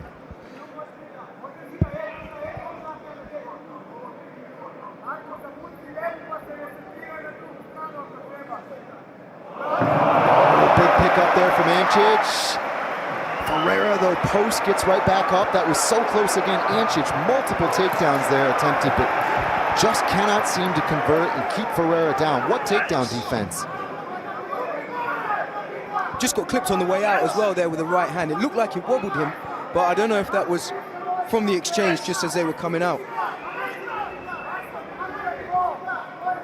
90 seconds here. Ancic overhand, trying to find something. It's the most motivated we've seen him in this fight. And Ferreira slowing in pace. Which way will it go? Ancic or Ferreira?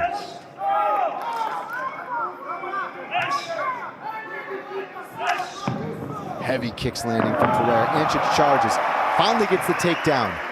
First completed takedown here in the third round. Exactly where he was in the second. Now it's after the back, Junior.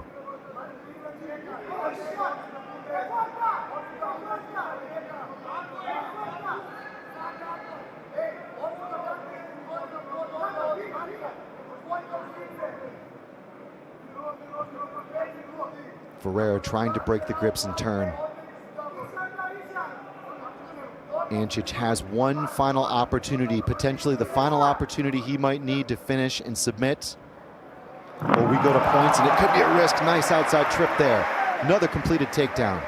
But can he mount some offense? That's what scores, Junior. It's not the takedown, it's what you do off of it. Exactly that, Chris, but he's working his way up.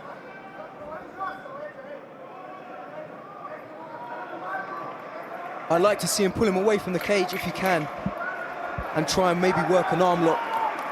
You know, he's got a broad vocabulary of neck locks, neck chokes, as we saw, but he's working that right hand. Oh, a flurry there at the bell. It was a good flurry, but that was it. Time runs out. We go to the judges' scorecards in a nail-biter here at 145. Ronaldo Ferreira and Marco Ancic. Ancic undefeated. Ferreira very experienced, more than triple the experience. Which way will it go? We're going to have to stay and find out. Here's a chance to see what happened in that third round, and it might have been a pivotal third round. Exactly that. A lot of output from Ferreira from the off. Going to know what he does best. Jabs, kicks, a lot of stuff landed. Ancic had a slow first few rounds, needed to warm up a bit, but then into the third, he got those takedowns and he started to work a few moves from there. there. The referee intervening there, and a final flurry from Ancic. Probably enough to seal the third? I would say so, Chris. How about the fight? Bold statement, I'm going to say Ancic. All right, the decision.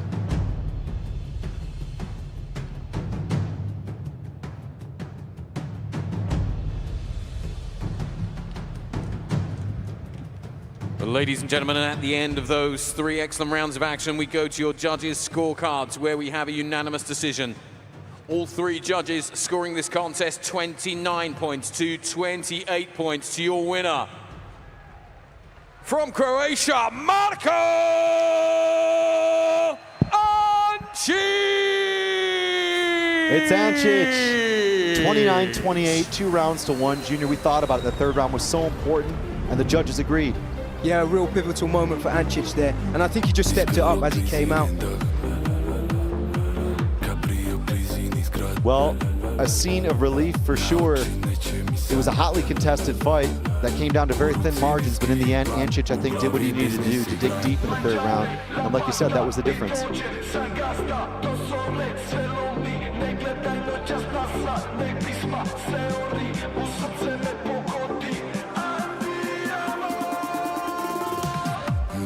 Zanima zlato, mene ne briga bronce. Danas Milan, sutra Formula Monza. Ribe vina pijano, livo desno me nosa. Giramo gradom, pijan deren se forza. Mene zanima zlato, mene ne briga bronca. Danas Milan, sutra Formula Monza. Ribe vina pijano, livo desno me nosa. Giramo gradom, pijan deren se forza. U klubu svako za nas zna. Se pusti naša stvar, parti traje noć i dan. Bum naput prosipan, grado noć vozim sam. Ona zove me u 2 iz kluba da je vodim van. A njeno tijelo sam snova, želi život kaj mora. Da je obalom vozam priko ciloga goza. Ona bela famozna, a ja bahat i grozan. Slušam Rafa i Bonza, živim jak Čeo Stones. Mangiare la pasta, i dođe sa gazda. To son let sve lomi, ne gledaj noćas nasa. Ne pisma se ori, u srce me pogodi. Andiamo! Mene zanima zlato, mene ne briga bronza. Marko, čestitam ti, still undefeated i dalje neporažen, 5-0, nimalo lagan zadatak, odličan Brazilac, odlično se kreće, odlični kikovi, kako je to izgledalo iznutra? Prvo, pozdrav za svu publiku večeras koji ste došli, kupili karte. Pay per view također, svaka čast i hvala svima što pratite FNC i što nas učinite sretnima i date nam motivacije da se tučemo. Pitao sam te kako je izgledalo iznutra, neugodan Brazilac, odlično se kreće, odlični leg kikovi, malo je usporio, na kraju uspio si ga rušiti, skoro završiti u drugoj rundi, ali bilo je neizvjesno. Pa eto, jako dobra taktika s njegove strane, ima je stvarno dobru taktiku, rikvercijada i otu kikovi, stvarno me iznenadio jer zato je ovaj protivnik bio dosta zajeban, nismo znali šta će raditi, ima baš dosta mečeva, u svaki meč ulazi drugačije, nekad stiska, neka ide nazad, tako da je to dosta iskusan, ali pobjeda je tu. Ne samo da je dobre kikove ima, nego se i dobro dizao, svaki put kad bi ga rušio, dizao se, pokazao puno kvalitete. Pa kažem, kompletan je, u svemu je dobar i evo, mislim da je bio stvarno dobar test za mene. Kako tvoja pjesma ide, tebe zanima samo zlato, ne briga te bronca, što je sljedeće za Marka Ancića? Pa evo, s obzirom da sam radio mečima koliko 2,5 mjeseca u Slavonskom Brodu, mislim da me možete očekivati opet uskoro, a to je u Areni Zagreb. Dok sam mlad i dok volim ovo, želim se boriti šta češće, kasnije ako mi zdravlje dopusti. Ali evo, prvo borim se za sebe pod broj 1, onda za svoju obitelj, trenere, prijatelje i za vas isto, publiku. Marko, ova publika u Zadru te obožava, nekako tu i često nastupaš, nešto za kraj o publici i odličnoj atmosferi. Pa evo drugi put u Zadru, prošle godine isto, publika je fenomenalna i nadam se da ćemo iduće godine u Splitu napraviti još veći show. apsolutno, dame i gospodo, i dalje neporažen, Marko Ančić!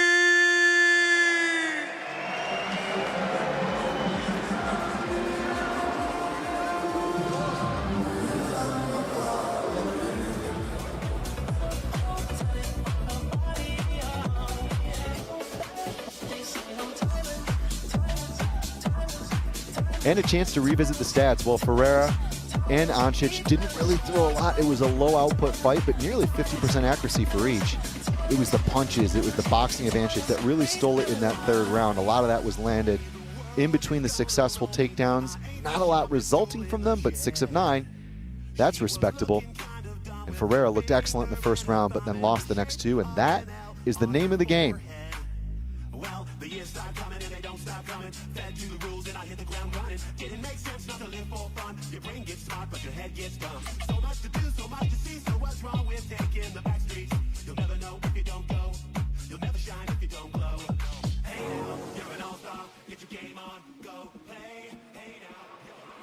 Poštovane dame i gospodo, dobro vam večer još jednom.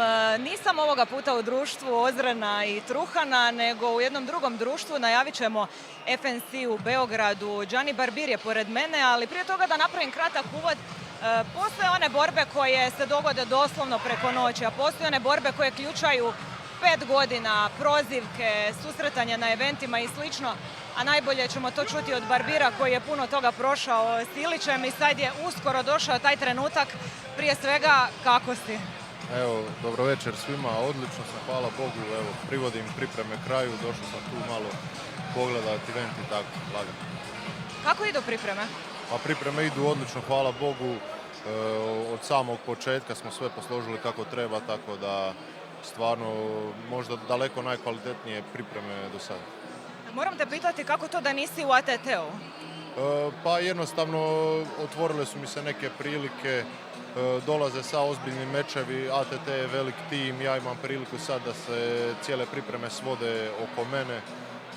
Ovo je sport u kojem morate biti sebični jer jednostavno vi ulazite u taj kavez, vama je glava na panju, tako da trebate poduzeti sve što je potrebno da pobijedite.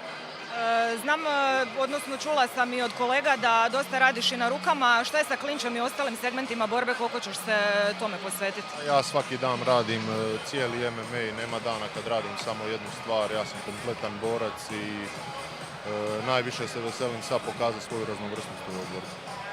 Vidjeli smo onaj video sučeljavanja tebe i Ilića, onako si dosta skuliran, smiren, hladan. Možda malo neuobičajeno za tebe, ali pretpostavljam da će to izgoriti u kavezu uskoro. Pa ne znam kakav bi trebao biti, ne želim tom liku dati neku priliku više da ispadam neki tu, ne znam, negativac ili ne znam šta.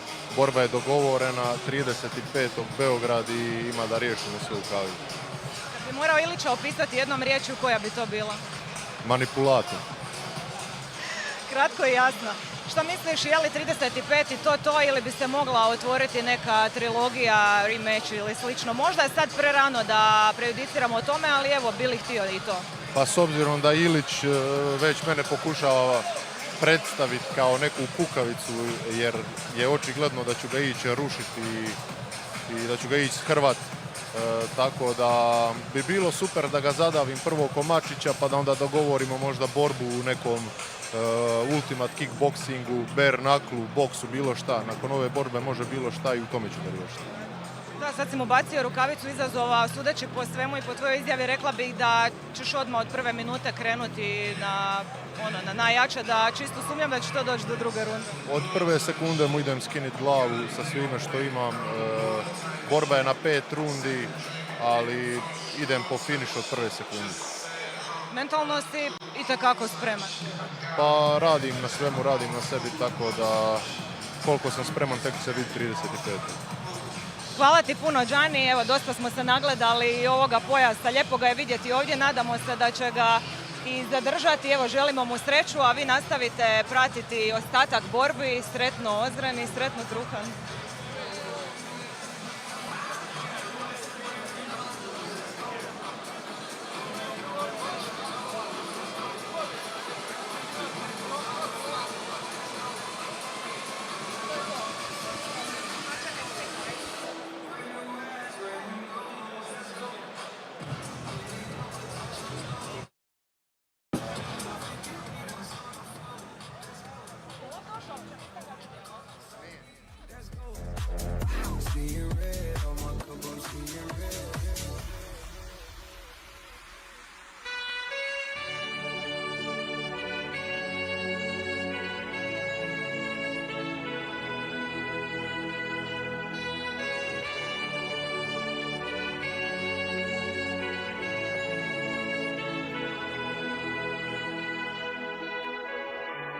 You know I'm impatient, so why would you leave me waiting outside the station when it was like -4 degrees? And I get what you're saying.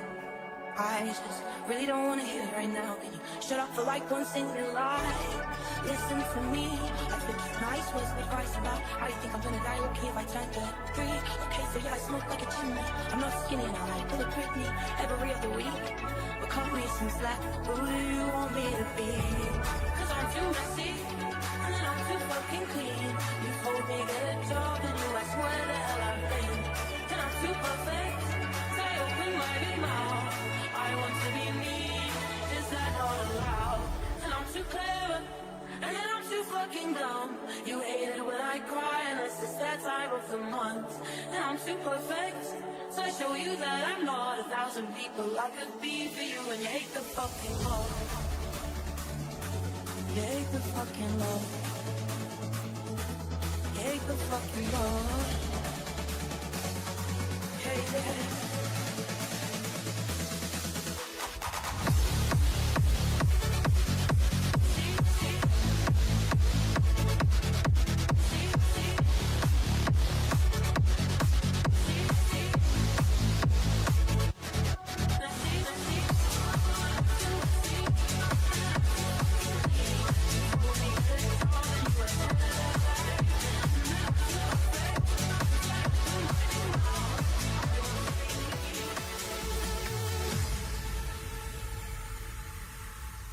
Something in my body, something that's in my soul tells me you're somebody, someone I need to know.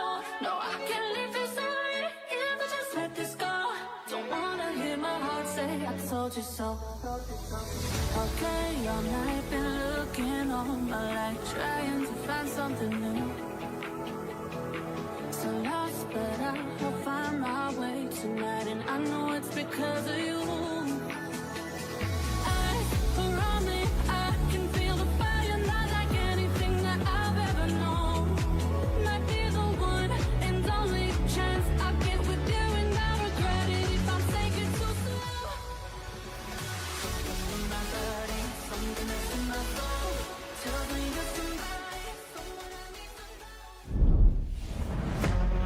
From the mountains of Afghanistan to the streets of Argentina, two fighters, two different worlds.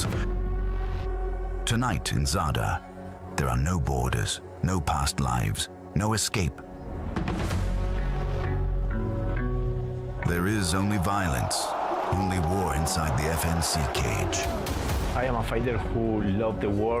In every fight that I have, love the blood, love the rush in every round, and I think the crowd will love it.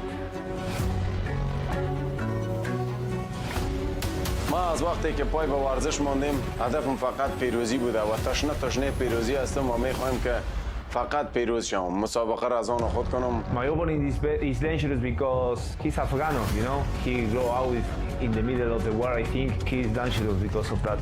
One driven by hunger, the other forged by violence, and the moment they stood face to face, everything exploded. ما در این دوره که مسابقه انجام میتم در این دوره برابر ما چی فایترایی که آمده و قوی نیست و قدرتمند نیست. I don't understand what he say about me. I don't understand his language, but I want to win. I want to win and I want to knock him out. The biggest mistake he can make against me is go crazy. I am like a hunter, you know. I wait for my moment, for throw my shot, knock him out. کسایی که مرا بیننده هستین شما شاید مرا نشناسین اما من امروز برای شما خود ثابت میسازم که من کی هستم. کسایی که با چهره من نواشنایی پیدا میکنن امروز من با شما یک نمایش بسیار خوبی را اجرا میکنم و بخصوص من مردم زاگا که من فعلا در او شهر قرار دارم مردم زاگا مرا تعقیب کنن و بیننده باشن. I will win for my family, for my legacy, my country, all my fans in Croatia. I will win for Jesus Christ. My name is Laureano Staropoli. I come from Argentina. I trained in the Clement Club with the Clement brothers. من واحد نژند هستم از افغانستان. افتخار میکنم که از افغانستان هستم و از همه بروک جیم آمدیم از هامبورگ، جرمنی. And now, please welcome to the cage in the blue corner. At yesterday's weigh-in, he scaled 80.2 kilograms, 33 years of age, and standing at 183 centimeters tall. He brings a professional fighting record of 20 fights, 13 wins, and only 7 defeats. Representing Clement Club from Argentina, it's Laureano Pepe Staropoli.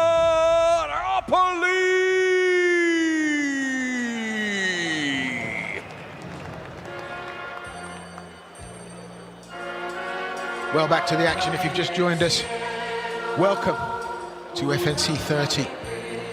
What a night we've had and what a finish in prospect.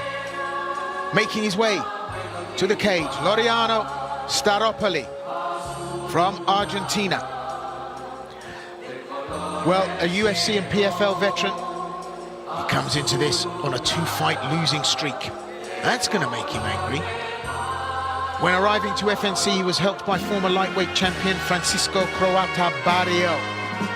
Good friend of ours, great wrestler, Pan-American grappler. He'll be working with him in his cage, in fact standing right next to him as he makes his entry. Now, Staropoli is known as a diesel engine fighter, slow to start in the opening round. But he brings a lot of attritional striking, durability, pace, toughness. UFC, 6 fights. PFL, 3 fights. He was the Ares interim welterweight champion. So he comes with credentials. He's legit. Comes as one of the most experienced fighters on this card and competed at the highest level. So standing with him across 3 rounds is a grim proposition. 7 knockout wins shows he can end fights, and his durability has been tested at UFC level. So, we knew that there was edge, we knew there was argy-bargy in store. At the weigh-in, it nearly kicked off. His opponent, Wahid Nazand from Afghanistan. These two really clashed at the weigh-in, and to say it was lively would be an understatement. But at 33 years of age with a record of 13-7, he makes his FNC debut tonight. Laureano Staropoli. Yeah, an incredible run as of late too. The recent win over Mikhail Labu really, I think, raised a lot of attention on the matchmaking team here at FNC. And it's been a few years though since we've seen a win. 2023 was a great year from though, Will, and he's been very active over the last 13. Wins over Thiago Alves, that was very impressive. Even in some losses, Tim Means, for example, in the UFC, there were a few that were very memorable. Even recent wins over UK's Carl Booth was also very impressive. So wins, losses, good boxer, very resilient, loves a fight, and that was very evident at the weigh-ins yesterday. Like you mentioned with the clash, it's a guy who wants to go out there and really put in hard work and bring a lot of entertainment, if you will. So from Argentina, Laureano Staropoli, 13-7. Laureano Pepe Staropoli!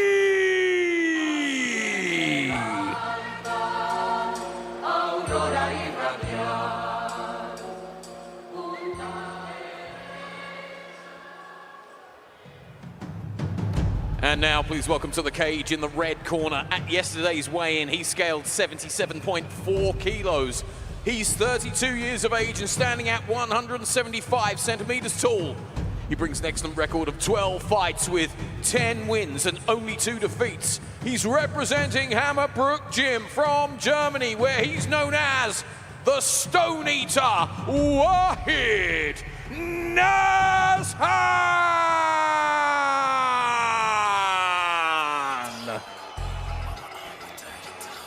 Wahid Nazand, 32 years of age, 10-2 again. Another debutant here at FNC. He's got an army of 500,000 followers on social media, obviously with countless Afghan flags filling the comments. Well, it's a compelling story for Nazand. It's a story of ambition and resilience. originally emigrated from Afghanistan to Hamburg in search of a better life and career. Having already won 2 national titles in his homeland, he established himself on the ACA and Octagon circuit and has built a 4-fight win streak heading into tonight. Juxtaposing, of course, his opponent, Laureano Staropoli, who comes in on a 3-fight losing streak. His wrestling is a genuine weapon. Powerful, purposeful, and effective in getting opponents to the mat, where his arm and neck attack submissions take over. And obviously, in that region, that wrestling style, very creative, very powerful, almost part of the culture. He also carries a hefty punch, meaningful striking power, and that keeps opponents honest on the feet. He's in his athletic prime at 32 and making calculated moves up the European ladder. Well, tonight, a win over a credentialed UFC veteran would be the biggest result of his career. Notable titles, 2 Afghan national wins, ACA Octagon circuit victories, but I think the big numbers here are the 3-fight losing streak of his opponent, Staropoli, and his 4-fight win streak. What do you say, Chris? Yeah, very exciting fighter. Great addition to FNC. Trains out of a very good regional gym, Hammerbrook Gym in Germany. And I think definitely had some beef after the weight miss. That was really, I think, what made it personal in his view against Staropoli.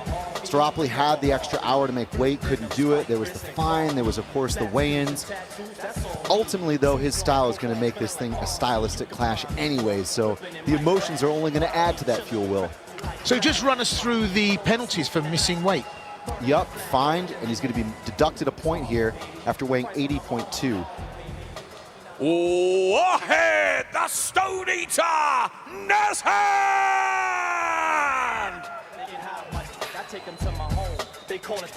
So no wonder he was mad.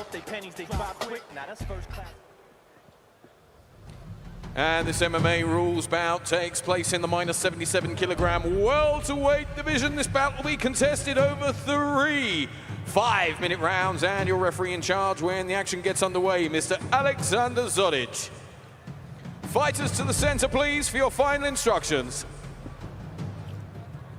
Mr. Zodic in charge of proceedings.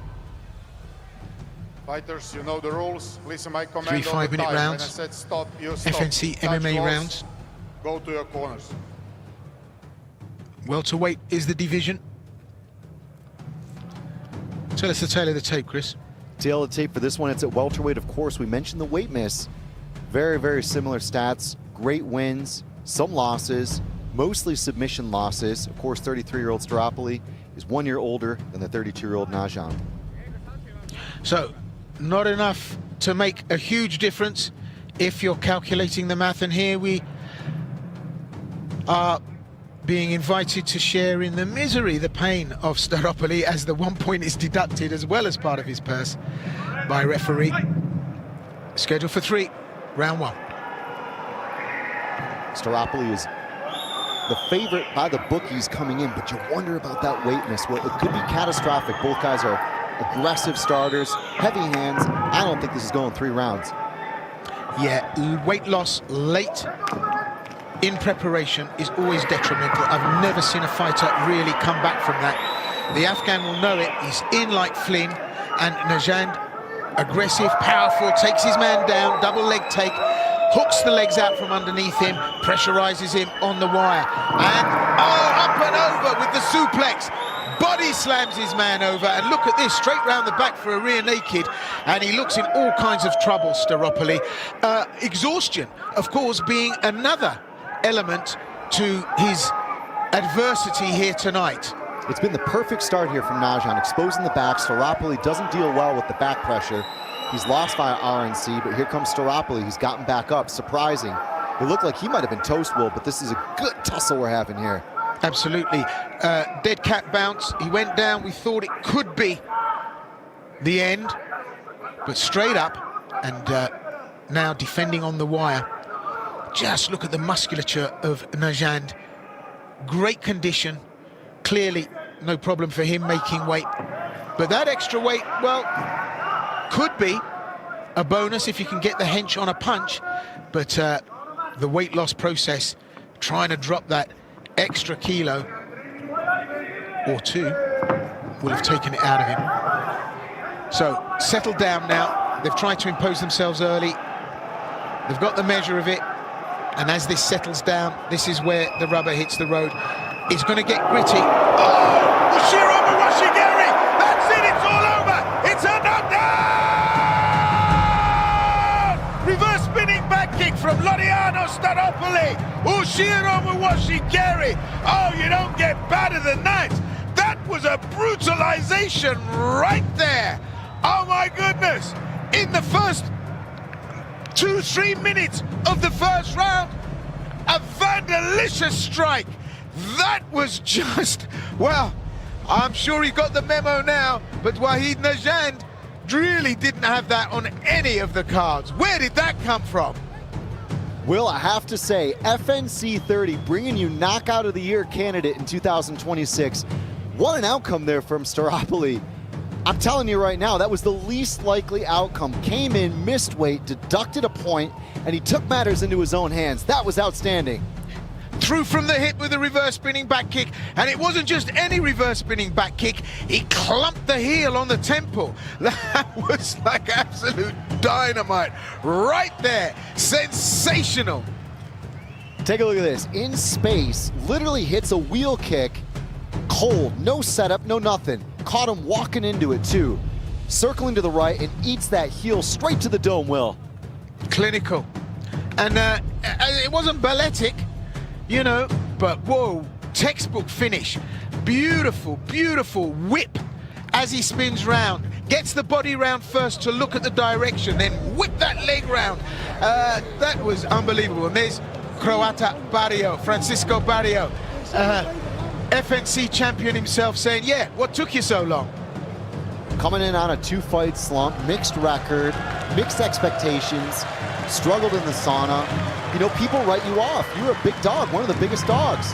And I'm telling you right now, Will, to come in like that and stop that guy like that, that's the highlight reel for 2026.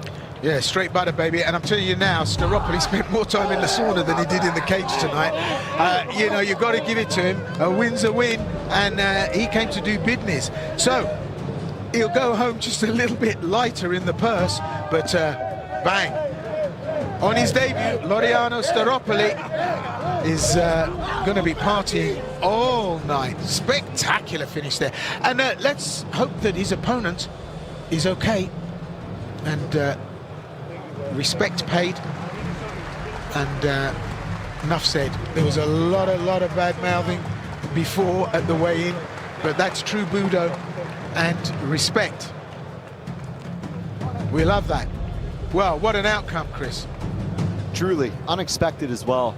But that's the fight game, the narrowest of margins at times. And Staropoli really saw it. I loved it. He forced him, corralled him into walking onto that. And then he spun, and he shot for the bleachers and hit the 3-point shot. You know, Najand was known for letting his guard down and leaving himself open. Ladies and gentlemen, the end comes after 1 minute and 56 seconds completed of round number 1. Your winner by way of knockout in the blue corner, Loriano Pepe Staropoli.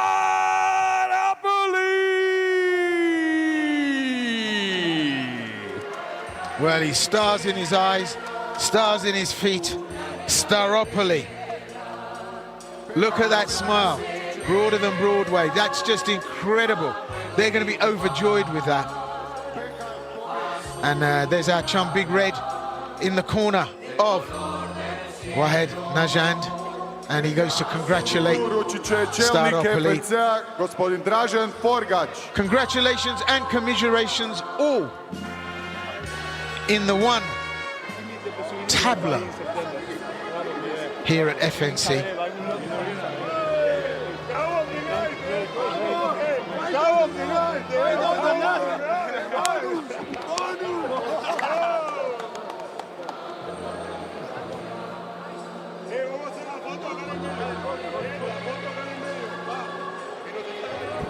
And a chance to enjoy the trophy and the spoils of victory. Croata Barrio alongside other FNC mainstays, Big Red and Forgy himself. What a moment, Will. Yeah, no one saw that coming, least of all Wahid Najand. And whoa, these boys were really sparky at the weigh-in. I knew it was going to be lively, but that was just a little bit too primal for me. He's a dangerous guy, Staropoli. Anyway, we're going to have a word with him. Congratulations. This was one of the best, maybe the best knockout in FNC history. How did you do it, bro? I don't know. Thank you, God, for giving me the possibility. Thank you, FNC. I love you, Croatia. I would love to fight in Zagreb in September. I would love to fight again and represent my country in this part of the world. My brother is Francisco. I love Francisco. He's my brother. He put me here, and I'm so proud to represent Argentina and this part of the world. Thank you. You are UFC and PFL veteran. Is FNC your new home? Yes, 100%. I want to be the champion here. I know that. I know inside of myself that one day I will be the champion of FNC. It's my dream. Welterweight or middleweight? You had a lot of trouble with weight. Welterweight, maybe both, but we will see. Congratulations one more time. It was a pleasure to see this knockout. It was unbelievable, sir. Dame I gospodo, Pepi Laureano Staropoli! Te amo, Belén, te amo, Aurora. Te amo, viejita, te amo con el alma. Vos también, papá, te amo. Laureano Staropoli makes his entrance into FNC. What a dramatic entrance. There's always going to be fun attached to that player. Chris, those strikes, none of them mean anything really, do they? Because at the end of the day, the reverse spinning back kick said it all. Yeah, and that was one of two kicks that were thrown and one of two kicks that landed. 100%. Yeah, there was 100% on the elbows, 63% on the punches, high accuracy in general, really, for both guys. And Najand had an excellent fight.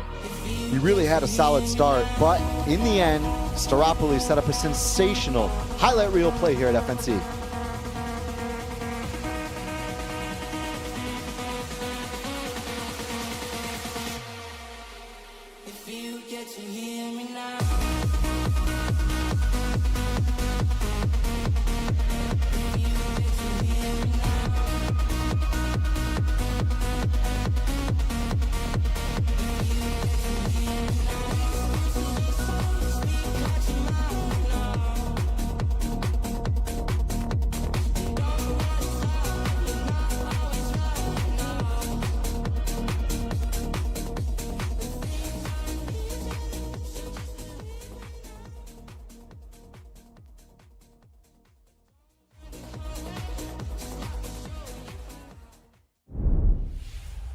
Well, we've been waiting for these two. Večer ljudi, ja sam Petar Ražov iz Zadra, predstavljam Bandog Gym. Ja sam Ante Bilić, Bum Bum, dolazim iz Splita i predstavljam Bilić Gym. Antina izjava da u Zadru nije nikad bilo pravo boksača ni frajera je uvrijedila previše ljudi, čak i moju mater. Čuo sam da je on sparirao sa Martinjakom. A ko je uoči taj Martinjak? Tensions are high. And this isn't just words. It's bare knuckle, and everything is on the line. Čak ako je ženu uvrijedilo je i ove frajere, brate, kojih ima jako puno, ali su tihi, ne pričaju, ne laju. A native son of Zada, he ruled this cage once before, a year ago, when he bested Vaso Bakočević in a battle that still echoes in these streets. Tonight, he steps forward again, with the same hunger, the same fire, to face Ante Bilić. On se zadnji put borio protiv Vase Bakočevića. To je bilo sprdnja i niti jedan niti drugi nisu bili spremni za taj meč. Već su nakon druge, treće runde bile umorne. A ja mogu takvi rundi 10 napraviti. Tako da.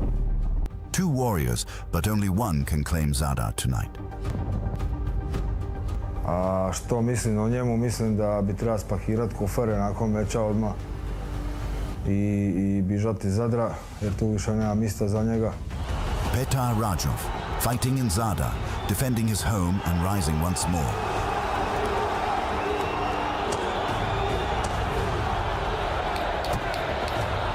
Po protivniku mislim da on nije uoči moje mjerilo da ustupi u ring sa mnom. Tako da će to jako brzo završiti. From the vibrant streets of Split, a legend is rising again. Once a prodigious boxer and champion, his speed and power electrified every ring he stepped into. Uvrijedio je cijeli grad sa svojom izjavom. Moj posao je da osvetim tu izjavu, znači da zadovoljim svakog Zadrana, da skače na Ante Bilić po glavi. Tonight, Ante Bilić fights to reclaim his place among the greats. Ja sam dijete grada Splita, dolazim u Zadar, dolazim prebiti maloga Ražova, tako da ćete vidjeti jedan brzi nokaut. Ljudi, uživajte, gledajte kako gazim ovog majmuna i pivajte mu gradu moru za kraj kad ga budu nosili u nosilima. Ćao!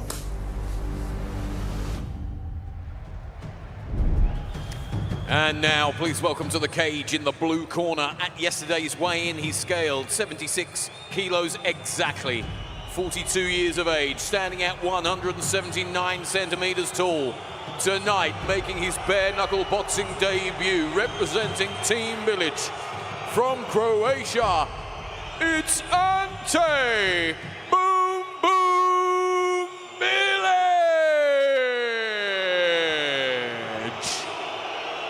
Well, buckle up, funsters. Here at FNC30, we take the gloves off, literally. Bare-knuckle boxing bout up next. Well, you heard the rhetoric, dare I say, between these two.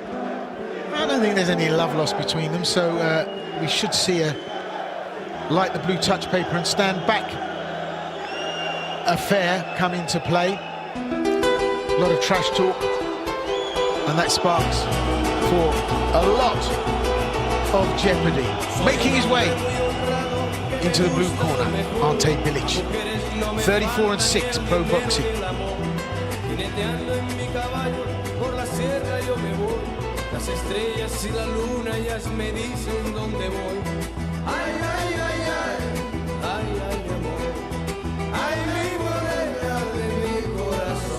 So, to say this guy's got knockout power, well, that's an understatement. Technical boxing, K1 experience. For years he was a pro boxer, 34-6, K1 veteran, and I commentated Ante Bilić myself in the K1 many years ago. He's a genuine combat sports legend in Croatia and one of the most technically accomplished fighters in this entire event. Been a professional fighter since 2002, that's over 2 decades of elite competition. His K1 pedigree gave him a world-class striking education, and his professional boxing record with 20 knockouts speaks to a finishing pedigree that very few bare-knuckle competitors will ever get close to, let alone match.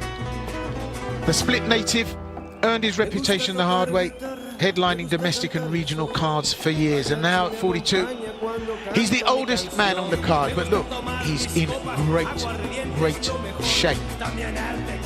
So, once considered a really true prospect, a major Croatian boxing talent, but had to spend time away from the sport.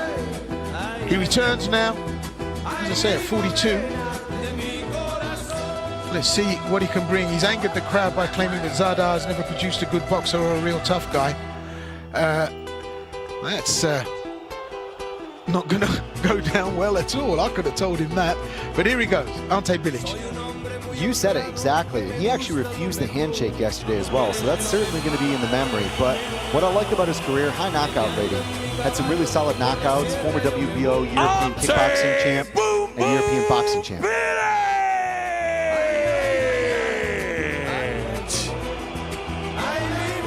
Well, you're right there, Chris. And well, word around the campfire is this won't last long because Razov is nowhere near the level that Bilić is working at, but we'll see.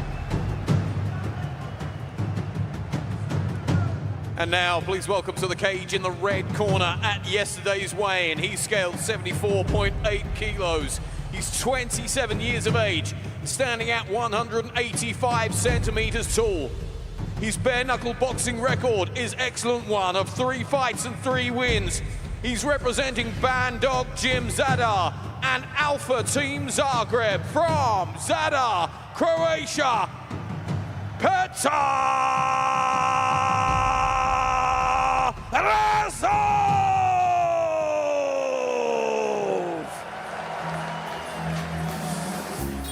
if Ante Bilic had come to Zadar looking for a tough guy, he didn't have to look far. A Zadar local, he found his natural home in the bare-knuckle boxing world after a mixed amateur MMA career. Razov went 1-2 in the cage before pivoting to bare-knuckle, and the transition has been seamless.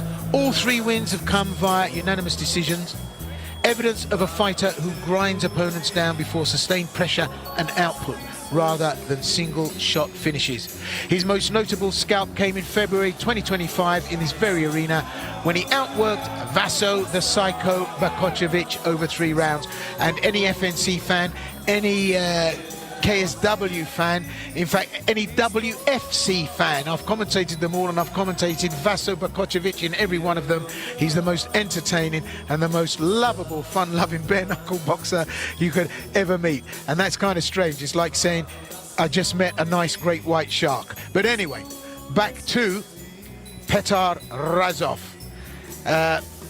He's usually calm and composed, but he's a little bit riled because of Bilic's comments, and he said his goal now is to defend the city. So Petar Razov has taken this to a complete other level, and to say that he's miffed would be the understatement of the event. Yeah, he said literally, only God knows, but one of the 2 of us is going to fall asleep tomorrow. And it was as simple as that, Will. He made a very clear promise about what the outcome was going to be. The finish.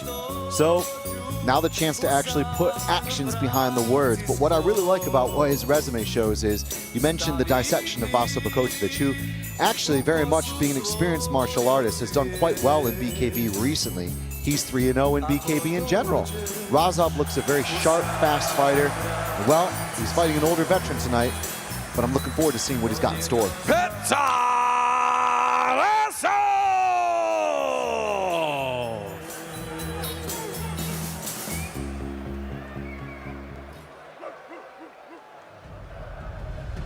And this ultimate bare-knuckle boxing rules bout takes place at a catch weight of -76 kilograms.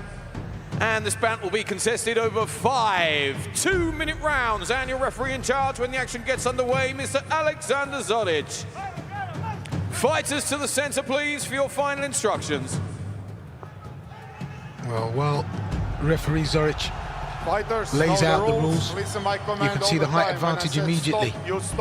Belongs to Razov.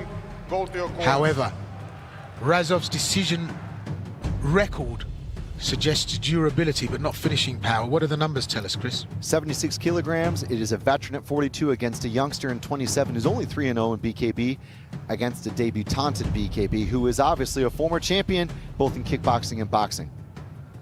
Well, those 20 professional knockouts make Bilic the class act here, but bare knuckle is a different game. Razov always slow to start, and who would want to go the distance in a bare knuckle boxing match, you would ask yourself, but that guy is Razov, and that's a tough ask. You'd want to get in there, get the job done and finish it quickly, but Razov seems to relish the long haul. But the boxing skills of Bilic, you can see on display here, the evasion, gets the chin tucked away, and Razov, that reach, the range, really superior.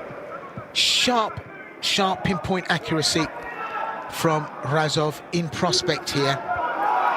And I thought this would be the beginning. It would be just a feel, a sense of what potential was to come. But of course, the biggest problem bare knuckle poses is early cuts, early damage to the eyes early on. But Bilic under an onslaught here from Razov. Extreme pressure, Razov sharp to get involved. But Bilic weathered the storm. A little bit of redness around the left temple and forehead of Bilic, but using those boxing skills to great evasive effect. But you can only go to the well so many times. I'm very impressed right now with Razov. It's a very similar tactic. Long, straight punches, has a better understanding of the distance, the same way he gave Bakocevic his first BKB loss. Great start from Razov, but we can't count Bilic out, Will. On the inside, on the counter, Bilic drops in shots, hard shots, not always on target, but to the body and to the chin. And committing to everything, isn't he, Petr Razov, throwing his whole body weight behind and lands those shots like that. And that's the problem. You can cause an early stoppage with damage. And at the end of the first round, that's a great round for Petr Razov, isn't it? I mean, he started early, he started quick. Yeah, and he didn't allow Bilic into the fight. That's the most important thing. A guy who's been away from the sport, coming back a little bit older, wants to show the old him despite the years, and has angered the crowd. Well, Razov took control very quickly for me in that first round. Well, I've got him up 10-9. And let's not forget, 5 rounds potentially here, so a long game. Aggressive, sharp style. Petr Razov able to deliver at range. Just take a look here. Feints with the left, drops the right in, but great evasive skills. That's a professional boxer at work. Bilic rolls under the punches and overexposes Razov, but he'll get the range soon. But that's it, the pressure, the continuous pressure covering the distance to close in and cause problems for Bilic. That's where success lies for Razov, but it's a dangerous game. And no gloves. That's going to add a dimension to any boxing here. And you can see Razov furiously using the left to keep Bilic out. You don't want to let anyone get it. Oh, he's been knocked down! There's the count! Petr Razov delivers a knockdown here, and he's going to be absolutely thrilled by that, as are the crowd. That's optimal prime work. And Bilic may just have to eat his words here. That certainly underlined and underscored any statement that Bilic made about Zadar not producing tough guys. Yeah, that was outstanding. Again, very sharp timing. Bilic is tough. Now, no doubt about it, he's been in these types of fights, but it is a different game. It's a much more limited margin for error in BKB. Yeah, absolutely right. You can roll a punch, you can slip it with gloves on, but without gloves, they connect, they graze, they contact, and that height advantage is giving Razov a real edge here. He's able to throw and still stay outside. Bilic has to commit to being within target range, and he's getting picked off. And these are thundering punches. He's trying to dip the crown of his head and deflect them, but the problem is those punches are still getting through. Well, he's taking a lot of damage here in this round. Absolutely, and you're right, you can do that in boxing. You know, you can drop your head down and take a punch to the top of the head with a glove. But these punches, and this is what Razov has perfected. He's throwing to cut, but he himself has just been taken down. That's a knockdown, and Bilic, with just sheer ferocity and overwhelming activity, has forced Razov to his knees. It's one apiece in the, come to the end of the second round. So it's, well, tight margins, Chris, as you said. It's unbelievable to see both guys get knocked down like that. I didn't see that coming, Will. What a round, though. And big props, you know, to get dropped like that in your first BKB fight. It is frightening to go out there with that totally different metric without the gloves. Bilic is still there. So he has to commit to throw, and that's when he just gets pummeled to the ground, but then he stays as long as he can before a couple of great shots land, and he has to go down, but he comes back hard, and good liver shot there. Oh, replied in kind by Zadar. There's a lot of infighting going on here that must be agonizing to go through, but this is where Bilic, just the sheer ferocity and volume, forces Razov to his knee. Well, we go to 3, and it's nail-biting stuff, eh? I really think that Razov just needs to be smart and tee up the jab. He was doing very good in the beginning part of the first round, especially. That was where Bilic was probably least comfortable with. This is what you don't want. Bilic breaking inside and getting an overhand right. Well, he's done that, and he's had to call it off. Razov, there was 2 crackers right through there. The right hand hit the first time, I heard it, and then the second one came through, and Razov put his hand up and took the knee. Literally just overwhelmingly powerful, those punches, and I heard them crack in. Bilic now getting his rhythm and starting to bring some pressure, and Razov upping the volume, upping the work rate, and almost sacrificially throwing himself at his opponent. Oh, this is a fight, Will. Both guys are digging deep right now. They've both tasted it, they've felt it, they've landed. Bilic may be able to close the show, though. He's landing some bombs, Will. What he's doing is using that boxing experience to set up the right hand, puts the left hand as the post, just as the rangefinder and the target finder, and then boom, throws the right hand. But I have to say, Razov, gets clipped and semi-exhausted, knocked down, and that's it. He gets the count. Wow, they're going to have to dig deep going forward here now.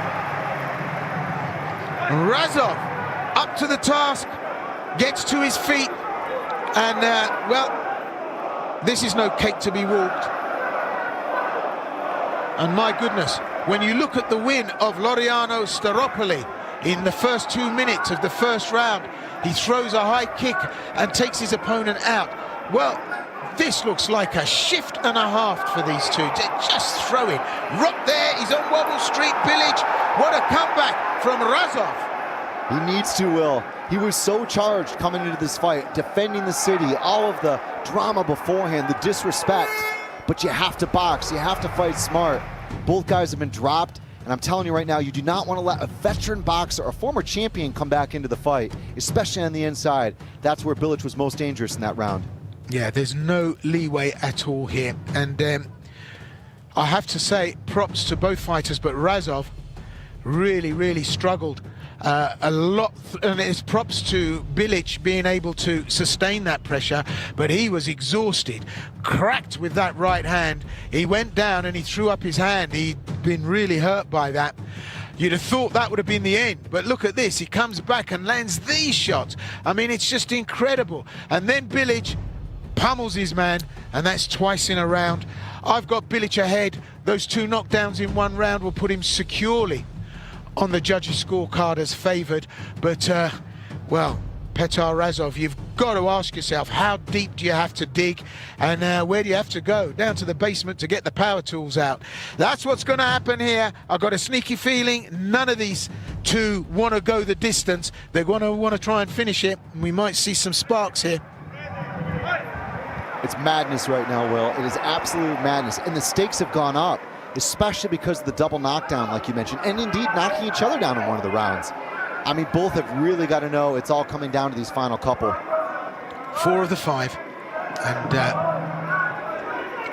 Zada, Petar Razov from Zada, the defender of the city. Well, what a burden to carry. Bilic taking full throttle punches straight on. I mean, right through the front door. And the slipping, not as good as it was, and he was cracked there, he's been hurt. He's on Wobble Street. Can Razov finish it? Incredibly, he recovers. How does he do it? And tries to slip under and duck down, and Razov has to back off. The sheer effort and energy being put behind these strikes, you cannot imagine the amount of energy that it's burning up.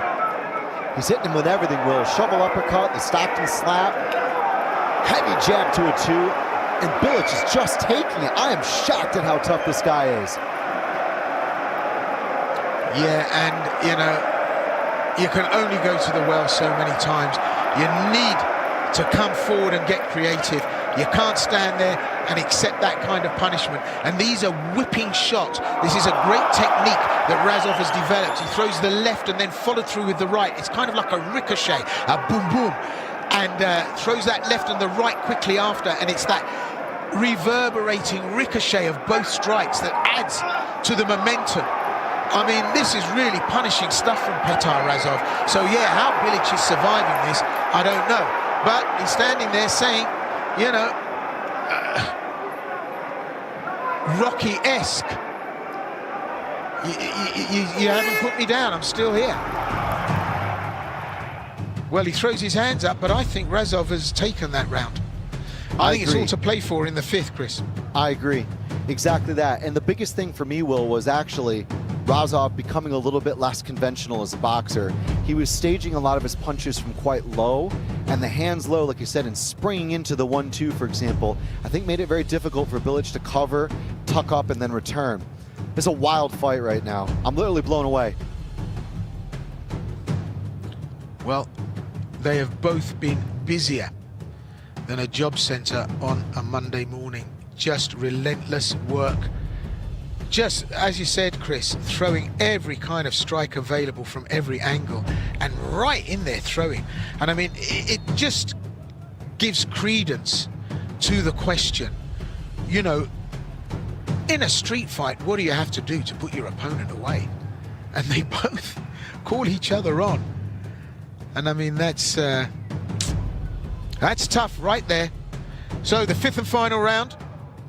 After all the action we've seen tonight, spectacular finishes, highlight, high reel finishes, this is your ticket money right there. 5th and final round, Ante Bilic takes on Petar Razov in this bare knuckle bout at FNC30.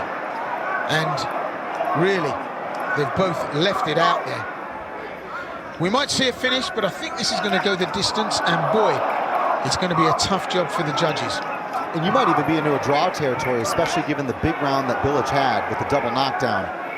It's just insane. It really is going to come down to this last round right now. Razov's got to be smart. Avoid anything too consequential. Keep to the jab. More than once, too, not just these singular shots. That combination of left-right, that ricocheting technique that Razov has used to triple the power, the output of those shots when he lands them. But just look at this, like Raging Bull. Ante Bilic just marches on. And a moment's respite for those two when they dropped their hands and rested on each other's shoulders. And I think, oh, that was a cracking right hand. And Razov was hurt, had to defend, had to duck out and holds on. Oh my goodness, this is going to the wire, literally. The problem is, Will, right now, when Razov throws those huge punches and then mixes his feet, crosses his feet, Bilic is waiting to catch him out of position.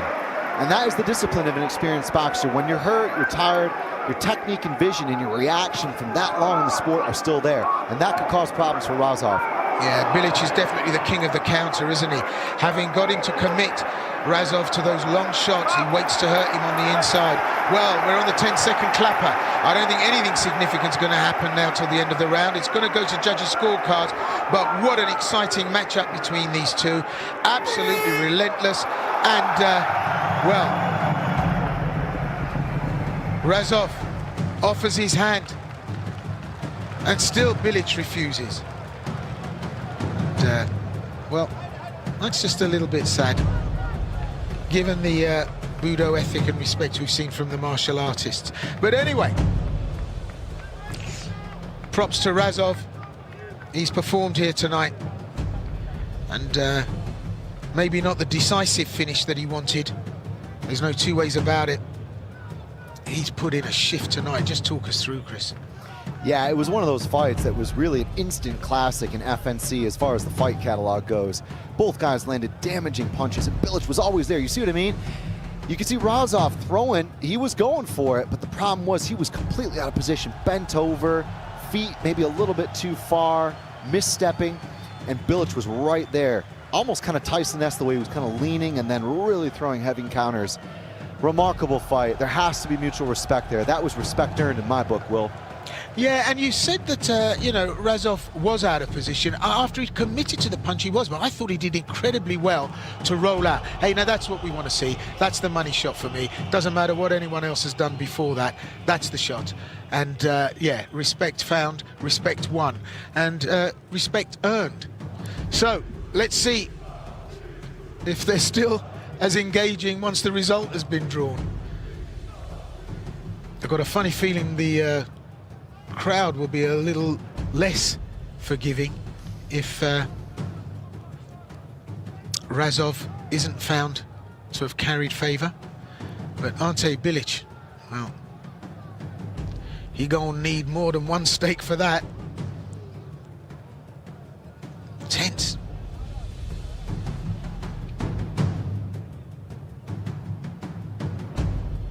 looks in good shape, Razov. I wouldn't say he was exactly lemon fresh, but Bilic took a lot of shots. Love that technique, the left-right. Baboom, baboom. Used his head like a time ball. Well, ladies and gentlemen, at the end of those 5 amazing rounds of action, we go to your judges' scorecards, where we have a split decision.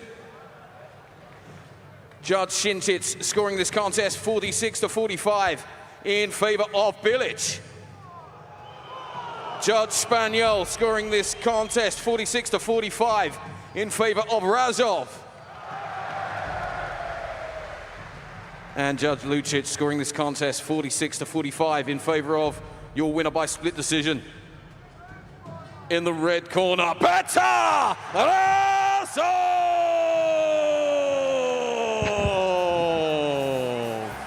Razov has done it. And the defender of the city shows some signs of jubilation there at a well-earned win. He goes the distance. He's a decision fighter. He's proved his point here tonight against incredible odds. The numbers against him that Ante Bilic brought to this were immense, that experience. But he's developed a bare-knuckle technique that I think is the template for BKB. Agreed, for sure. I think the numbers as well. Low scores, it was because of all the knockdowns, and I think it came down to that final round. Very challenging fight to really get right unanimously. I would have thought it'd take a few reviews, but hey, in the end, Razov, I think, really was the better guy by the end, but Bilic was impressive. He had his moments, and for sure, if we're looking at the scoring, which will be, of course, the unified MMA criteria, looking at striking only, that's what's being done here in FNC. I think it makes sense. Incredible. I'd love to see another one. We're going to have a word with the winner. Petre, čestitam ti od srca, ti si takav hrabar čovjek da je to nevjerovatno. To je nevjerovatno kakav si ti hrabar čovjek. Nevjerovatan meč. Bio si nekoliko puta na podu, definitivno meč večeri. Kako si ti to vidio iznutra?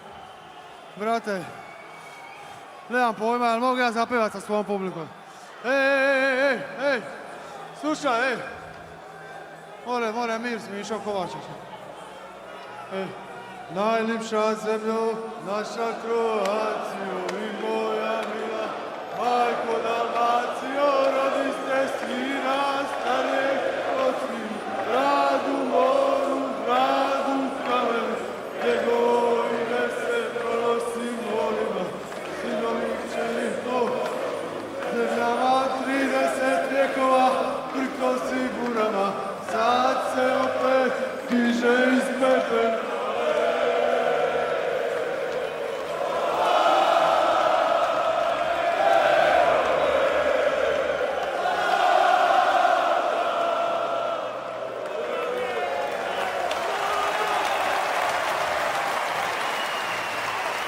Petre, nisi čovjek od velikih riječi, to smo vidjeli na pres konferenciji, ali vidio sam nakon meča, ipak si pružio Anti ruku. Jel zaslužio tvoj respekt nakon ovog meča? Gle, brate, da je pravi borac, ja sam zna. Sad nešto s njegovim stavom, što meni ne paše, što ja tu mogu, ni ja ne pašem svima. Ovdje je ljudo vridja, pa su ga ispucali, ali koga jebe. Odradili smo meč davanje. Davanje i Ante Bilić, isto dobar meč. Tako da i zabavlja vas i par dana, zaboravili ste na sve drugo. Tako da, nego što. To sigurno. Bio si par puta u teškoj situaciji na podu, ali digo si se, išao si dalje, borio si se ko lav do kraja. Ovo sve okej, ali ovo kad sam lega skroz, mislio sam, brate, kad me ovdje zdimja, mislio sam da me glava na pola pukla, da mi je kost u lubanju, u mozgu, brate. Neću te više zamarat, čestitam ti još jednom, proslavi s tvojim ljudima, bio je ovo spektakl za pogled. Dame i gospodo, Petar Razov!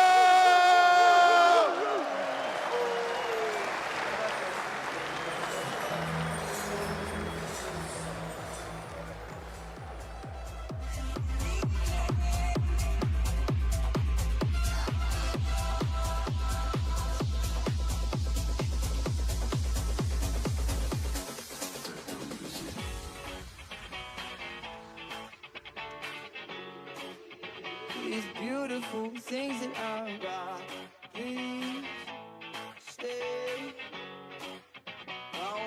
you, I need you, oh God. Don't take these beautiful things that I've done. Please stay. I want you, I need you, oh God. Don't take these beautiful things that I've done.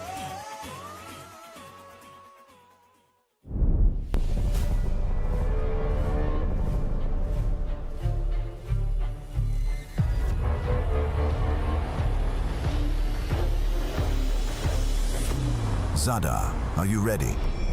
Ja sam Antun Račić, dolazim iz Dubrovnika I predstavljam UFD Gym. A veteran of the sport, a fighter forged through years of wars, pressure, and championship battles. Puno boraca želi pobijediti, ja želim biti najbolji. Seasoned, experienced, battle-tested against elite competition, he knows exactly what it takes to survive when fights become ugly, and no matter what happens inside the cage, he keeps moving forward. Illegal blows, adversity, chaos, none of it changes him. Because relentless is not just his style, it is his mentality. His opponent, from Manaus, deep in the Amazon rainforest, a fighter forged in heat, pressure, and survival. Known by one chilling nickname, the Choker. Because when the fight hits the ground, every second becomes dangerous. Meu nome é Maurício Almeida, sou lutador. Eu vim para dar show, eu vim para agressão, eu vim para mostrar o meu melhor e todos vão ver meu potencial. A master of submissions, an expert in ending fights when opponents least expected. Cijenim svog sljedećeg protivnika, pogotovo zato što je upao kao short notice I što je prihvatio ovu borbu, ali u kavezu mu neću odgovarati za posljedice. Calm, patient, precise. Mauricio Almeida, the Choker. Eu quero que lembrem do meu nome como o maior finalizador que já apareceu no FNC. Idemo mozada. Pozdrav Zadre, pozdrav Dalmacio, vrijeme je za akciju, uživajte. And now, please welcome to the cage in the blue corner. At yesterday's weigh-in, he scaled 66.3 kilos. He's 29 years of age and standing at 169 centimeters tall, bringing a professional fighting record of 27 fights, 18 wins, and only 9 defeats. He's representing ex-Union Gym all the way from Brazil. Please welcome Mauricio Almeida!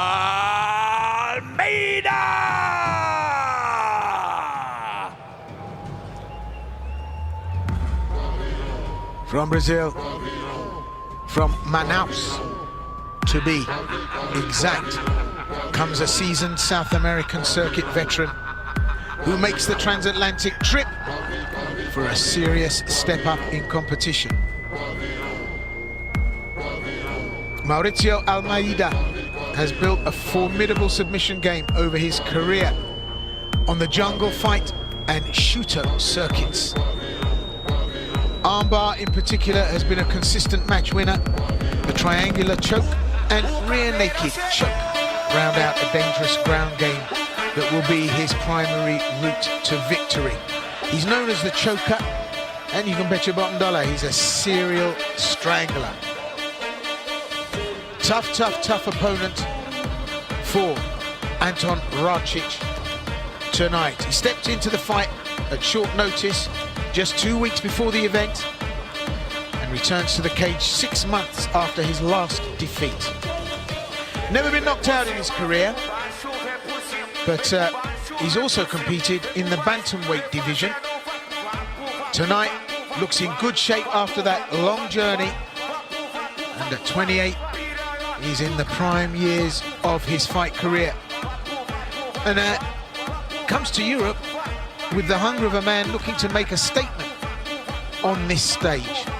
The key question is whether he can match Račić's wrestling and get to the ground on his terms, or whether the Croatian's takedown defense forces a striking contest he may struggle in.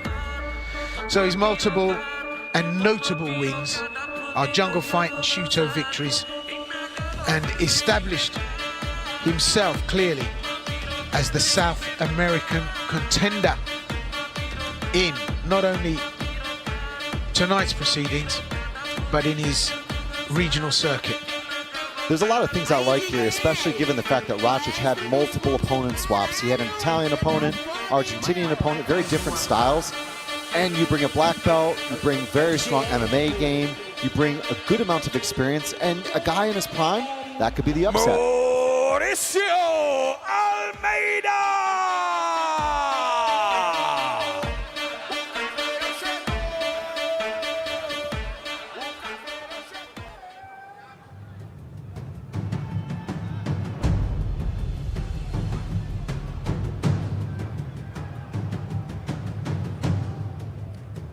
And now please welcome to the cage in the red corner at yesterday's weigh-in. He scaled 65.9 kilos. He's 35 years of age, standing at 165 centimeters tall.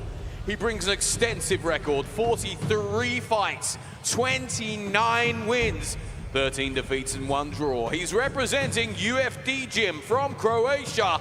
It's Anton Killer Racic!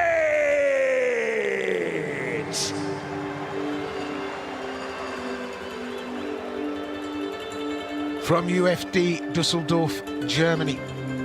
A gym we know very well, and indeed, one of its most famous sons, former KSW champion, Anton Racic. We've commentated Anton through most of his career, haven't we, Chris?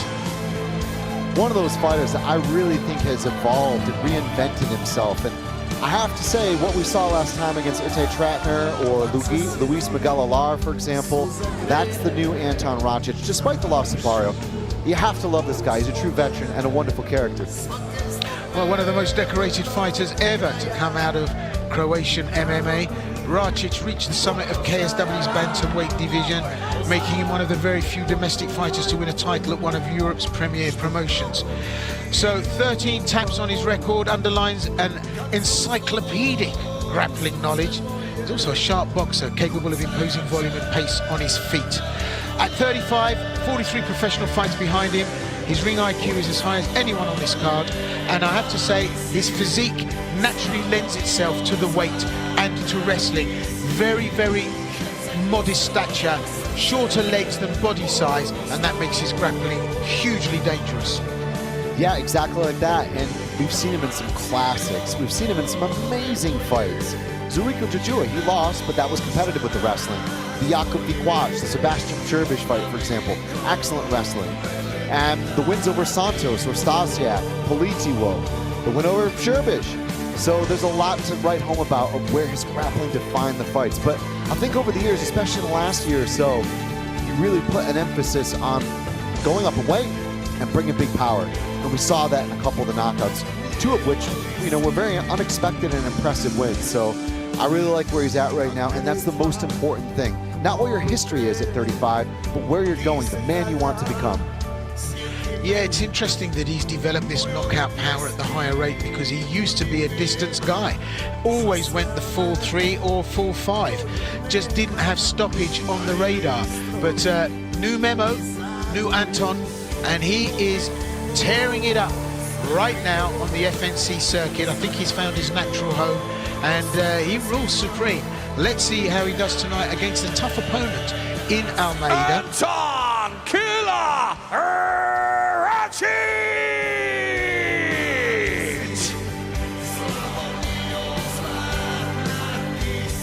At featherweight, scheduled for 3. And this MMA rules bout takes place in the minus 65.8 kilogram featherweight division. This bout will be contested over 3 5-minute rounds, and your referee in charge when the action gets underway, Mr. Ilya Lucic. Fighters to the center, please, for your final instructions. Referee Lucic walked them through, but I've got the sneaky feeling that Racic is going to come out of the traps. Slight height advantage, visibly obvious to Mauricio Almeida. Give us the numbers, Chris. At 145 pounds, it's 2 veterans. Of course, Racic is 6 years older, significantly more experienced. We saw Almeida actually half a kilo right on the edge of the limit. The fight will proceed though, half a kilo over. Maybe that'll be a factor, especially being short notice.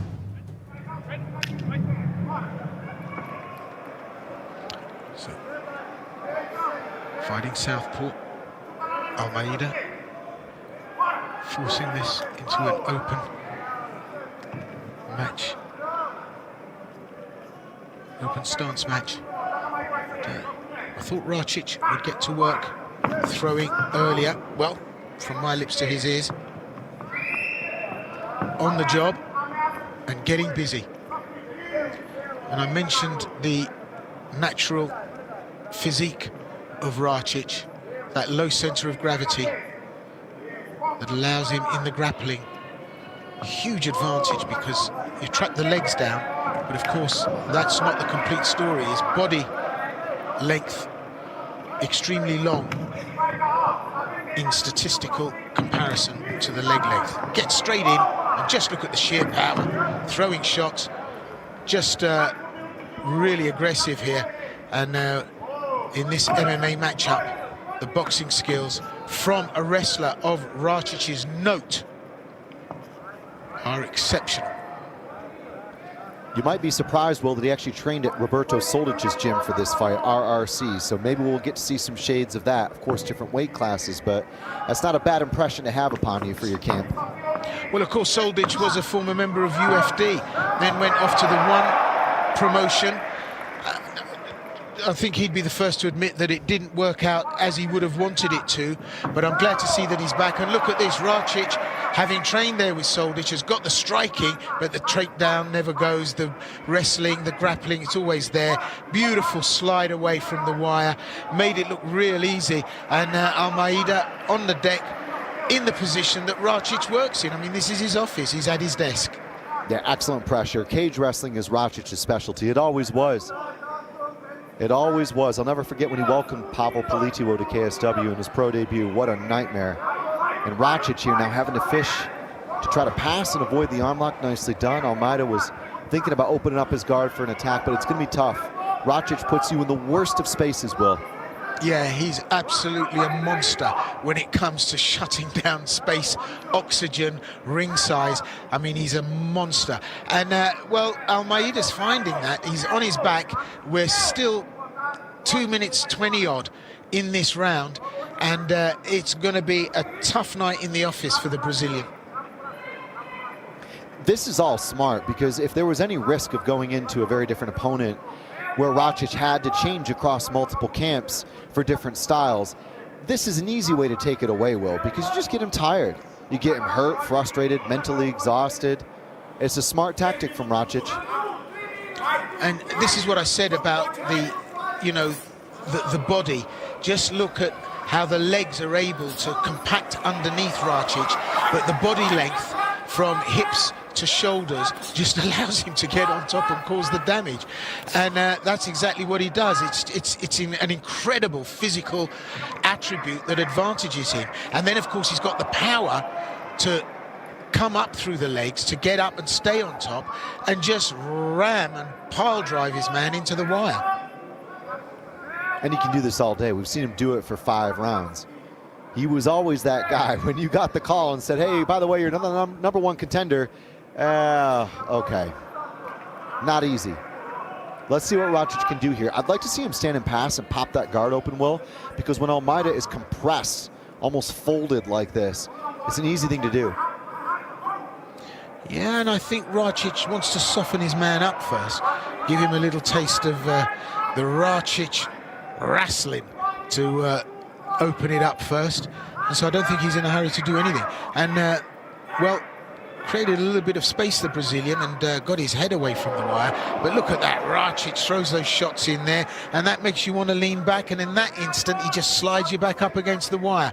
So it's a world of pain there for Almeida, coming in at short notice, traveling that distance, and then having to deal with Racic. Yeah, the worst of occasions. I'm impressed by his flexibility. He's been going for this triangle for about 2.5 minutes, Will. He's got to the crooked guard, but watch Racic just stand up. He's going to have none of it here.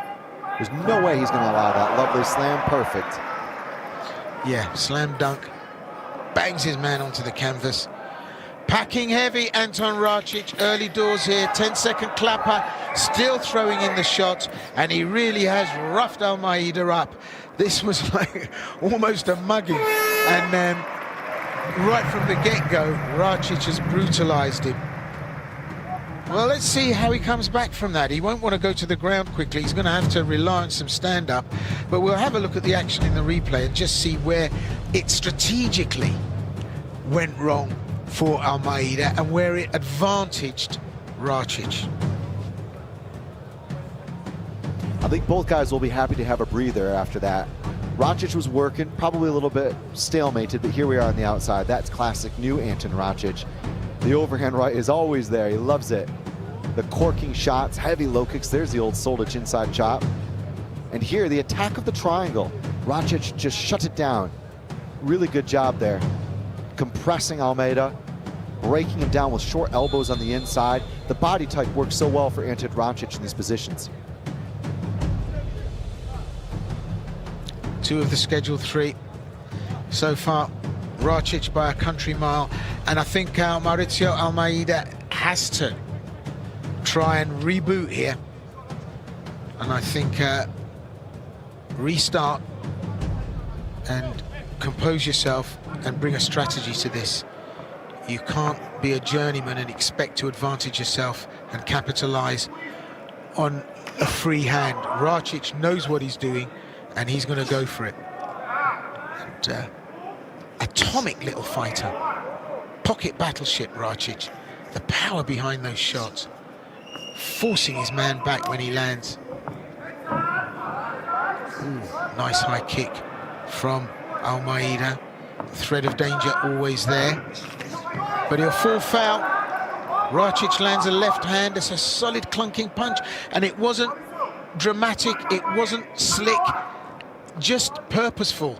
And when he goes to work, Racic, he really is industrial. There's no two ways about it. That's how you describe Racic. There's no flash, there's no glamour.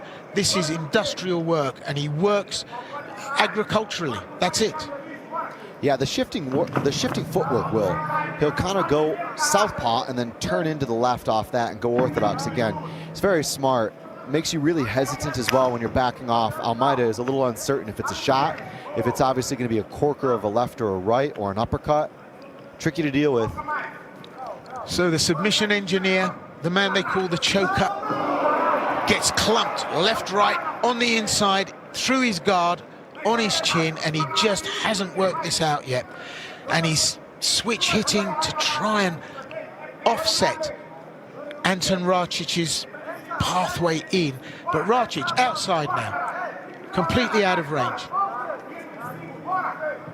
Creates space, moves back, changes direction, and not very much credit is given to the footwork of Racic, which there was funkier than James Brown. But he's there, he's just tantalizingly on the end of a possible punch. But is he? Therein lies the rub. Exactly, I was going to say the footwork is so much better now. It wasn't always like that, and it's not just the boxing, it's also the footwork for the wrestling. So it's all kind of melding as MMA now. Oh, there's a right. Look at that, banged it straight through the middle off the back of the footwork. And I mean, he nearly took the Brazilian off his feet. Almeida's in all kinds of trouble here. He just hasn't got it worked out. Look at that single leg takedown, runs his man down. Absolutely easy, I mean textbook. And there he is in this grappling position. Oh, wait there, the arms through, the legs gone up, and Racic could be in trouble here. That was a mistake. Now he'll be goodwill. He's got his knee in the right position, I think. Now he's gone to combat base. He should be able to posture out of this. Almeida has a great triangle. Even when he was bent up against the wire, literally like a contortionist bent in half, he was still able to get to that crooked guard. Oh, maybe he'll go Kimura trap. See, that would be the logical step. There's a lot of different submissions off this first step. The question is Racic going to block it? If he can clear the arm, yes he can. Figure four will. Ooh, all leave has been cancelled. We could be in for an upset, but no, he snapped that grip. He's back out of it, and he's in his office, back at his desk, Racic, and will start to bring the hammer fist and the ground and pound into play. And he's going to be shut down ferociously by Mauricio Almeida, but how well he's going to do in the next minute and a half Well, that depends. He's going to have to do pretty well, otherwise he's going to get beat up in that position. Yeah, he turned his thumb. Rakic did a great job there of turning his thumb well. That's what relieved the pressure. That was nasty, though. That could have been a game-changing submission technique. He could have gone to a lot of different things off that. Could have gone Choi bar, obviously Kimura trap, sweep. Anything there is just really tough to deal with once a guy has a grip on it. Props to Rakic. Props to Almeida, too, Will. Yeah, but now it's gone to a car crash in slow motion as Rakic grinds away. Just look at the head work there. The short haircut, just rubbing the head, rubbing the eye, and using that head as the third post to position himself. And as I said, the body type is just insanely beautifully designed. But look at the flexibility. Up he goes again for the triangle, the armbar rather, and it's just incredible that he's able to do it from that powerfully condensed position. Doesn't manage to pull it off. It's remarkable. I cannot remember a fighter actually being put in this position for this long in a fight, getting to that position in a triangle that many times. He's had like 6 or 7 attempts where he's one step away from getting it locked up. But this is good. Rakic just punishing him every time, Will. Yeah, I mean, he's through the door marked exit, isn't he, Rakic? He's just going for it. That's just open season. Oh, but look at this, a reversal. Oh. And the frustration from Mauricio Almeida just on the buzzer. And Rakic marches back to his corner. He'll be happy with that. And so far, so Rakic. I completely agree.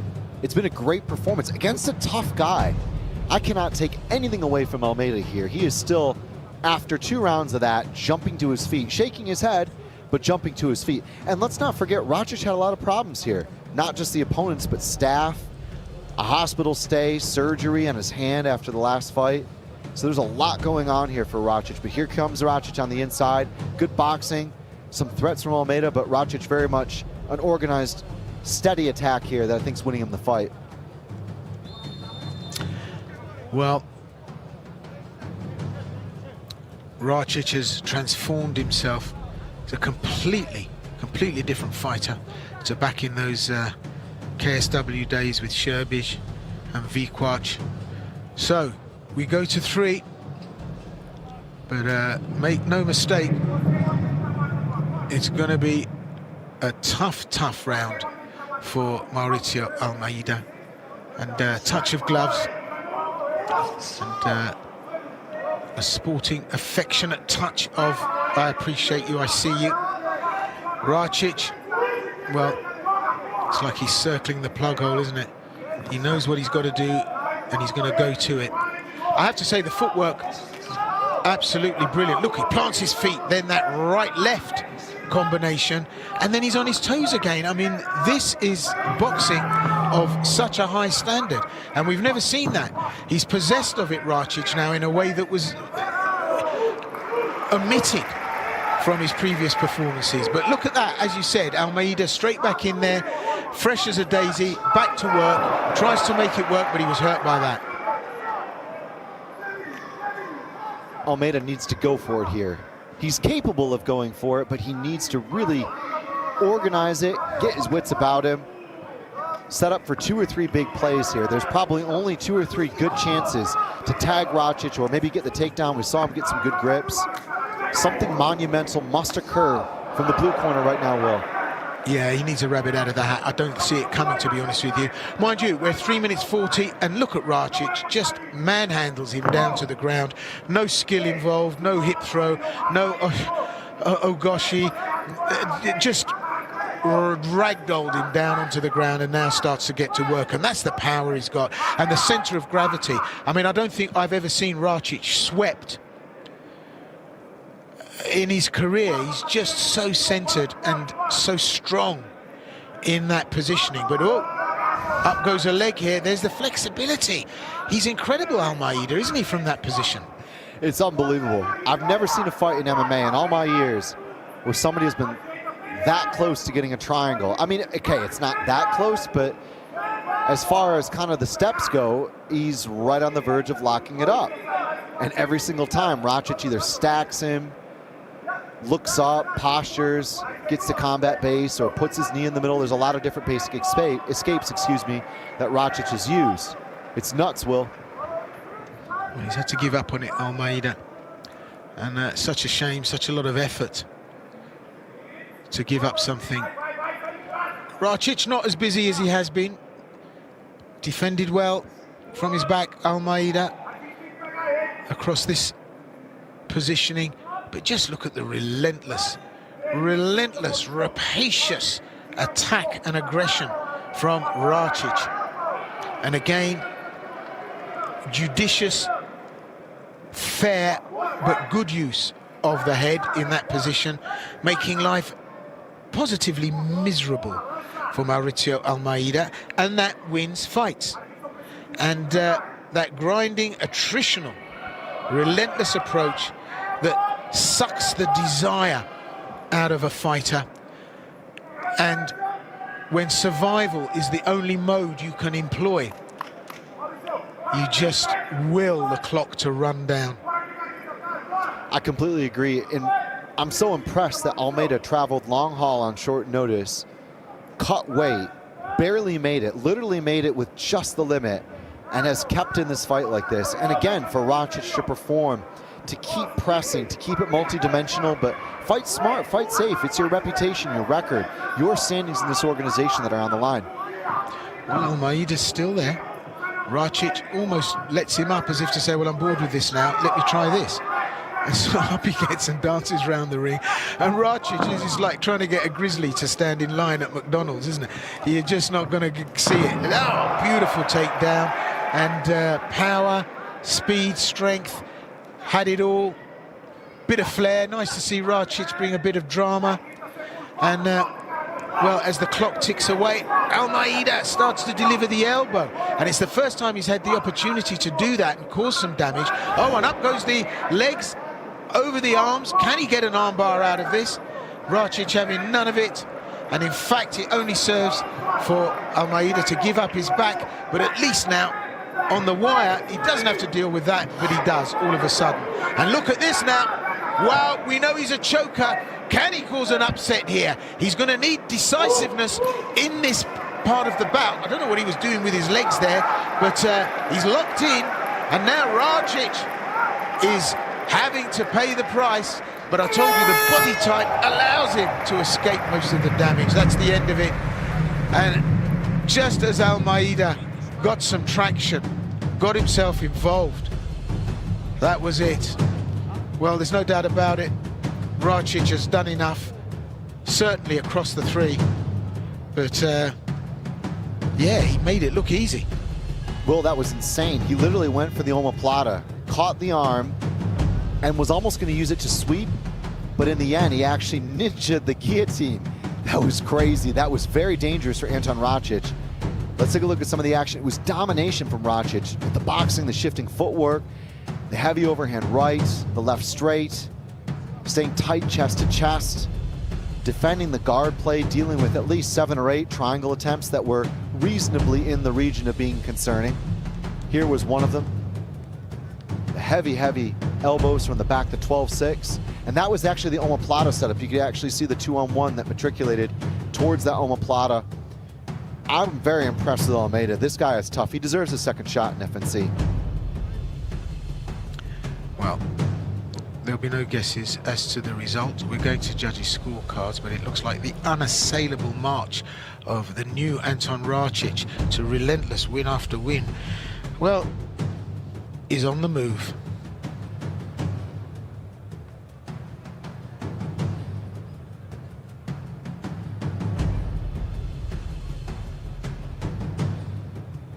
And so, ladies and gentlemen, at the end of those 3 completed rounds of action, we go to your judges' scorecards, where we have a unanimous decision. Scoring this contest, 29 points to 28, 30 points to 27, and 30 points to 27, all in favor of your winner. In the red corner, Anton "Killer" Rakic.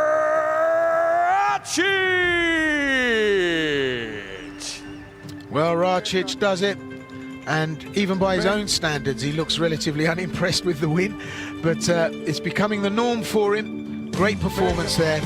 And Racic goes 30. 13-1. Pehar pobjedniku uručit će član uprave Supersporta, gospodin Goran Đurić.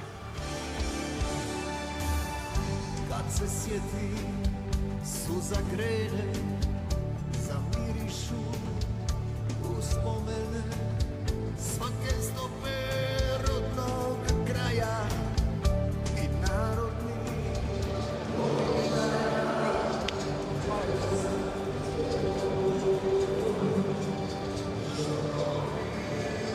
Impressive from Anton Racic, in my view, Will. A battle-tested veteran, a guy who has really had such a long career, maybe even a double career if you want to get technical, a tale of two cities and places, but ultimately it's great to see him in the win column. Hard fought, very challenging camp, and a challenging, tricky opponent.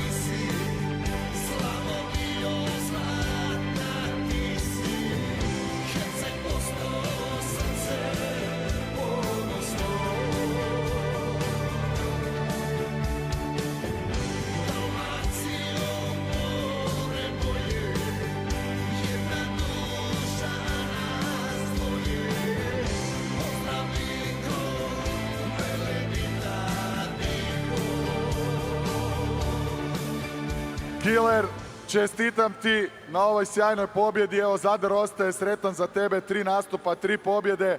Moram ti priznati da si ko vino. Što si stariji, to si bolji. Stojka izgleda sjajno. Hvala vam. Prije svega, hvala Zadre, hvala Dalmaciju.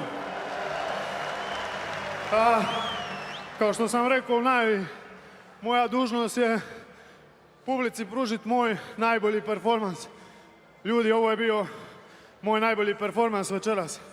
Težak protivnik, dobar skill, nezgodan, jako iznenađujuća koljena, brz, eksplozivan. Sve sam to očekivao, bio sam oprezan, ali se nadam da sam opet pokazao kvalitetu. Još nešto, još uvijek sam tu, još uvijek sam bog malih kategorija na ovim prostorima, samo da se zna. Jesi. Nemoj mi još bježat, nemoj. Tvoja divizija ima novog prvaka, pričali smo nešto ranije, to je Edward Keksel. Jel te zanima taj meč? Mislim da si ti jedan od najlogičnijih kandidata za izazivača. Naravno, sve me zanima, samo da mi dragi Bog da zdravlje i nije bitno ko je nasuprot mene. Hvala vam svima. Nadam se da se vidimo opet, ljudi. Hvala vam. Naravno da se vidimo. Dame i gospodo, Killer Anton Racic!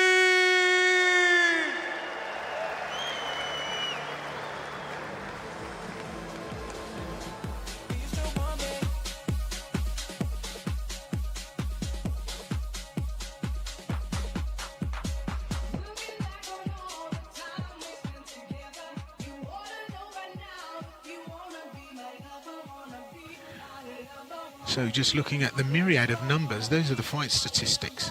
And as you can see, Anton Racic way ahead on strikes thrown and landed. Certainly the takedown attempts and successes, all favourably for Anton Killer Racic. And Mauricio Almeida, well, bit of a bum hand really, coming in all that way, having to cut weight, but nevertheless can't take anything from Racic's performance, and those numbers tell the story.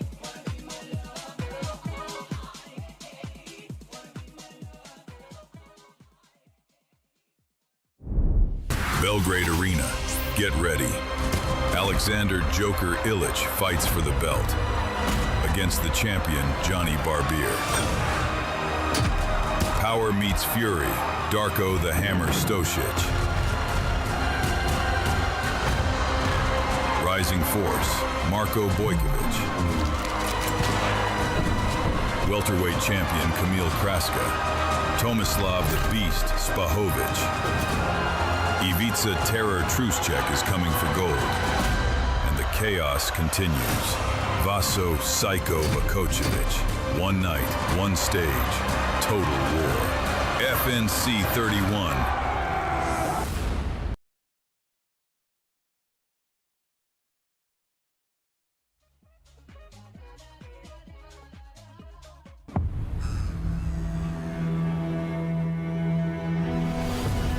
čujem ime Martin Batur, pa pomislim veliki čovjek. Veliki gorstak, ne znam.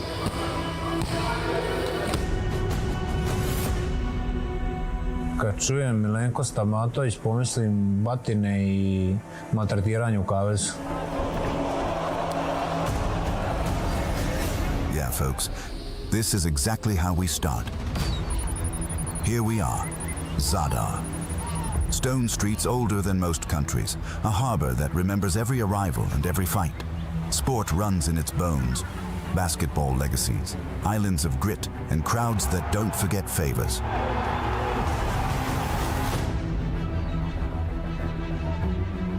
Two heavyweights, two stories. Martin Batur, the hometown colossus with history to reclaim after injury and a split road back to form. Milenko Kicho Stamatovic, undefeated, hungry, Montenegrin thunder looking to rewrite a hometown script. They both need this. The city will decide who gets the headlines. Now we turn up the heat. Razvijeć će se tako da ćemo ući unutra, možda se pozdravimo, možda ne i prvi moj dodir, moje šake s njegovom glavom, on će zaspati i to je to. Niti me zanima, jedino što je bitno će se desiti u kavez te noći. Pa ne znam, slušao sam jedan intervju, mislim da sam priča puno gluposti. Yes, you can feel the tension. Words or noise, the fact remains. This isn't a routine bout. Pa svoje prednosti vidim u dosta toga, počevši od fight IQ-a, smatram da sam pametniji borac. Ima i on dosta prednosti, nadamnom iskusnije, ima bolje ljude oko sebe, bolje sparring partner, ali smatram da sam ja u glavu bolji i da sam kvalitetniji borac od njega.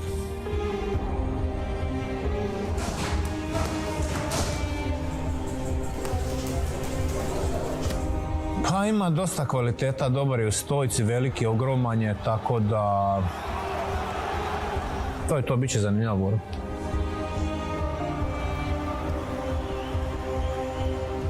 Samo borba, definitivno. Poglavlja ćemo svoditi na kraj i kad batalimo, tad ćemo sve da slegnemo. Ovo je za sad samo borba.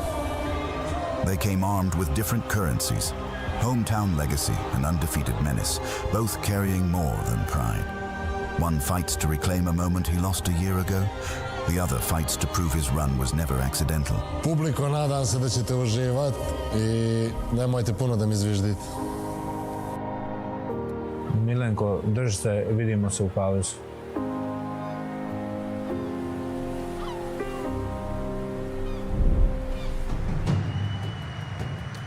And so, ladies and gentlemen, it's time for our final fight, our main event of the evening.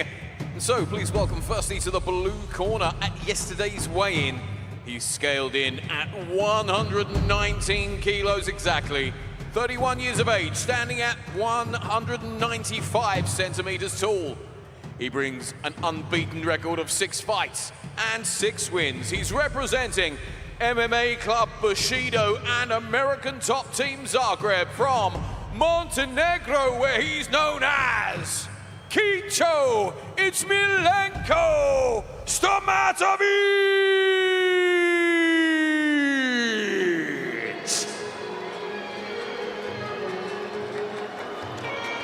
Our main event of the evening here at FNC30. What a spectacular night of fight it has been. Entertainment with a capital E, and that rhymes with FNC. The most dangerous unbeaten heavyweight on the Balkan scene right now. Stamatovic has been perfect across 6 professional outings, finishing 3 of his 4 FNC appearances and never once looking troubled. He goes by the Bushido code, composed, methodically, but brutally effective. 5 of his 6 wins have come via strikes, and the unsettling part for opponents is that he doesn't fade. He can still lamp you full pelt in the 3rd round with the same venom and enthusiasm he throws in the 1st. His straight punching is clear and powerful, and he's shown the composure to pick his moments rather than roar recklessly. He's the live underdog in this environment, which is interesting because it's a huge fighter that would have to turn up on the day to make this man the underdog, but he's the more dangerous finisher on paper. His notable wins are 3 FNC finishes across 4 promotional contests. So he broke his arm a year ago and underwent surgery, recovered, and then broke it again. So a lot of problems with injuries for Milenko Stamatovic, but with all the problems, he delivered in front of a home crowd in Podgorica at FNC26. For that fight, he prepared exclusive in his home gym. Yeah, that was a big night, FNC26, and I think potentially a big star for FNC. Milenko Stamatovic!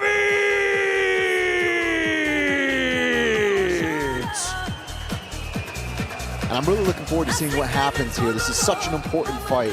An easy shortcut to the top of the division.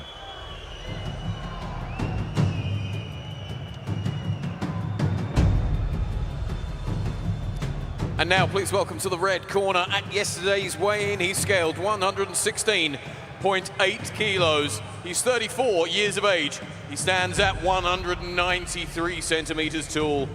He brings a professional fighting record, 15 fights, 10 wins, and only 5 defeats. He's representing M-Team and UFD Gym from Zadar, Croatia. It's Martin Batur!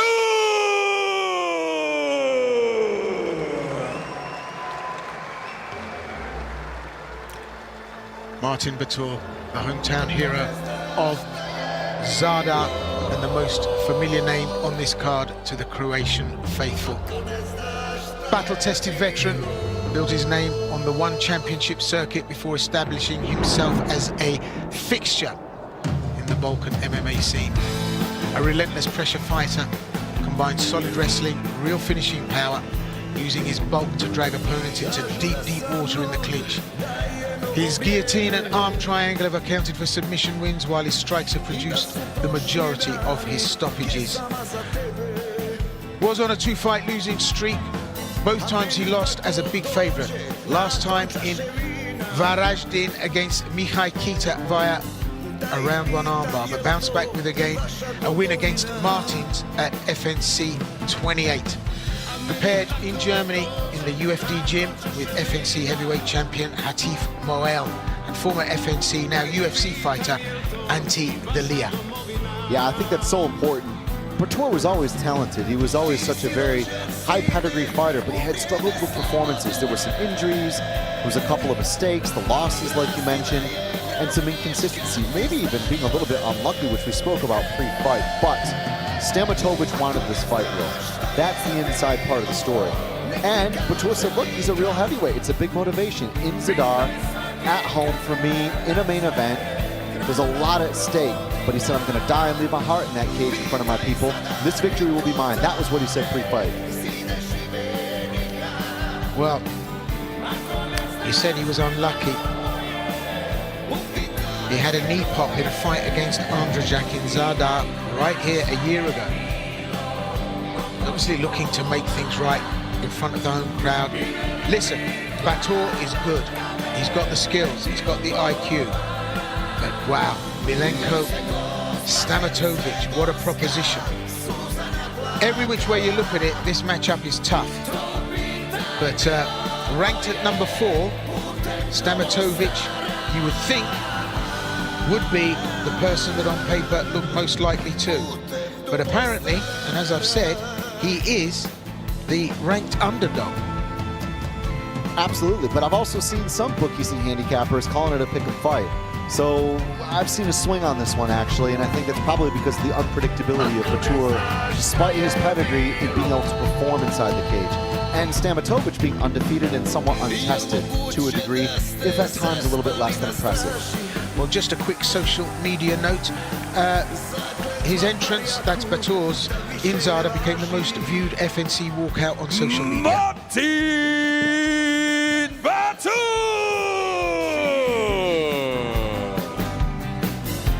big boys are out to play. The heavyweight fight at 120 kilograms here at FNC is our main event. And so, ladies and gentlemen, this is it, our final fight, our main event of the evening. This MMA rules bout takes place in the minus 120 kilogram heavyweight division. This bout will be contested over 3 5-minute rounds, and your referee in charge when the action gets underway, Mr. Alexander Zoric. Fighters, to the center, please, for your final instructions. Fighters know the rules, listen my command all the time. When I said stop, you stop. Touch gloves, go to your corners. Milenko Stamatovic, positively humble in that matchup there. Take us through the numbers, Chris. It's the main event at FNC30 in the heavyweight division. Of course, Stamatovic is undefeated. He is 31, 195 tall, just a little bit taller than Batur, who is 34, 10 and 5. Representing UFD Gym, of course, Stamatovic, training at home in Montenegro, MMA Club Bushido. Scheduled for 3. These guys are so big, they create their own gravitational pull. And I'm sure you saw the cage rattle as they entered the ring from opposite corners, causing a magnetic opposition frequency to be created. Right, listen, joking aside, very powerful hitters, very powerful finishers. On paper, Stamatovic comes with the record 6-0. And that's why, just look at that looping left hand over the top and the right hand. But Batur has the IQ, has the toughness, and probably has slightly better grappling skills if it goes down to the ground. But at the moment, this is a stand-up affair, and Batur incredibly larger than I thought he would be up against Stamatovic. Stamatovic, well, the room got dark when he walked in. I mean, he's huge. But Batur equally matched in size. Look at those big looping shots. Batur reads them and gets well out of the way. Oh, look at Batur, straight through the middle and punishes Stamatovic. He was hurt by that. Stamatovic desperately grabs for the wire and pushes. He was hurt though. Batur straight through the front door. It's what he needed, Will. That was the most important thing. The boxing and the early boxing, a good eye. Stamatovic was always going to press the action, and that would leave counters for Batur. But like you said, I'm so impressed. They're in shape, Will. These guys are chiseled at heavyweight and moving like a lighter weight. Yeah, and you can smell the weight. They're big, big guys. But that was a slick takedown from Stamatovic, but bounces back Batur, hits the mat, right back up to the upright, and tries his own hip throw. Stamatovic holds on, and given that Stamatovic has got the height advantage, Batur just looks as big right up against him. Batur definitely is dealing with this here. He's just got to slow Stamatovic down enough, break the grips, ride the wave, very good. Don't allow Stamatovic to take you down. You can see now Stamatovic is having to regrip. That's the time for Batur to fight out, and he does. He pummels in right underhook, mouthpiece, a luxury.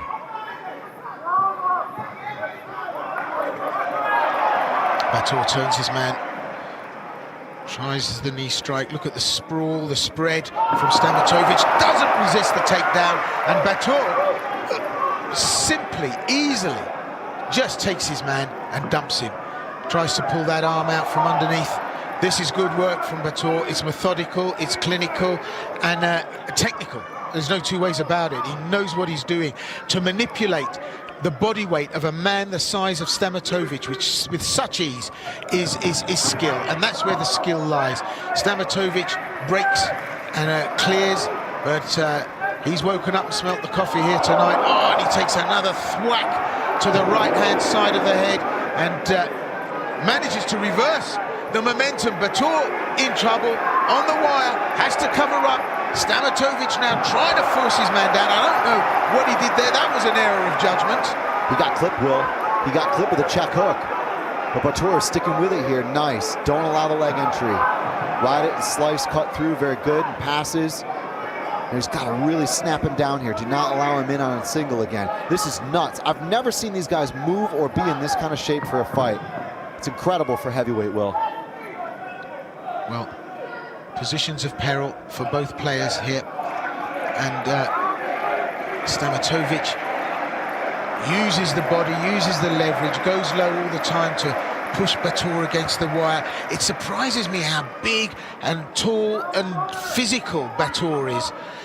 Stamatovic, of course, is an absolute beast of a man and uses that power. But now we're getting down to the attritional grappling, the wrestling that grinds it out. The stand-up, given up, except for Batur. He turns his man, brings in the elbows, and there's that takedown, that double leg takedown, and it's not low at all, it's quite high, isn't it? Just the technique and the power that Batur's able to use to get his man where he wants him. It was a perfect pick right behind the knees. Excellent stuff here from Batur. He's just got to make sure he boxes and wrestles smart. Stamatovic is a guy who cuts to heavyweight, Will. Cuts down to heavyweight. And just one thing from that guy could change the whole calculus. It's great fighting for Batur, but it's not the cleanest fight. Physical jeopardy at every moment.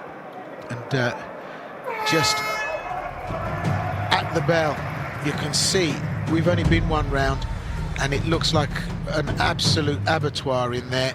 They've both just taken absolute pounds of flesh from each other, and the damage mostly sustained by Stamatovic.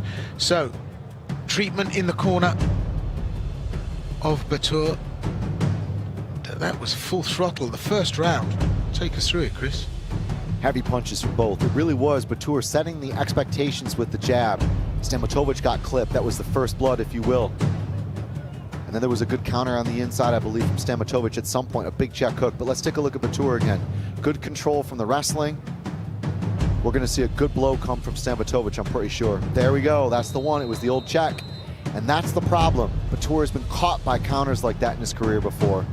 My word, what a main event. So 2 of 3 at this rate. We might see an early result. Stamatovic with that clip. That rocked Batur. He'll have recovered by now, but it's a wake-up call. Where there's a will, there's a way, and Stamatovic has the will and definitely found the way in. This is going to be a real brutal assignment for both men. And after one round, they both look as if they've been in a train crash. Oh, right hand is a knockdown! Batur from nowhere, ground and pound, referee's going to step in, undefended assault, that's it, it's all over! Martin Batur takes the win!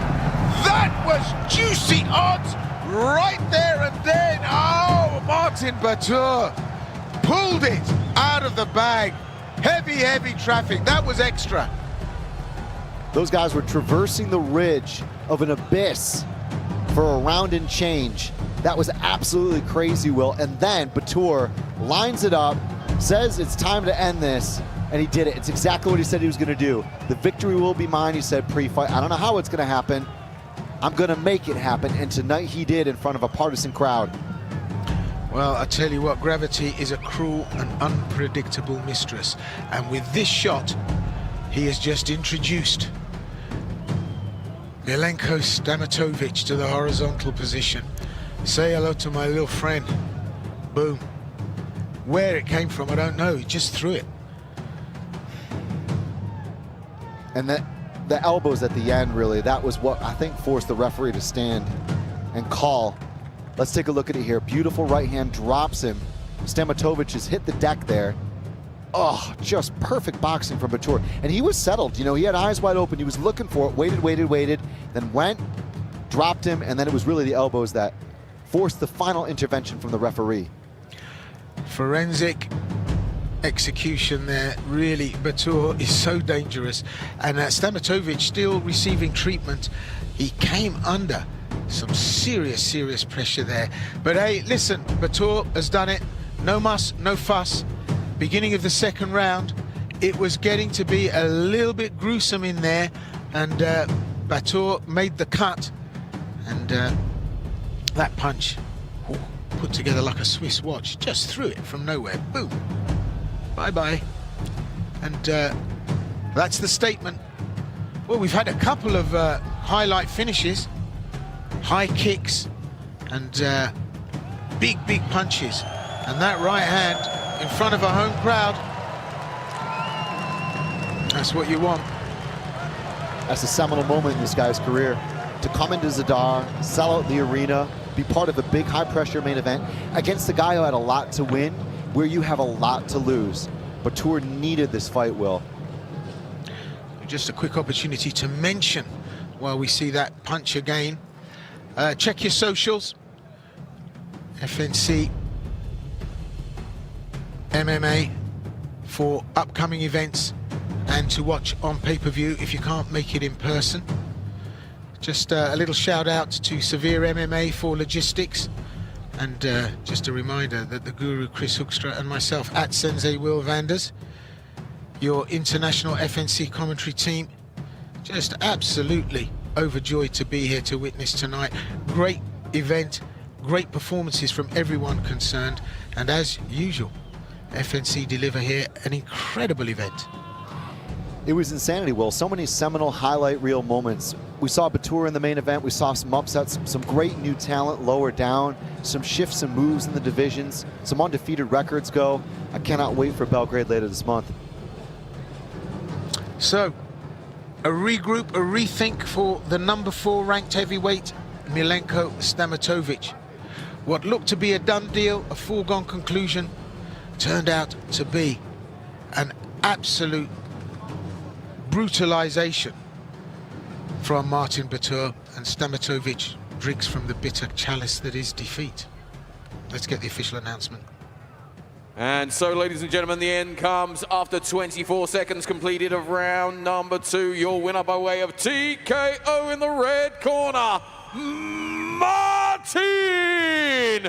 Batur!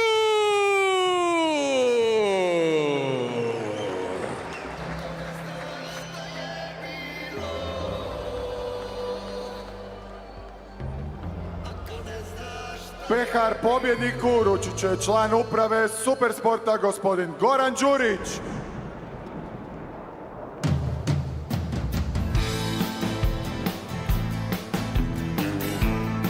Well, what a night it's been, Chris. What do you know? What do you say? Well, Martin Batur exceeding expectations, really. I really thought there was going to be a few moments, a slippery slope at times against Stamatovic, but ultimately showing resilience and true character and delivering on his promise. It has to feel good for him. Your standout moment of the evening? Ooh, it's tough. I'm going to say actually the wheel kick. Yeah, there was a few things going down there, but that was probably one of the most spectacular from the Argentinian.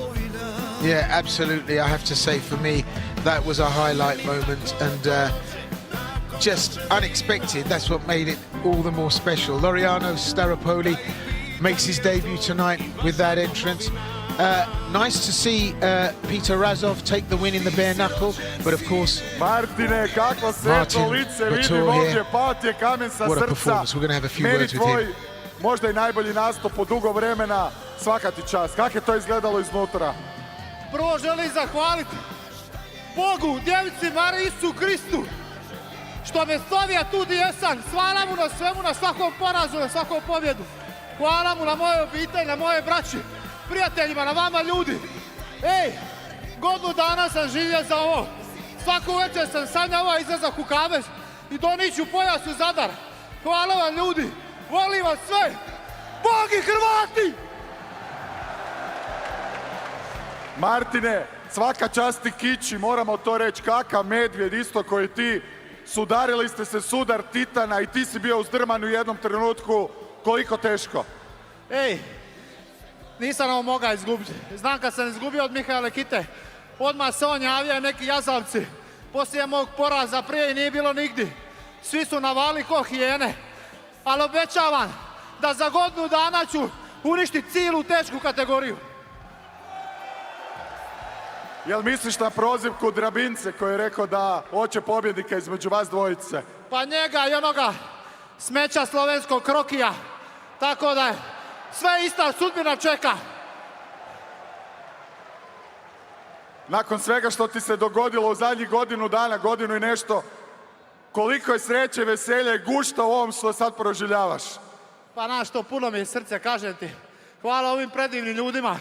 Hvala svima što su uz mene bili. Stvarno sam dušu ostavio ovaj kamp.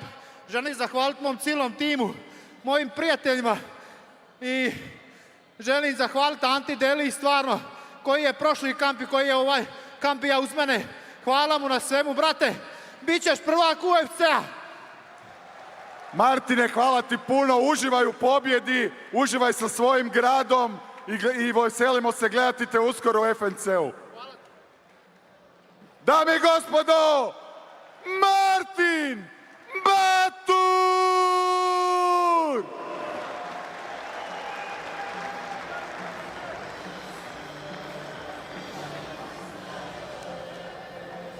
Well, what a climax to a spectacular evening here at Zada. Chris, looking at the numbers. The final numbers, yeah, it was the punching for Batur. That was highly accurate. Elbows also very accurate. He used those to finish off the fight. And Samatovic, impressive. Certainly some time to control on the ground for both parties. A lot more there for Batur, but exciting. It was a thrill ride, really, that main event. And I'm looking forward to really seeing both again in FNC. Always interesting at heavyweight in a main event, not only in FNC. Well, that just leaves us to say thank you for joining us. And as we say, follow your social media for dates for upcoming events. I've been joined by the guru Chris Hoekstra. And I've been joined by the wonderful Sensei Will Vanders. From the both of us, oos, and good night. It's hard, it's cool. You can say that we ain't nothing, but you know the truth. And guess I'm the fool with the arms out like an angel to the gods from real.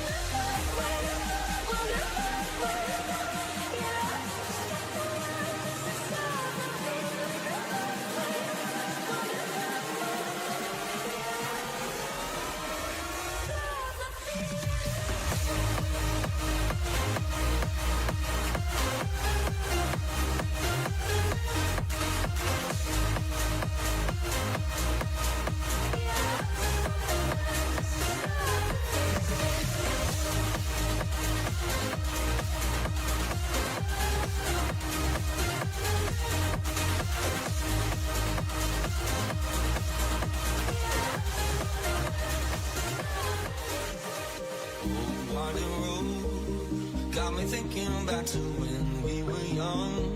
And lately I've been feeling it in my bones. Knew I'd be coming home again. Oh, twisted heart, don't get jaded, just go back to the start. And don't you worry how all of it ends. Know where we're headed in the end. One day we'll throw our hands in the sky, watch the stars as they fly over you and I in paradise. Running wild with the wind, feeling high, breathe it in, yeah, we come alive in paradise.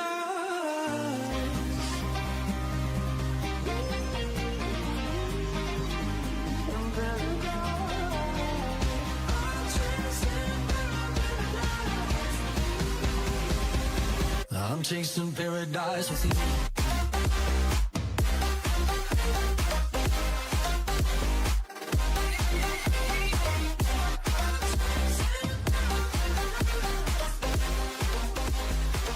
I'm chasing paradise. You wanna feel how it feels. You wanna know it doesn't hurt me. You wanna hear about the deal I'm making. And if I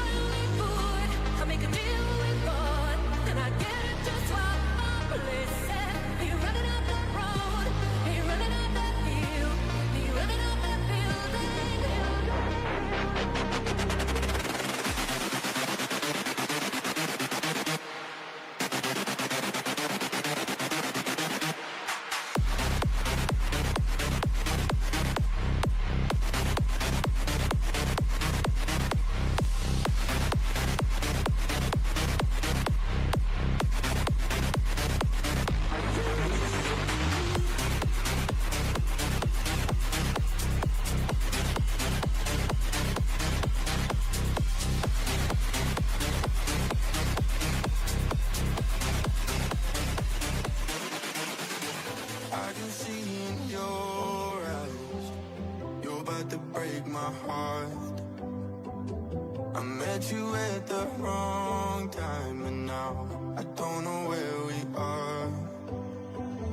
It's just the way it goes, I guess we're going down, but I hold on to hope in case you come around. I wanna say the words, but they just won't come out.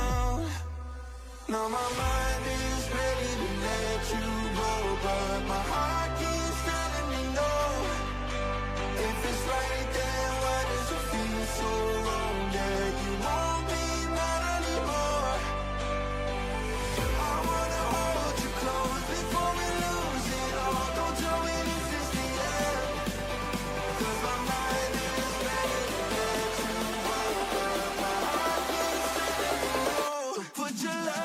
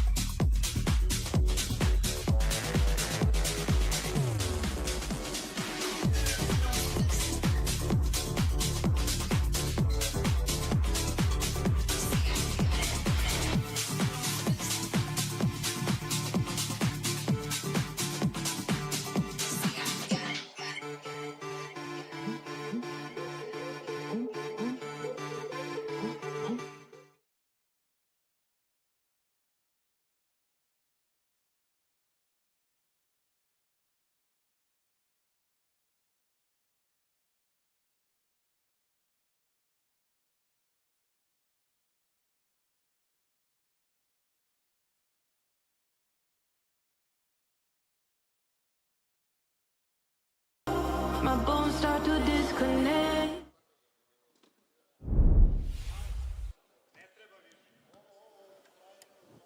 Jedan, dva, dobivaš. Dobro.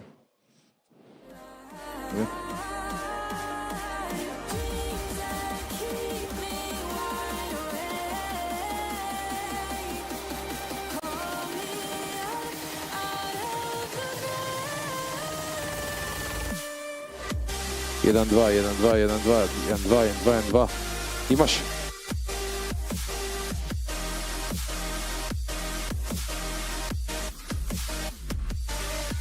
Jedan, dva,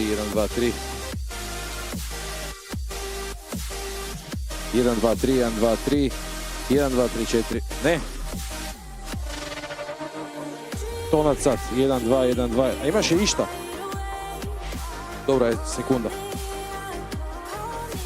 Ne, tu se, dal sam signal tu kolegi.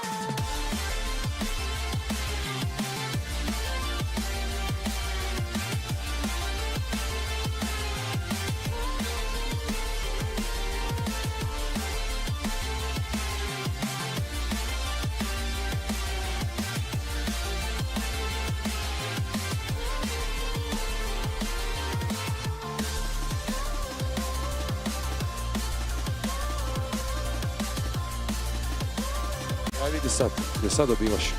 Dobro, ok, top.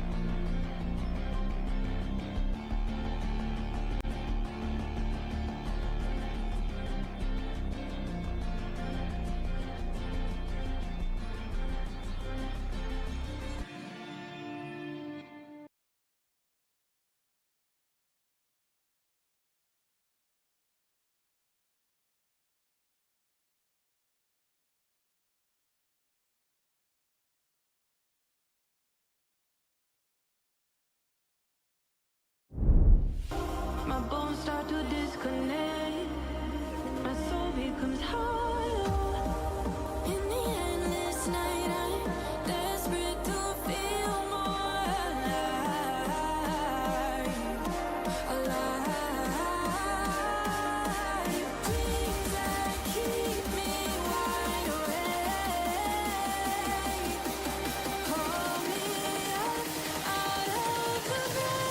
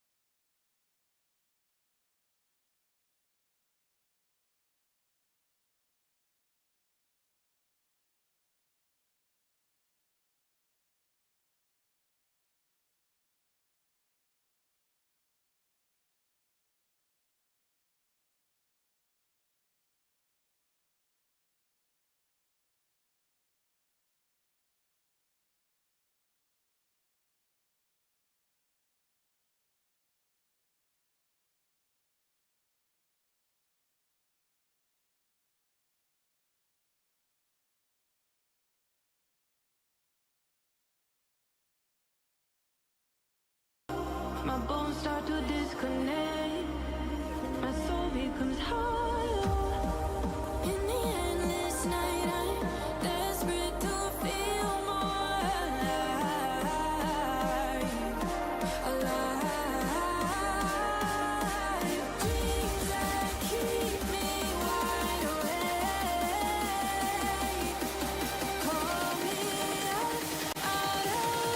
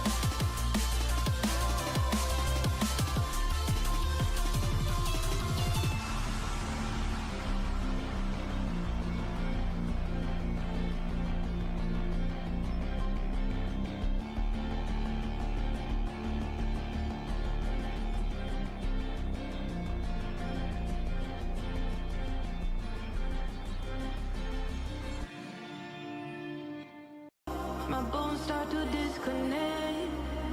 My soul becomes hollow. In the endless night, I'm desperate to feel more alive. Alive. Dreams that keep me wide awake. Call me up out of the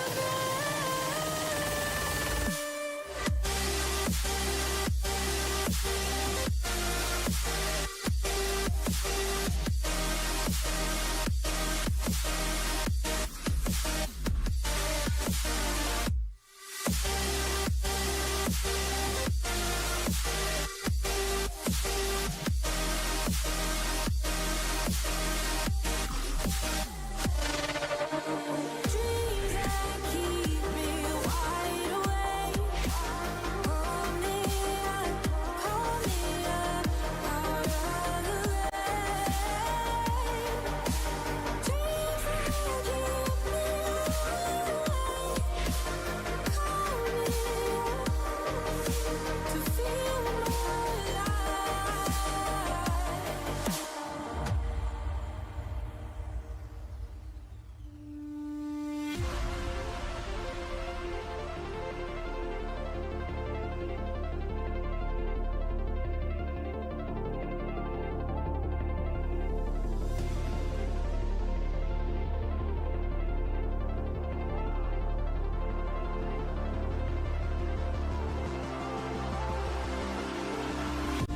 I could tell within a moment you knew me well. I could see you gave me solace when I needed someone there. In the darkness, I still see you like a golden arch, rising high above the sunset in every way you are. I know that everything's in focus now. I'm seeing clearly for the first time. Today I woke up feeling more alive. Tomorrow everything will turn around.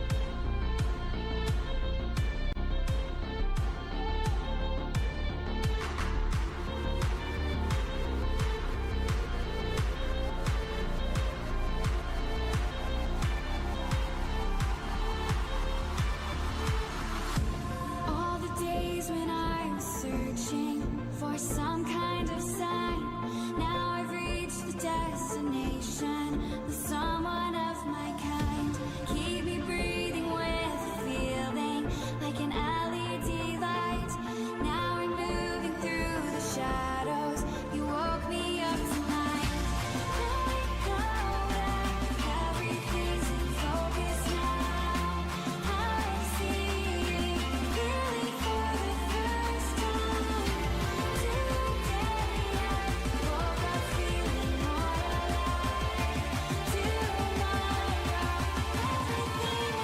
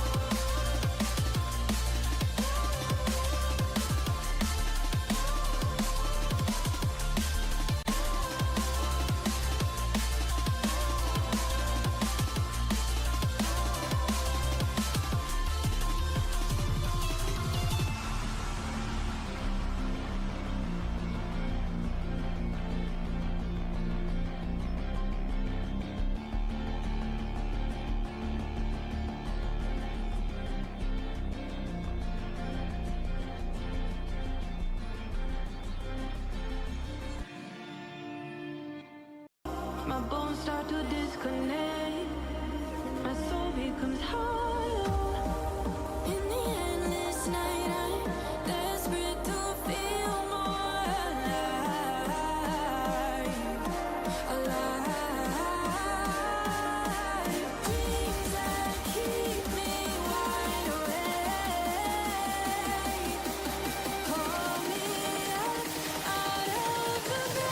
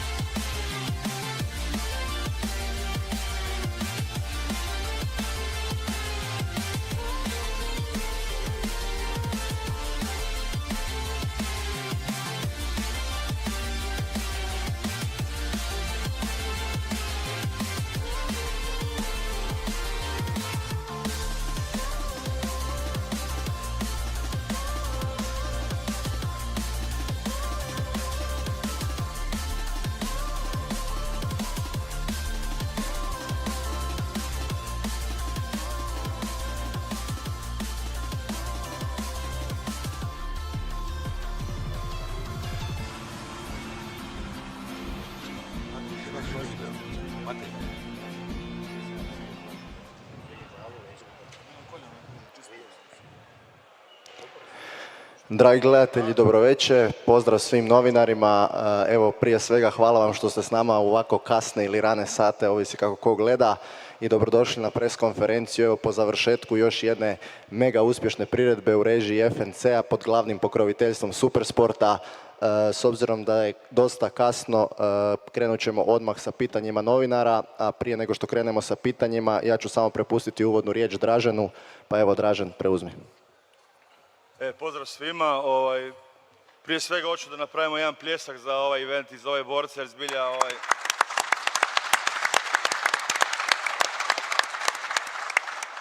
ako je neko i sumnjao prije eventa u ovaj kard i ove borce, mislim da je sad to sve palo u vodu tim skepticima, jer zbilja ovaj event je nešto najbolje što smo imali u zadnje vrijeme, iako nakon svakog govorimo slično, ali zaista imali smo vrhunske borbe i imali smo ono šta može jedan event pružiti, znači sve segmente MMA-a, tako da imamo i najbolju borbu i najbolji nokaut. Najbolja borba je Bilić Ražov, bare knuckle, molim pljesak.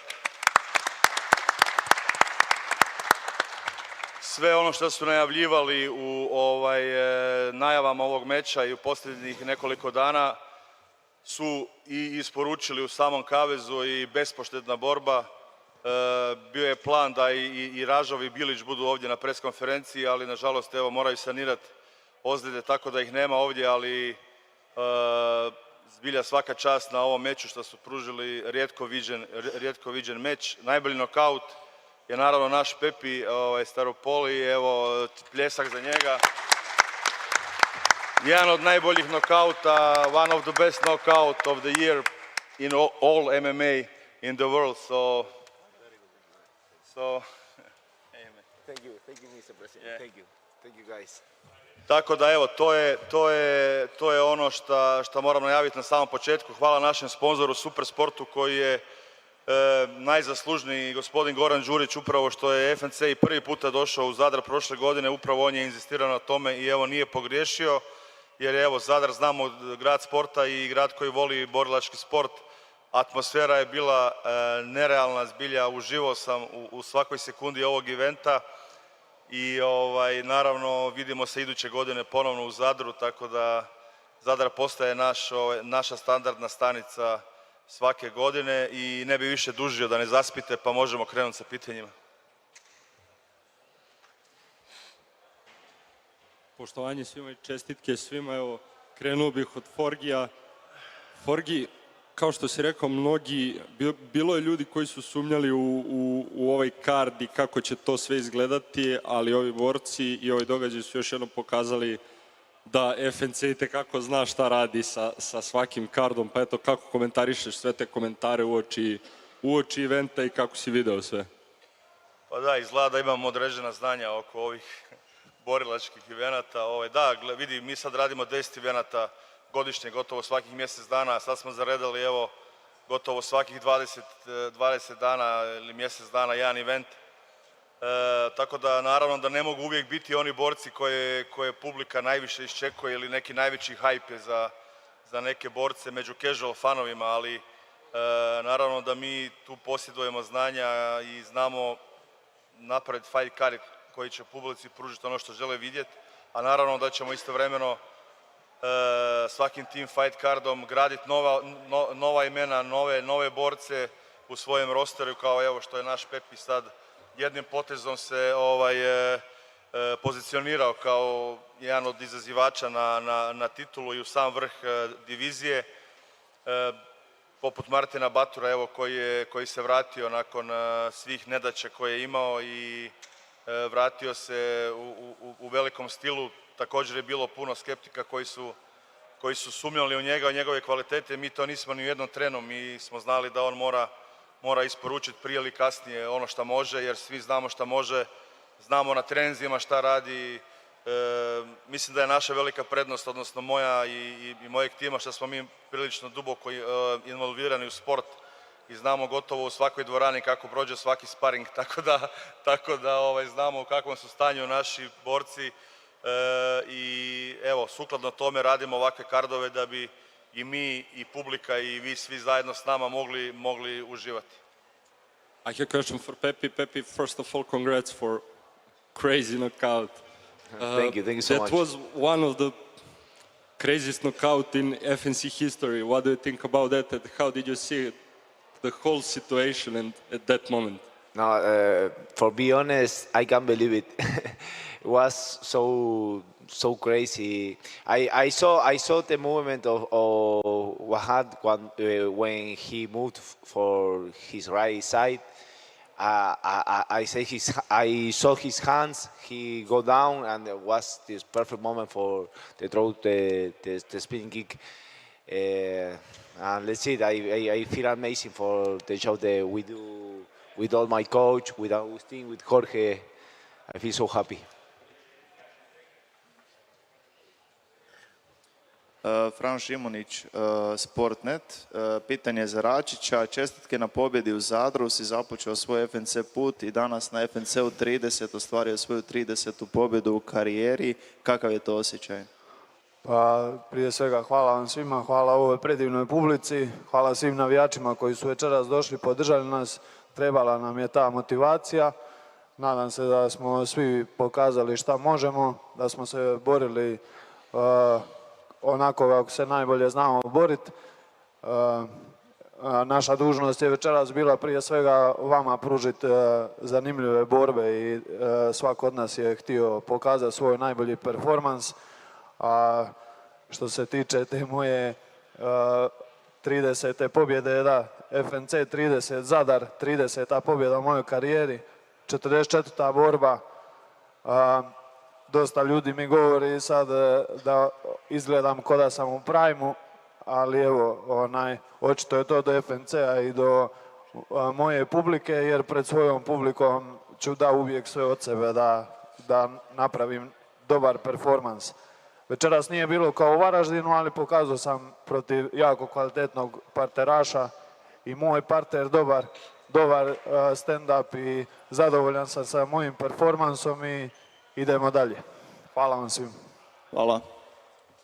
Marija Lučić za Sportnet. Može pitanje za Martina Batura, prije svega čestitke na odličnom meču.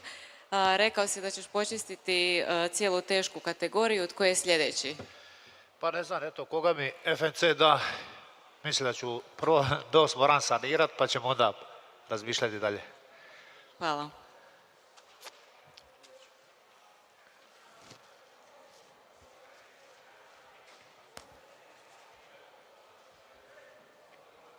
Pitanje za Batura. Kako si se osjećao danas nakon što ti se sve dogodilo prošle godine? Kako si se osjećao kad si digao ruke u zrak nakon pobjede? Vjerojatno se sve naplatilo sad. Pa stvarno živio sam za ovaj trenutak od prošle godine, tako da evo sam se trud isplatio. Pobjedio sam večeras, borba je bila teška, naletio sam na jednu bombu, valove uzrva, slobio bi ja nos, ali eto, to je još slađa pobjeda. I pitanje za Forgija. Forgi, imali smo još jedan dobar, odličan zapravo bare knuckle meč. Kada ćemo gledati ova dva borca u nekim drugim ulogama s nekim drugim protivnicima opet? Petar Bražov i Ante Bilić. Pa gledali smo vjerojatno jedan od najboljih bare knuckle mečeva uopće, a u FNC-u sigurno. Smatram da su to borci na kojima se može graditi bare knuckle roster u FNC-u i smatram da imaju pregršt zanimljivih opcija u regiji, sve više boraca, boksača, čak i boraca iz kickboksa ili iz MMA se odlučuju na nastupe u bare knuckle i imamo nekoliko izuzetno zanimljivih opcija za njih dvojicu, a smatram da je tu Vaso Bakočević jedan od njih svakako, evo i Hrvoje Sep, iako sad nastupa u MMA-u protiv Vase, nije isključeno da i on nastupi u bare knuckle ili možda u extreme boxingu, u boksu malim rukavicama. Tako da smatram da ima posla za ono ko želi raditi, a i Ražov i Bilić su imali ideje već oko toga oko svojih nastupa nakon ove borbe, tako da ćemo ih definitivno pariti. Nakon ovakve predstave definitivno su i zaslužili to da ih ispoštujemo i da im damo naravno i da ih uparimo dalje. Nikola Božić, prvo pitanje za Marka Ančića. Mare, pobjeda protiv ozbiljnog protivnika, definitivno jedna od možda najtežih borbi u tvojoj karijeri. Kako se osjećaš nakon borbe i čestitam ti na odličan nastup? Hvala ti na pitanju i hvala na čestici. Pa, mislim, pobjeda je tu. Evo, sad sam baš upravo prije presice pogledao meč, čisto da znam, bar približno šta se dešavalo. Znači, čista je moja pobjeda, to sigurno, ali koliko sam zadovoljan s nastupom, nisam nikako zadovoljan, jer mislim da je taktički baš dobro radio. Čak ne bih rekao da je toliko dobar borac koliko je taktički dobro radio, što je i poznato da u MMA-u ne mora uvijek pobijediti bolje. Evo, realno ovaj lik je mene mogao pobijediti na odluku, a smatram da nije nikako bolji borac i da se ima i teže protivnike, ali eto, taj stil, nisam se još susreo s tim stilom. Evo, kad pogledaš zadnje moje protivnike, svaki je išao naprijed, svaki mi je išao otkini glavu, a ovaj je radio totalnu suprotnost. Čak ne bih rekao da je samo išao u rikverc, nego konstantno kroz taj rikverc je fintira. Znači fintira je kolena, fintira je uppercute, vidio si 2-3 pokušaja spinning elbowa, znači baš je bio opasan i znao sam da je mačka naš, kad mačku stiraš u kut, najopasnija je. I nisam htio neiskusno se zaletiti, upast u neku rupu, išao sam raditi precizno i staloženo, međutim, eto, mislim da sam trebao sigurno više raditi i da sam trebao više isforsirati tu završnicu. Pitanje za tata Forgija i Gorana, koje je za vas najveće otkrovenje ovog eventa danas? Molim, nisam te čuo. Koje je najveće otkrovenje po tebi, Goranu, današnjeg eventa? Otkrivenje? Otkrivenje, to. Ko je najveći otkriće? Otkriće, da. Pa, teško je reći u ovom trenutku koje je najveće otkrivenje ili otkriće, pošto je Pepi jedan etablirani borac, UFC borac, PFL borac, Ares prvak, ali definitivno je ogromno pojačanje za naš roster. Ja bi to prije rekao tako. Martin Batur nam se vratio velikom pobjedom, tako da on je dao jednu svježinu sad dodatno toj teškoj kategoriji gdje imamo ogroman broj sad uparenja mogućih. Antun Račić se približio možda i napadu na pojas. Jednostavno, svaki taj meč je donio puno, a svaki taj borac je prije smo mi znali da može dati veliki performans i da može se prometnuti u veliko otkriće ili otkrivenje, svejedno. Pitanje za kumove, eto, ovaj put ste 2 od 2 u Zadaru, čestitam vam obojici na pobjedama, prošli put nije bilo tako, sada ste ispravili to. Kakav je osjećaj? Aj prvi. Meni je drago, ja sam prošle godine pobjedio ovdje u Zadru pred domaćom publikom, pred navijačima. Dosta ljudi iz Dubrovnika me prati od kad sam u FNC-u i to mi je najveća motivacija, jer ti ljudi me nisu mogli pratiti dok sam bio u europskim organizacijama, nastupao van naše regije. To mi je najveće zadovoljstvo i možda baš zbog toga radim ovakve borbe. Mislim, uvijek vjerujem da mogu bolje, a najviše sam sretan što je moj kum večeras pokazao šta može i nije pokazao onako ko što znam da može pokazati, ali to očekujemo u budućnosti i vidit ćete svi ko je Martin Batur. Hvala kume na lipi ričima. Nije kum dugme. Lijep pozdrav svima, Robert Krnjić, Jutarnji list, Sportske novosti, Fight Site. Moje prvo pitanje ide za Dražena Forgača, a tiče se Petra Ražova. Moj osobni dojam je da već nakon njegove prošlogodišnje pobjede u Zadru je postojao veliki kapital po pitanju tog dečka u smislu popularnosti, hajpa, momentuma i svega ostalog, koji nekako nije, po mom mišljenju, iskorišten. Sada mi se čini da je taj kapital još veći kod njega, da je to potencijalna nova, ako ne i trenutačna zvijezda FNC-a, pa me zanima hoće li se nešto promijeniti po tom pitanju i hoće li možda nastupati na nekim priredbama mimo Zadra. Pa slažem se s tobom, a možemo to gledati i na način da smo možda dali vremena da se razvije u ovo što je danas pokazao. Zbilja pokazuje najbolje što se može u Bernaklu i smatram da je sada trenutno njegov kredit ogroman u FNC-u i da naravno da je i nama, a i njemu u interesu da se ta priča nastavi što prije, da taj hype ne pada koji naravno sad ima. Bilić je već tražio revanš, da se razumijemo, i ja smatram da će oni nastupiti jedan i drugi prije onog što je po meni idealno, a po meni bi bilo idealno njihov revanš u Spaladium areni u Splitu, koja kad se završi, evo, možemo to upriličiti, a do tada ćemo ih upariti sa nekim potencijalno drugim protivnicima. Zahvaljujem na odgovoru. Moje sljedeće pitanje za Martina Batura. Martina, čestitke od srca na velikoj pobjedi. Pitanje je zapravo na tragu onog što je kolegica pitala sa Sportneta, a tiče se tvojih sljedećih protivnika. Nekolicinu imena si spomenuo u samom oktogonu, prozvao ih, pa me zanima kad bi baš morao izdvojiti jedno od tih imena koje bi ti osobno najviše volio, s kojim bi volio ući u oktogon, ko bi to bio? Pa ne volim prozivati, ali znam da ću očistiti cijelu tešku kategoriju, tako da kogod mi FNC dade, isti scenarij ćete gledati. Zahvaljujem na odgovoru. Hvala. Domagoj Vukrinović, 24 sata. Prvo pitanje za Antuna.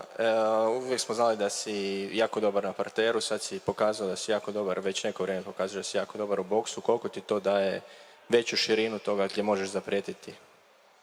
Pa uvijek su prije fanovi i navijači govorili za moje borbe da sam dosadan borac, da nisam zanimljiv za gledati tako, ali ja sam uvijek znao da mogu pokazati puno više.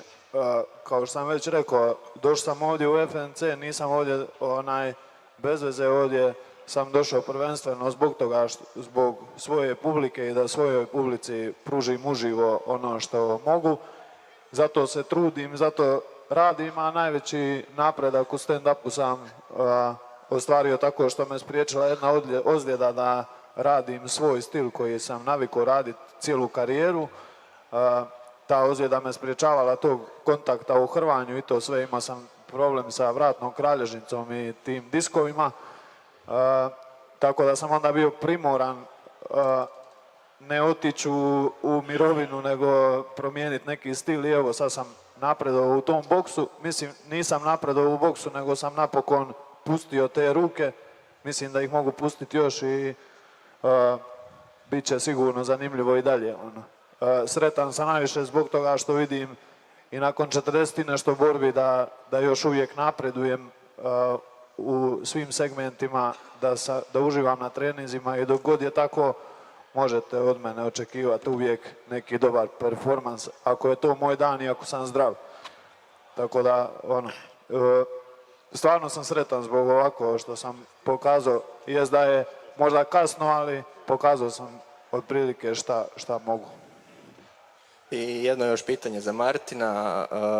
Aspinall te nedavno pohvalio, evo i Forgi je rekao, mnogi su sumnjali, sad si prekinuo neporaženost Kiće. Je li samopouzdanje nešto što ti je falilo u prijašnjim mečevima? Pa ja znam ko sam ja i što sam ja i znam s koji ljudi radim, samo eto treba sam to priditi sa treninga u kavezi, evo pridija sam i nema što nazad u dvoranu. I imamo jedan cilj da počistimo cijelu kategoriju, kad pojas bude u nekim drugim rukama, borit se za pojas i uzet ću ga i nema što, idemo dalje. Pozdrav, Fabian s Fightrom. One question for Pepe. Pepe, a day before the fight was some kind of the fight in the weigh-ins. Was it personal for you after what Vahed did? Yeah, it was a little stressful because he become like crazy, but it's normal, you know. It's show. We need to know we are professional. We can't take these kind of things of personal. But for me, it's what it is. We fought. I win. I take the victory, and after that, it's just say thank you. Thank you for the moment and respect each other's, nothing else. You made a statement for the whole division. Are you ready for going for the belt in the next match? I don't know if it's so early, but I would love to fight for the belt. But if it's not, I don't have problem. If I need to do one or two more victories, I will do it. But for me, it's my dream become the champion of the FNC, other Argentinian champion in the company. Još jedno pitanje za Forgija. Forgi, eto da najavimo i taj Beograd koji sledi. Beograd kao Beograd uvijek se očekuje ono najbolje po kardu. Čini se da bolje ne može. Pa mislim da dovoljno o tome koliki je hype i koliko je ljudi iščekuju taj event je da smo zapravo u prvom danu od najave eventa i otpuštanja karata u prodaju prodali 10.000 karata u 24 sata i do sada je zapravo ostalo karata isključivo na sektoru 400, možda nešto u ovom donjem dijelu tribina, ali vrlo malo. I očekujem da će se kroz 10 do 15 dana kompletno rasprodati Arena Beograd.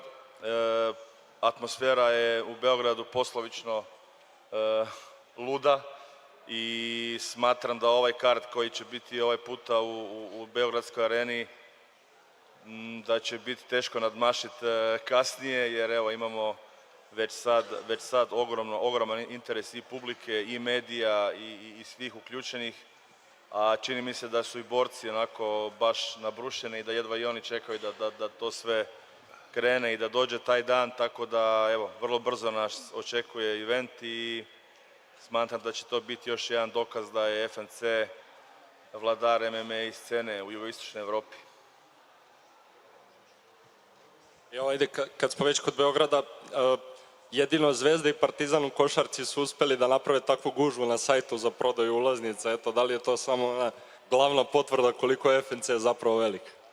Pa ne mogu reći da mi to ne godi i da mi to ne laska, jer kad sam vidio da jednostavno nekoliko tisuća ljudi čeka uopće na uključenje na stranicu za prodaju karata, da je to dokaz da očito nešto radiš dobro i smatram da idemo samo dalje napred i da MMA scena sve više raste i ovakvi eventi kao što je ovaj bio danas dokazuju da smo sposobni napraviti evo i 10 evenata godišnje koji svaki bude jedan bolji od drugog. Tako da evo ponosan sam i na sebe, na svoj tim i na sve borce i trenere što pružamo publici iz eventa u event ovakav show.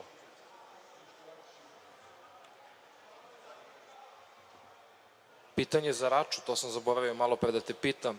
Eduard Keksel je osvojio titulu šampiona u 66 kg. Kako vidiš taj meč? Da li te zanima da napadneš titulu? Naravno, zanima me titula, a moj jedini uvjet za borbu protiv Keksela je da bude maksimalno spreman, da imam dobar kamp, da imam jedan kontinuitet treninga i da se osjećam dobro kao što sam se osjećao i radio kamp za Tratnera i neće biti problem prihvatiti bilo koji meč. Zanima me borba za titulu, zanima me isto tako borba protiv nekog veterana koji je imao neke uspjehe u većim svjetskim organizacijama, tako da takve stvari me zanimaju sad u ovom trenutku moje karijere, ali naravno i titula. Kad budem spreman, sigurno ću je tražiti. Evo, to je to od pitanja, kasno je, svi smo umorni i hvala svima i vidimo se uskoro u Beogradu.